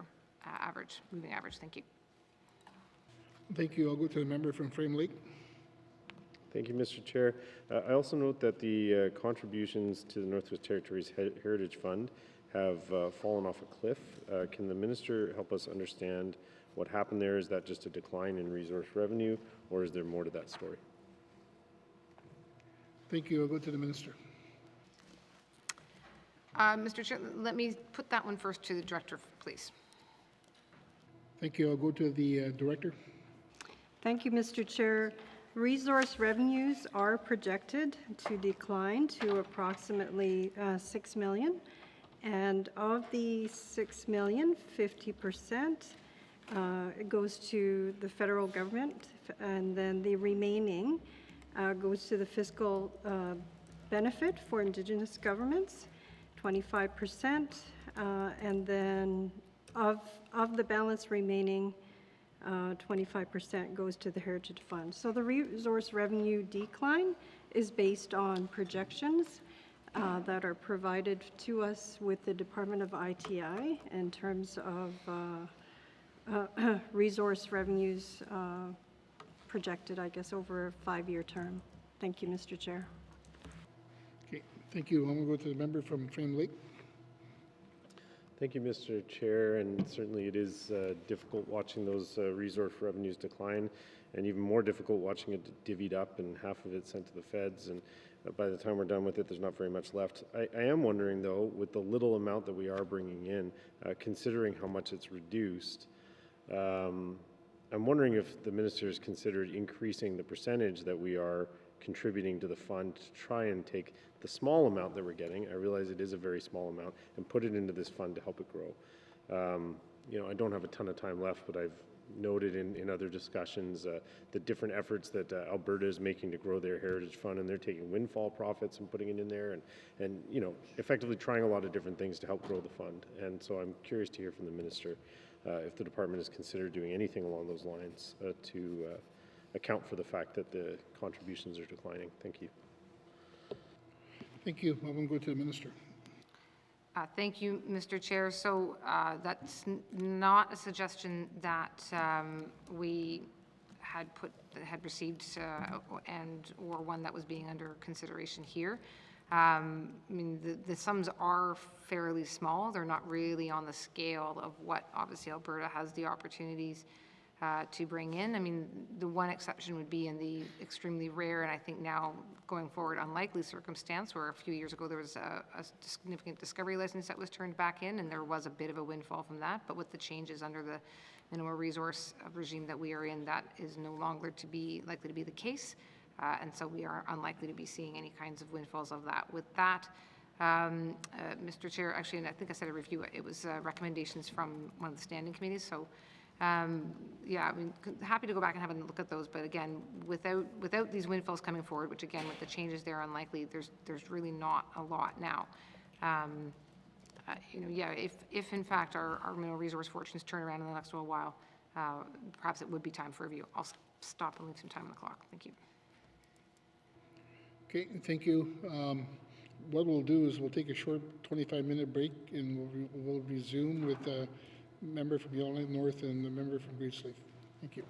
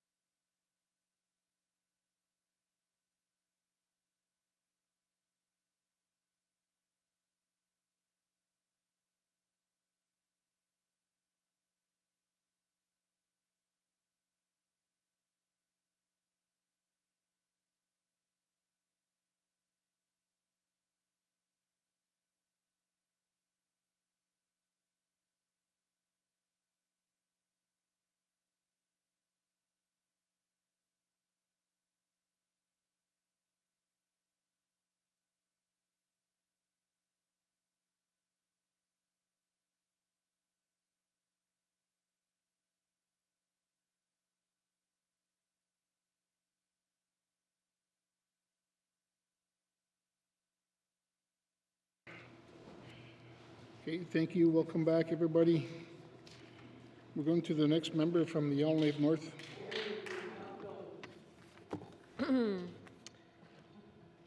Thank you, Mr. Chair. Just let me get myself fired up here. So I wanted to start by asking the minister about the business plan talks about, or it has in the past talked about, seeking input or internal submissions from staff about ways to be more sustainable. And we've also heard about the red tape reduction working group, so efforts to try to streamline things within government, help small businesses, but also help identify opportunities to streamline within different departments. So I'm wondering about the status of both the red tape reduction group and the sort of internal efforts at gathering information from staff as to how things can be streamlined and more sustainable. Can the minister just start by talking about the status of those things? Thank you, Mr. Chair. Okay, thank you. I'll go to the minister. Thank you, Mr. Chair. Well, let me start with the deputy with respect to the red tape reduction working group, please. Thank you. I'll go to the Deputy Minister. Yep, thank you, Mr. Chair. So the Red Tape Reduction Working Group was a working group which took suggestions from the public that identified areas where the government could perform functions or services more efficiently. They got a number of submissions which they undertook to address. So one of the bigger ones were just the hurdles it takes to start a business. So they made some progress on that, and tried to reduce the time and effort it takes to start a business. So that was one of the things that they had accomplished. And then it was moved into, from, not that the member probably cares about this, but it was moved from fiscal policy to management board secretariat and in the evaluation unit, so that new programs can be evaluated through that red tape lens, and we can and they can continue to look at other areas where they can reduce red tape. So part of that, as the member mentioned, was took suggestions from the public service, and that suggestion box remains open. So as they come in, the red tape reduction working group examines them and sees what kind of if they can undertake those actions. And the minister mentioned a couple of things that came through. For instance, trying to reduce the amount of paper that's used in the government, putting those into more things into electronic records. I mean, that was suggested multiple times, but we have made progress in that. And then just recently, we launched what's called the Visa One program, which is a paperless visa approval process. So, and it also empowers employees a little more to make those decisions, because the manager can then see online all of the visas and all of the transactions, so you don't have paper going from department to department. So all that to say, red tape reduction is still working. It's still making progress. Always there are probably more work that could be done, but there is an opportunity for the public service and the public to make suggestions to that group. Thank you. Thank you. I'll go to the member from Yellowknife North. Okay, thank you for that. Do staff ever find out what is done with their recommendations or suggestions? Like, is there that feedback loop where you might go back directly to staff and tell them what you tried to do or did do, or have further questions of clarification? What is that feedback loop like? Thank you, Mr. Chair. Okay, thank you. I'll go to the Deputy Minister. Thank you. Thank you, Mr. Chair. So admittedly, we do need to improve that. We do reports from the Red Tape Working Group, but the last one was produced in 2022. So we are working on having more regular reporting as to what work the Red Tape Reduction Working Group has done.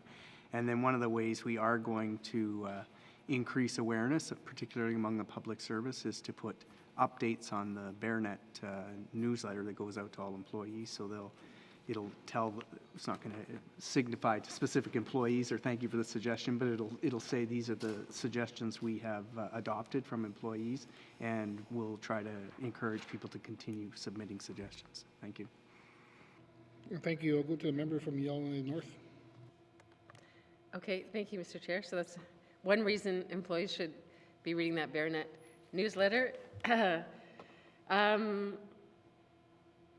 So I'll just move on now to the macroeconomic policy framework. I don't want to repeat what my colleague had talked about.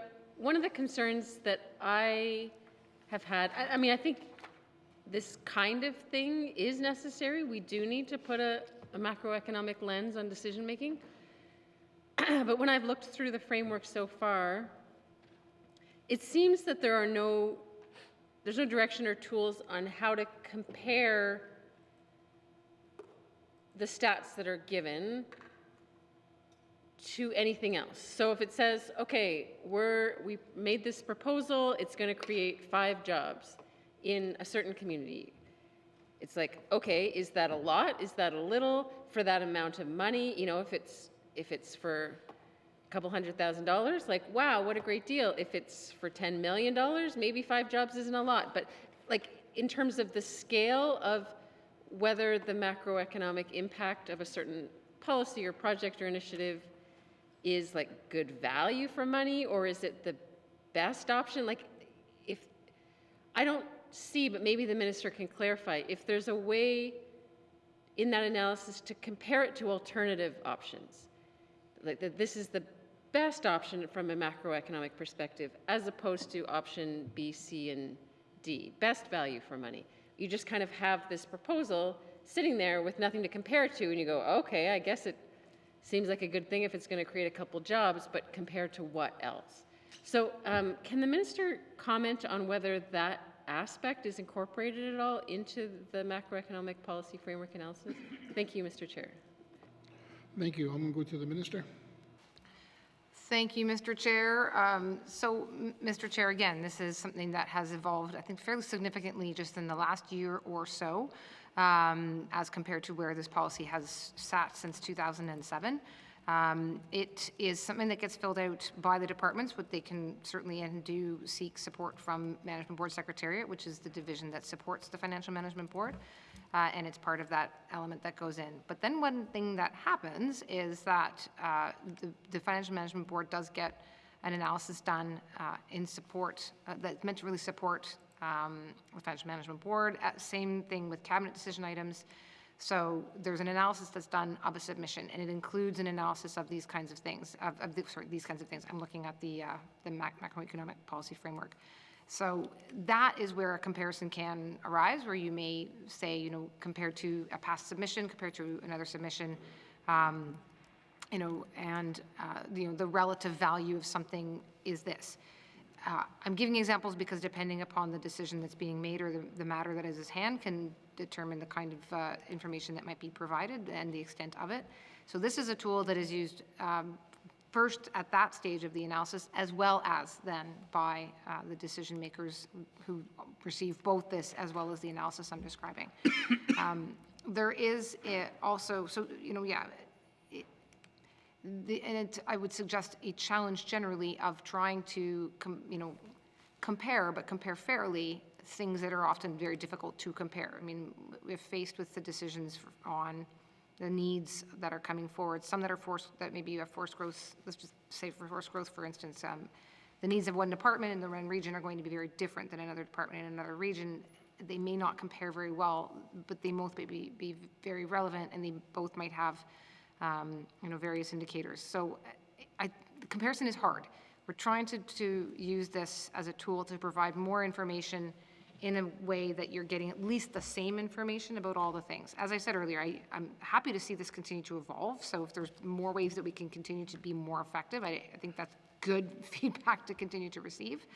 Last note before I'll make sure I leave some time here. There's indicators of progress. Those line up with the indicators you see every year in the budget papers. And those are things that we are now looking to try to utilize when we're evaluating whether or not it's been effective. Thank you, Mr. Chair. Thank you. We'll go back to the member from Yellowknife North. Thanks, Mr. Chair. I know this is a much bigger discussion that we'll continue having both in public and behind the scenes, so I'll just leave it there for now. Thank you, Mr. Chair. Thank you. I'll move to the member from Frame Lake. To me Slave? I think you mean Great Slave, Mr. Chair. Thank you. Yeah, my apologies again, Great Slave. Thank you, Mr. Chair. Can I get my 15 seconds back? Thank you. Appreciate that. Mr. Chair, thank you very much. When it comes to the Management Board Secretariat, the Minister knows my absolute favorite topic is government renewal. And so I am curious if we could just start the conversation today about the progress on the government renewal initiative and on evaluation efforts generally across the GNWT. I realize that it's progressed so that departments are now proposing, I'm not sure on a regular basis, a semi-annual basis, lists of programs that they want to evaluate, but so far since I believe it was 2020 or 2021 when the minister first introduced this program or this initiative, what are the broad successes and where does she see improvements that could be made? Thank you, Mr. Chair. Thank you. I'll go to the minister. Thank you, Mr. Chair. So first of all, Mr. Chair, I do have, as part of our briefing materials, an overview of all the departments that have gone through government renewal processes of the program and service that they had selected. So not every single program and service was selected for a detailed evaluation or for evaluation light, if you will. But there were selections made by each department based on both areas where there was considered to be higher need, but also in areas where the department knew that there would be, that they'd be useful. So for example, the Youth and Child Counselor program in EC&E was one that had a full evaluation done, I was going to say last year, but it was in 2024. So, market housing, for example, was done for Housing NWT. And what I'd suggest I can do, Mr. Chair, is I can provide, by tabling or as the clerks deem appropriate, the full listing so that you can see which programs have all been evaluated or which are maybe still outstanding to be complete. We are anticipating a full completion of the slated programs by this spring. With that, the program, the GRI, does shift into being one of a standard approach where there's meant to be a cultural shift towards programs being evaluated on a regular basis and departments having the capacity to do so, either directly or in work with the Management Board Secretariat. Thank you, Mr. Chair. Thank you. I'll go back to the member from Great Slave. Thank you, Mr. Chair. And so something caught my ear just now.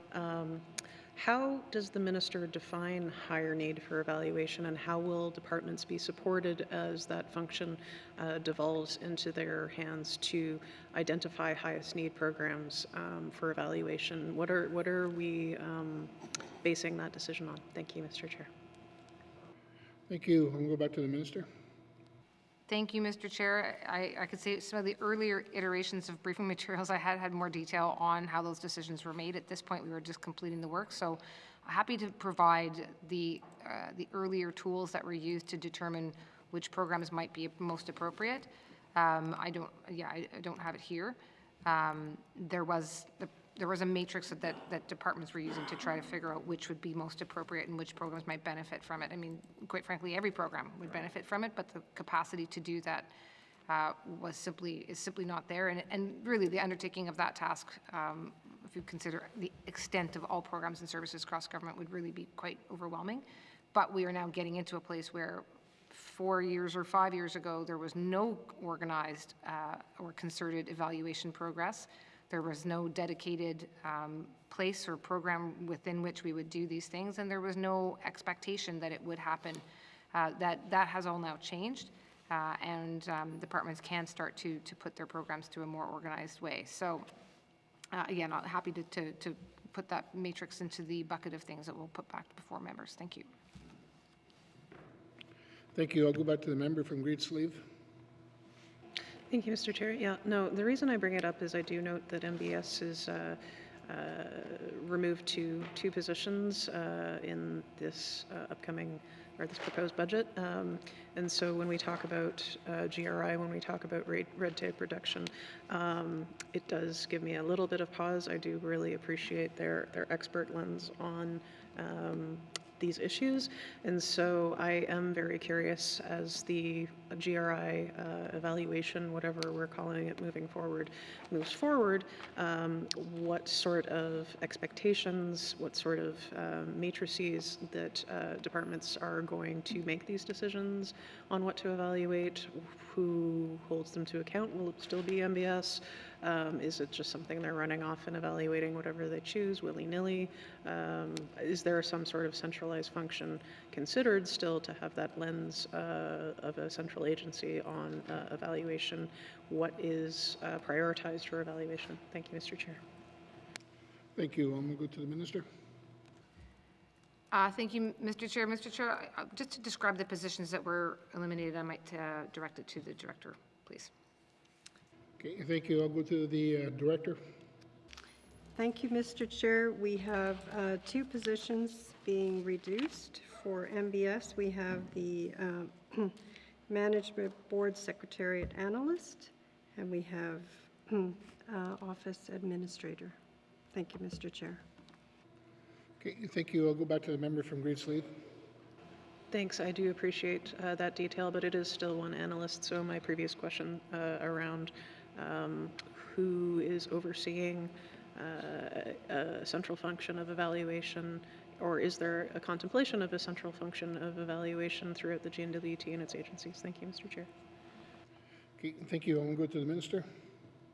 Thank you, Mr. Chair. So, Mr. Chair, it was a vacant position, or it is a vacant position right now. This is with respect to the analyst. The expectation is that with GRI as a sort of having kind of been spun up and had to be established, the full inventory had to get done of all programs and services. The matrices of what programs come through had to be brought together.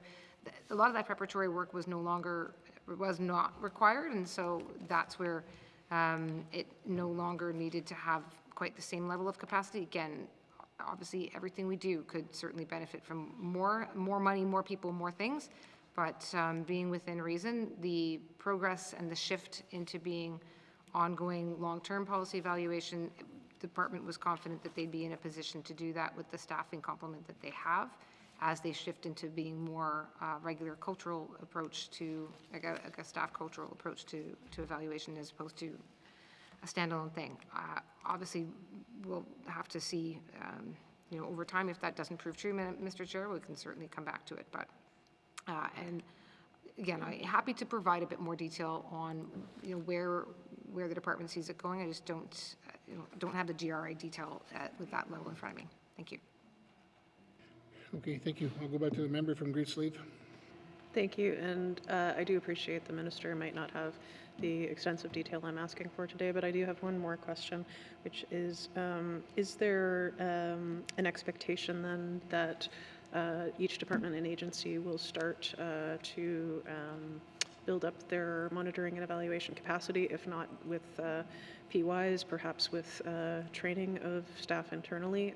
I recognize that there are some departments who are already well on their way to, or have had a monitoring and evaluation unit for quite some time, ECE being the most shining star in that bunch, but other departments and agencies are not in the same shoes. So is there a contemplation of training, if not PYs? Thank you, Mr. Chair. Thank you. I'm going to go to the minister. Thank you, Mr. Chair. So, Management Board Secretary does continue to play a role. It has, just as it has throughout. There are some departments that simply wouldn't make sense to create these kinds of positions as standalones necessarily, and so that's where MBS can step in. But as far as some training components with that respect, if I could turn it over to the deputy, please. Thank you. I'll go to the deputy minister. Thank you, Mr. Chair. So there is training offered by MBS for staff to improve their evaluation function within departments. So that's also available, as the minister mentioned. We're also undertaking a policy development course, which is available to policy advisors, and that includes an evaluation component as well, which is it's underway right now. So I think there's about 40 people enrolled in that policy development course. Thank you. Okay, thank you. Is there any further questions from the member from Great Slave? I'll give you your 10 seconds back, Mr. Chair. Thank you. Is there any further questions from members? Okay, seeing none. No further questions. Please turn to page 168. Department of Finance, Management Board, Secretariat, $53,274,000. Does the committee agree? Thank you. Moving on to the Office of the Chief Information Officer, beginning on page 172 with information items on page 174. Are there any questions?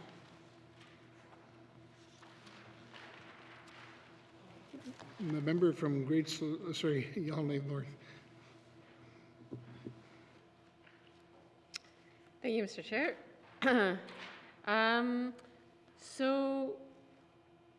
Okay, my first question.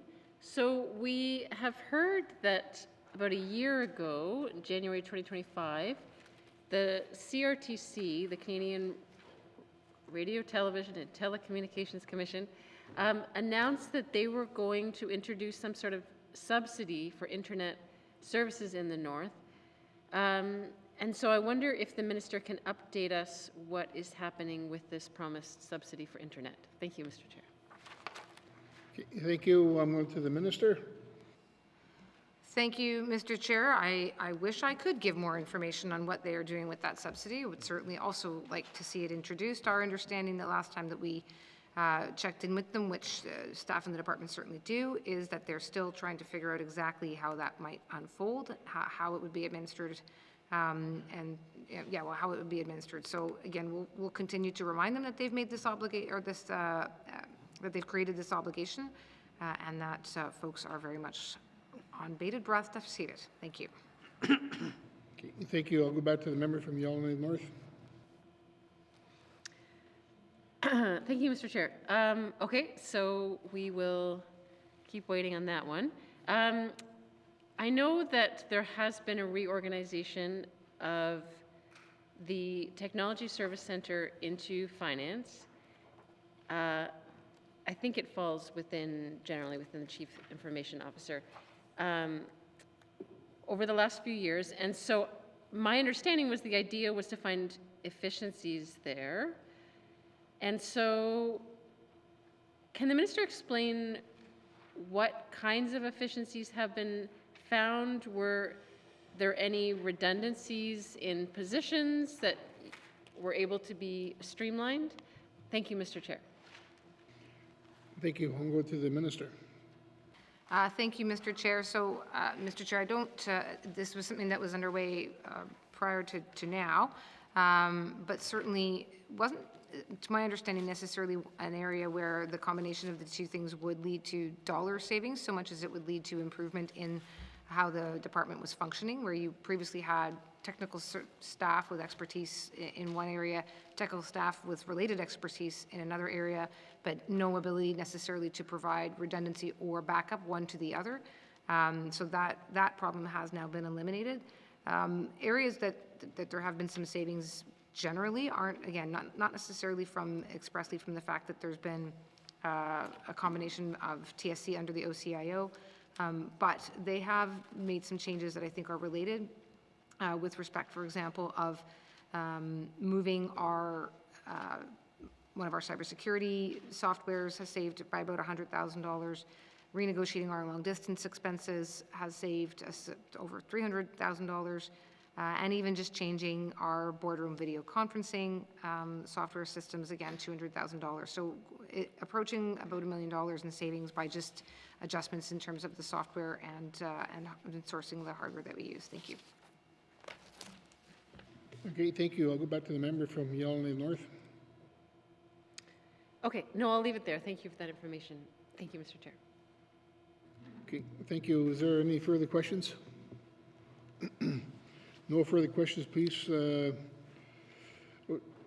Turn to page 173, Department of Finance, Office of the Chief Information Officer, $26,307,000. Does the committee agree? Thank you. Moving on to the Office of the Controller General, beginning on page 175 with information item on page 177 to 178. Are there any questions?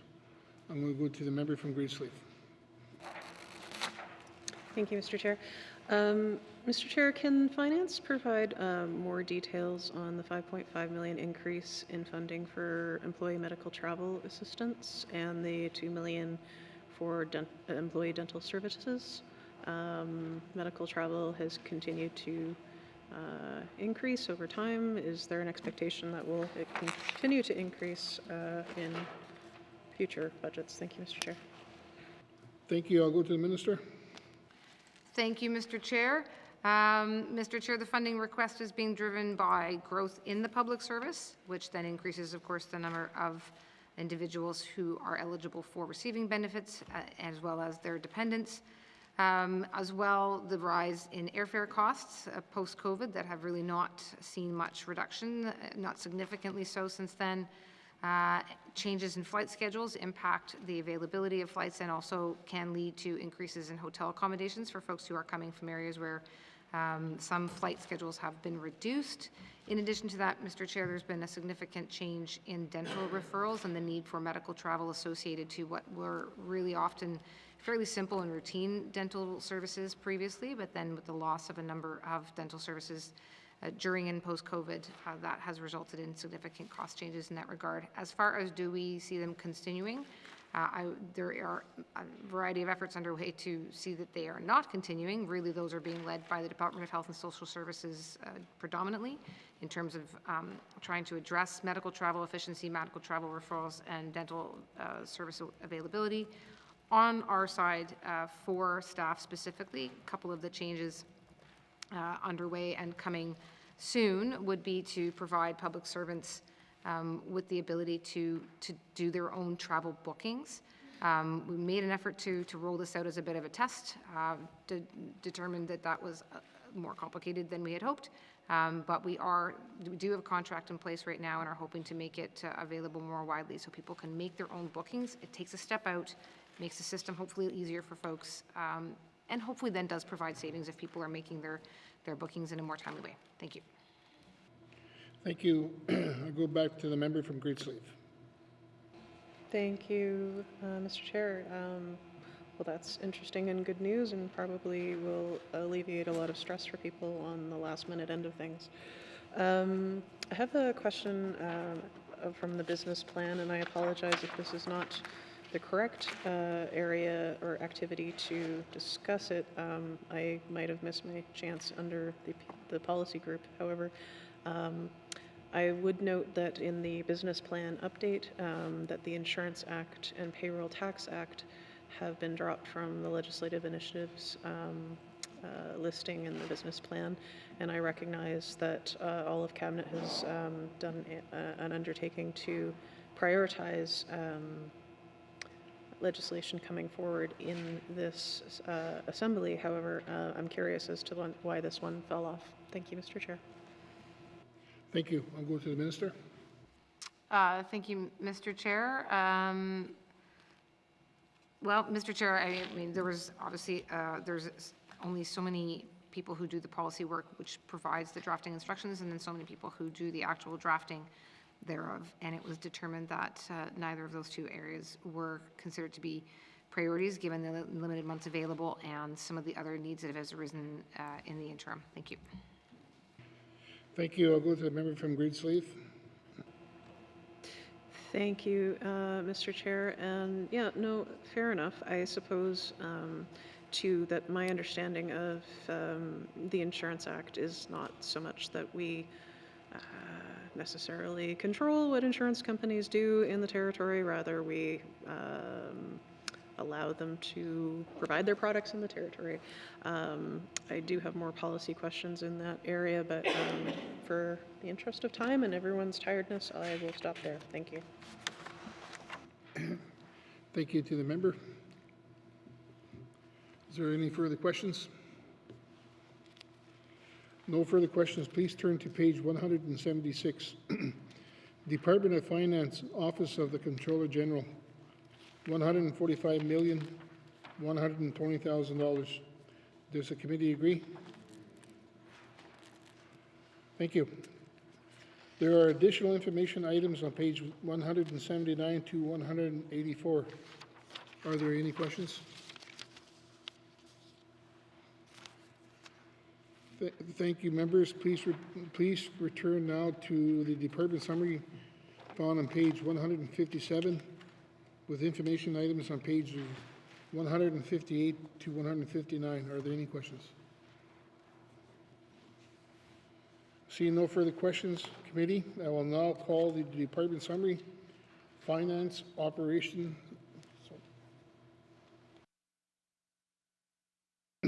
Seeing no further questions, committee, I will now call the department summary, finance, operational expenditure, total department 2026-2027 main estimates, $354,984,000.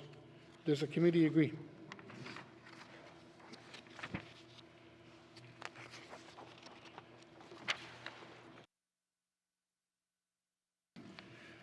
Thank you. I'm going to go to the member from Nunavut Lake.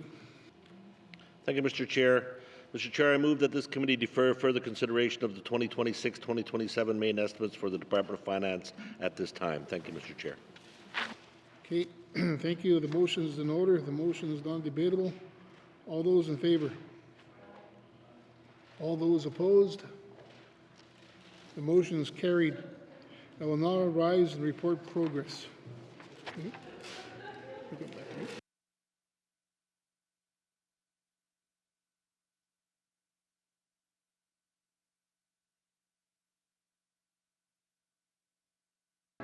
I'll go back to the member from Nunavut Lake.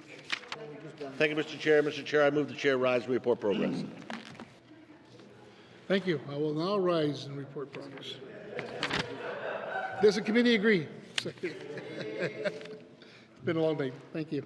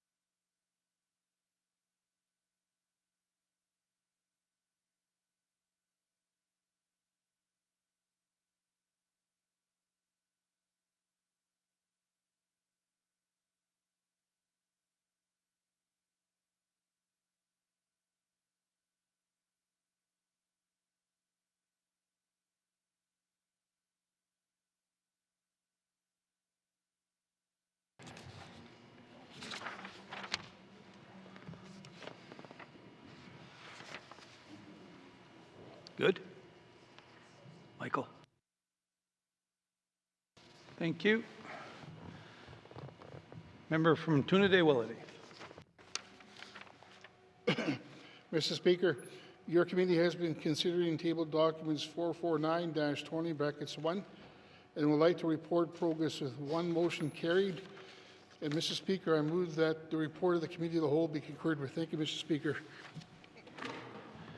Can I have a seconder to the motion? Member from the Sault 2. All those in favor? All those opposed? Unanimous. Too late. Actually, you want to do that, Mr. Member from Yellowknife Center has asked for a recorded vote. All those in favor, please stand.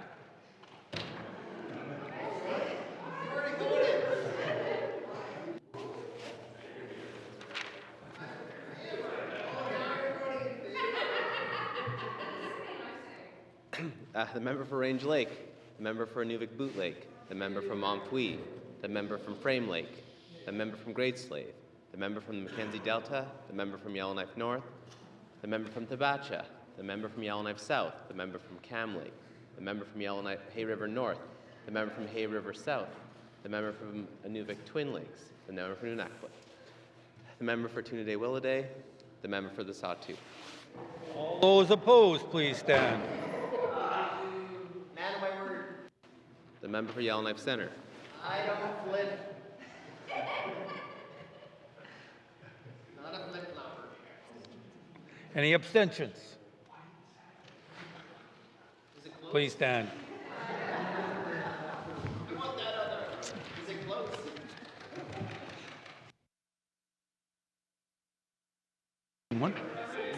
16. Very close vote. 16 in favor, 1 opposed, 0 abstention. Motion is carried.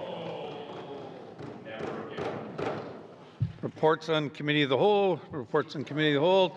Third reading of bills. Third reading of bills. Orders of the day, Mr. Clerk. Thank you, Mr. Speaker. Orders of the day for Friday, February 6, 2026 at 10 a.m. Prayer or reflection, minister statements, member statements, returns to oral questions, recognition of visitors in the gallery, replies to the budget address, day 2 of 7, acknowledgements, oral questions, written question 26, 27, 28, and 29, returns of written questions, replies to the Commissioner's address, petitions, reports of committees on the review of bills, reports of standing and special committees, tabling of documents, notice of motions, notice of motions for first reading of bills, second reading of bills, consideration in Committee of the Whole of bills and other matters, table document 449-20(1), report of Committee of the Whole, third reading of bills, orders of the day. Mr. Clerk, this House stands adjourned till Friday, February 6th at 10 a.m.